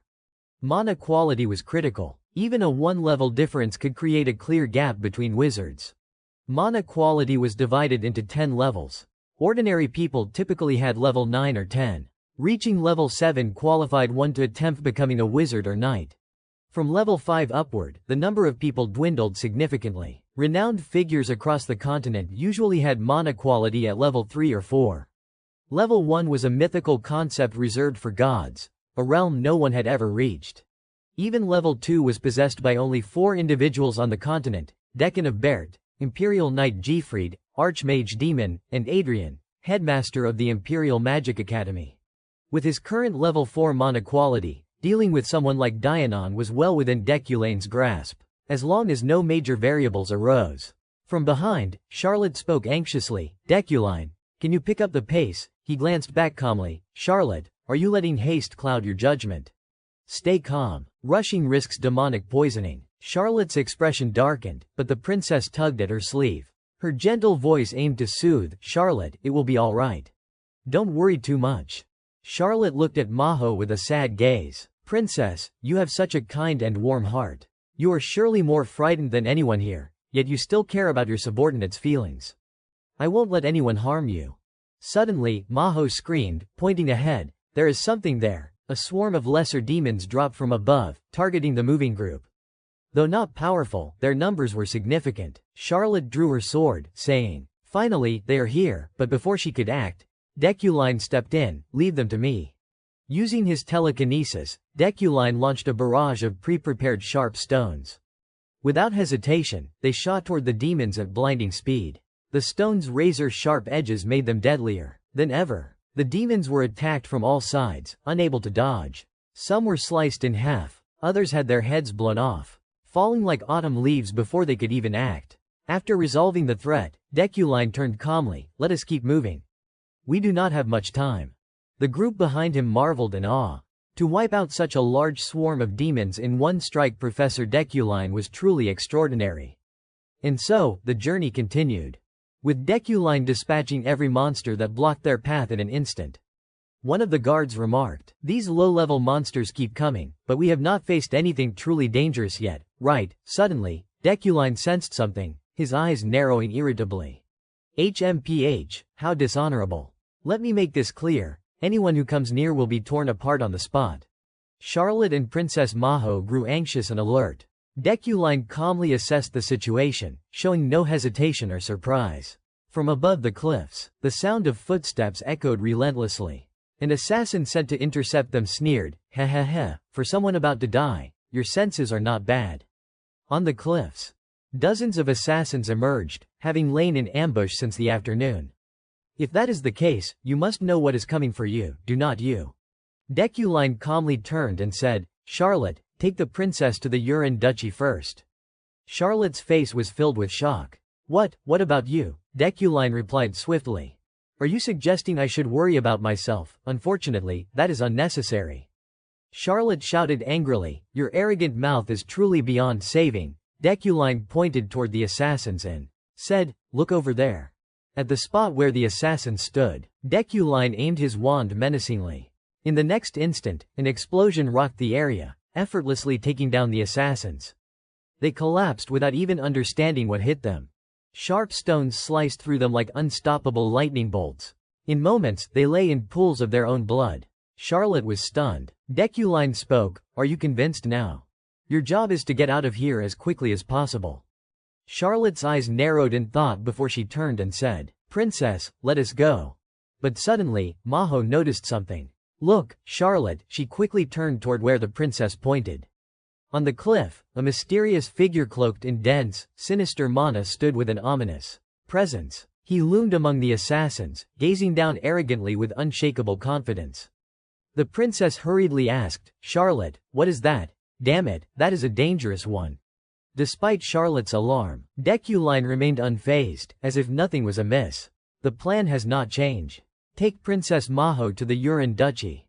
"But, you can't defeat them alone," Charlotte protested, worried. Deculine, composed, said softly, "HMPH, I will kill that thing." The swordsman beside him added, "I will assist the professor. Please leave quickly." Charlotte's face darkened, guilt welling up in her chest.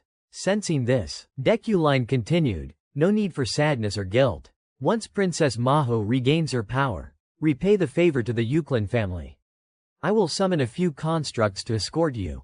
Don't waste any more time." Charlotte gritted her teeth, frustrated by her powerlessness. She grabbed the princess's hand and dashed off, leaving behind her final words. "See you in the Urin Duchy." The lesser assassins quickly pursued them. "Chase them, do not let her escape." "Haha, how far can those women run?" But Deculine interrupted, "You would better worry about yourself first." The figure glared at Deculine and sneered. "Arrogant wizard, you think you can kill this body with mere constructs devoid of mana? Magic won't fare much better. Mana and spells are drained by the demonic aura here. So, what will you do to kill me?" He stood proudly, each word dripping with audacity. Deculine observed him calmly, thinking, HMPH, cocky to the point of arrogance. But he was not wrong. Killing such a creature with ordinary physical attacks or mediocre magic was nearly impossible. Its body was almost liquid-like, and this environment was ill-suited for casting spells. However, that applied to other wizards, not the Euclid family. The advantage here was not exclusive to the enemy. It is not just my mana quality that is enhanced here. My mana recovery speed is also amplified. Throughout the journey, Deculine had layered mana onto his summoned constructs to strengthen them. This opponent was not a challenge. A construct appeared above the enemy, ready to strike preemptively. Instantly, a stone shot forward at blinding speed, severing the figure's head. But its body was not human. Deculine knew that was not enough. He pressed the attack, relentlessly tearing the creature apart. It countered with dark mana, but Deculine blocked it effortlessly. The swordsman behind him said worriedly, "Professor, that thing's body is slow, but..." "I know. Focus on the fight." Deculine's eyes blazed with determination. "Keep attacking until it is completely dead." He summoned dozens of sharp stones, preparing for a finishing blow. As his arm swung down, the assault began. Before the creature's body could regenerate, the stones tore it into hundreds of pieces, leaving it helpless. All that remained were its agonized, desperate screams. The swordsman cheered, "You are incredible, Professor," as the final stone struck the enemy's head. The battle ended. Meanwhile, Charlotte had defeated the assassins tailing her. She rushed to the princess, shouting, "Princess, are you all right?" Maho collapsed to the ground, exhausted, her face showing fatigue. "I am fine, just a bit nauseous." Charlotte realized it was the early signs of demonic poisoning. "We just escaped the canyon. Please hold on a little longer." Suddenly, a familiar voice called out from behind. Maho turned to see her grandfather, Jurin, the Yurin Duchy's Minister of Internal Affairs. She felt a wave of relief. The mission was complete. He approached Maho, saying, "You have been through a lot. Forgive us for only being able to wait here. It is all right. I understand. I am even grateful." He turned to Charlotte and asked, "And you are?" Charlotte bowed politely. "I am Charlotte, Princess Maho's escort." "I see. Thank you, Knight Charlotte." "Did you escort Maho here alone?" Charlotte's face grew somber. "No, others helped us." She turned to look back at the canyon they would escaped, lost in thought. "Minister, can we wait for them a bit?" "Of course." The group waited from morning until dusk, but Deculine and the swordsman did not appear. The empty road stretched silently, bathed in the red glow of purification light. Princess Maho asked worriedly, "Will Professor Deculine be all right?" Charlotte's face darkened. He truly risked his life to protect the princess. Jurin gently patted Maho's shoulder, saying, "We should go." The group entered the city gates, their reluctant gazes lingering for a few fleeting moments. Their hopes were not in vain. Finally, the one they awaited appeared. Deculine approached slowly, his clear voice echoing, "Looks like you made it safely." The swordsman scratched his head, chuckling sheepishly. "Haha, we are still alive." The two ran toward them under the twilight, their emotions surging as if meeting for the first time. After defeating the assassins and safely escorting the princess, Deculine quickly bid farewell. "I will take my leave now." Charlotte, concerned, hurriedly asked, "What? Don't you need to rest?" Deculine casually brushed off his coat and replied, "No need. The job is done. Jurin can fill you in on the details." With that, he turned and walked away, leaving Charlotte and Princess Maho watching silently. Charlotte's eyes narrowed in thought. She had harbored doubts before embarking on this perilous journey, initially suspecting Deculine might sabotage them. Yet, he had risked his life to ensure their safety, single-handedly facing the dangers to guide them to their destination. Despite past conflicts, she felt compelled to express her gratitude. Charlotte reached out, calling, "Deculine." She offered a gentle, relieved smile. "Thank you." But Deculine responded with his usual indifference, his voice cold. "Fine. You have just arrived, still unwashed. I can't shake hands with blood-stained hands like yours." His words left Charlotte stunned. She gritted her teeth, thinking, that infuriating man never changes. Deculine walked down the sunlit path, his figure gradually fading. Suddenly, Charlotte called his name again, much to his annoyance. "What now?" she shouted enthusiastically. "Travel safely, I will repay this favor one day." Princess Maho waved cheerfully. "Thank you so much, Professor Deculine." Deculine glanced back with an expressionless face, offering only a slight wave as a farewell. A system notification appeared, "Independent mission completed. You have earned 4 store credits and plus 30 mana." As evening fell at the minister's residence, a familiar voice spoke, "Minister, it is Charlotte." "Come in." Charlotte entered slowly, bowing respectfully before sitting in the chair across from him. Her mind was filled with unease. What will he say? Does the Yurin Duchy not accept us, or is there some hidden scheme? No, if they meant harm, they would have acted when we arrived. Minister Jurin sat beside her and spoke calmly. Charlotte, listen carefully to what I am about to say, and do not be too shocked. His voice carried solemn authority. The Grand Duke wants Maho to be his successor. The Grand Duke's family, instrumental in founding the nation, is independent, unbound by the royal family like ordinary dukes. Charlotte froze for 5 seconds, unable to process what she heard. Stammering, she replied, so, the princess will be the next Grand Duke. Exactly. It seems he made this decision even before receiving Maho's letter. He does not seem to trust his grandson. Jurin continued, this is top secret. Only he, you, and I know. Charlotte's eyes narrowed with worry. Is this truly possible? Just recently, the princess had nearly died in a struggle for succession. A powerless, fragile girl. Yet now chosen as heir upon arriving in the duchy. The events unfolded so quickly she could barely comprehend them. Suddenly, Charlotte realized something and asked urgently, Sir, does anyone else know about this? Jurin lowered his gaze, replying slowly, what are you saying? That is impossible.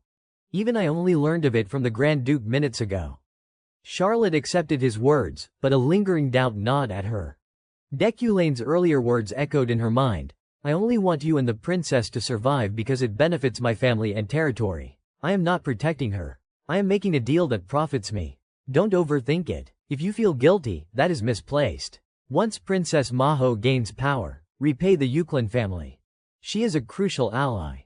The more Charlotte thought, the more confused she became. What did he mean? It is like he knew this would happen. I am well versed in politics. In intellect or foresight, I far surpass you, Deculine had said. She would dismissed it as arrogance, but had he calculated everything from the start? Her face darkened as she thought, he is a monster.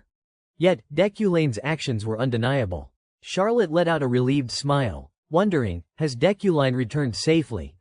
Meanwhile, at his estate, Deculine lay sprawled on his warm bed. Rising after a brief nap, he thought, only 2 hours of sleep, he glanced out the window. The sun had not fully risen. Slipping into his robe, he mused, my Iron Man trait wipes away fatigue with just a short rest. No matter how grueling yesterday was, my body's fully recovered. Reluctantly, Deculine got out of bed. First, I should test my telekinesis again. He thought, modern people would envy this Iron Man trait. Suddenly, he paused. A feeling stirring within him. Sighing wearily, he thought, if only I would trained like this sooner. Waking up to train, always training, never resting, always seeking weaknesses to overcome. This habit likely stemmed from Deculane's constant proximity to danger, but that alone did not explain it. His disciplined routine, unyielding will, and iron spirit had let him live without waste. Looking at the ceiling, he reflected, if only I would been like this before. He recalled his girlfriend's disappointed gaze. What is wrong? Got something to say, number. I am leaving. Oh, okay. Back then, he had not realized how pathetic he was, obsessing over trivialities. If Kim Woojin had been like Deculine now, perhaps she would not have left. Deculine sighed, sleeping more is hard when Iron Man makes it inconvenient. For someone trapped in a game like him, 22 hours a day felt endlessly long. The scene shifts to the docks, where students returned to the capital. Wow, that was fun, I am reluctant to leave. Yeah, we should bring the family next time. In a narrow alley, Ganessa was stealthily hiding. The kids with her were excited. Wow, so many wizards. I want to see too. Those are Magic Tower rookies back from the canyon. Ria, standing in a corner, looked puzzled. Why are we hiding here? Ganessa turned, forcing a smile. Haha, it is just crowded. We are just stepping aside, not hiding. But Ria muttered, HMPH, suspicious. Ganessa glanced toward the train gate, damn it. Why's Deculine here now? As Ganessa swooned, Ria walked past calmly. No matter how crowded, it is not as bad as squeezing into this alley. I am going out. Ganessa tried to stop her, no, but her shout drew Deculane's attention. He looked her way. Damn, he spotted me. The girl beside her froze, as if seeing something strange. Ganessa's face filled with shock as she saw the man before her. Memories flooded back unbidden, crashing through the barriers of suppressed recollection. Her eyes welled with tears. Those 8 years they spent together would never fade. Why is his image in my mind? He is just a game character. So why do I miss him so much? On the other side, Deculine felt the same. Staring at the girl, he thought, she looks exactly like you Era. Her radiant, sun-like smile had carried him through hardships in his past world. They stood frozen, gazing at each other in silence, the moment suspended in a fateful stillness.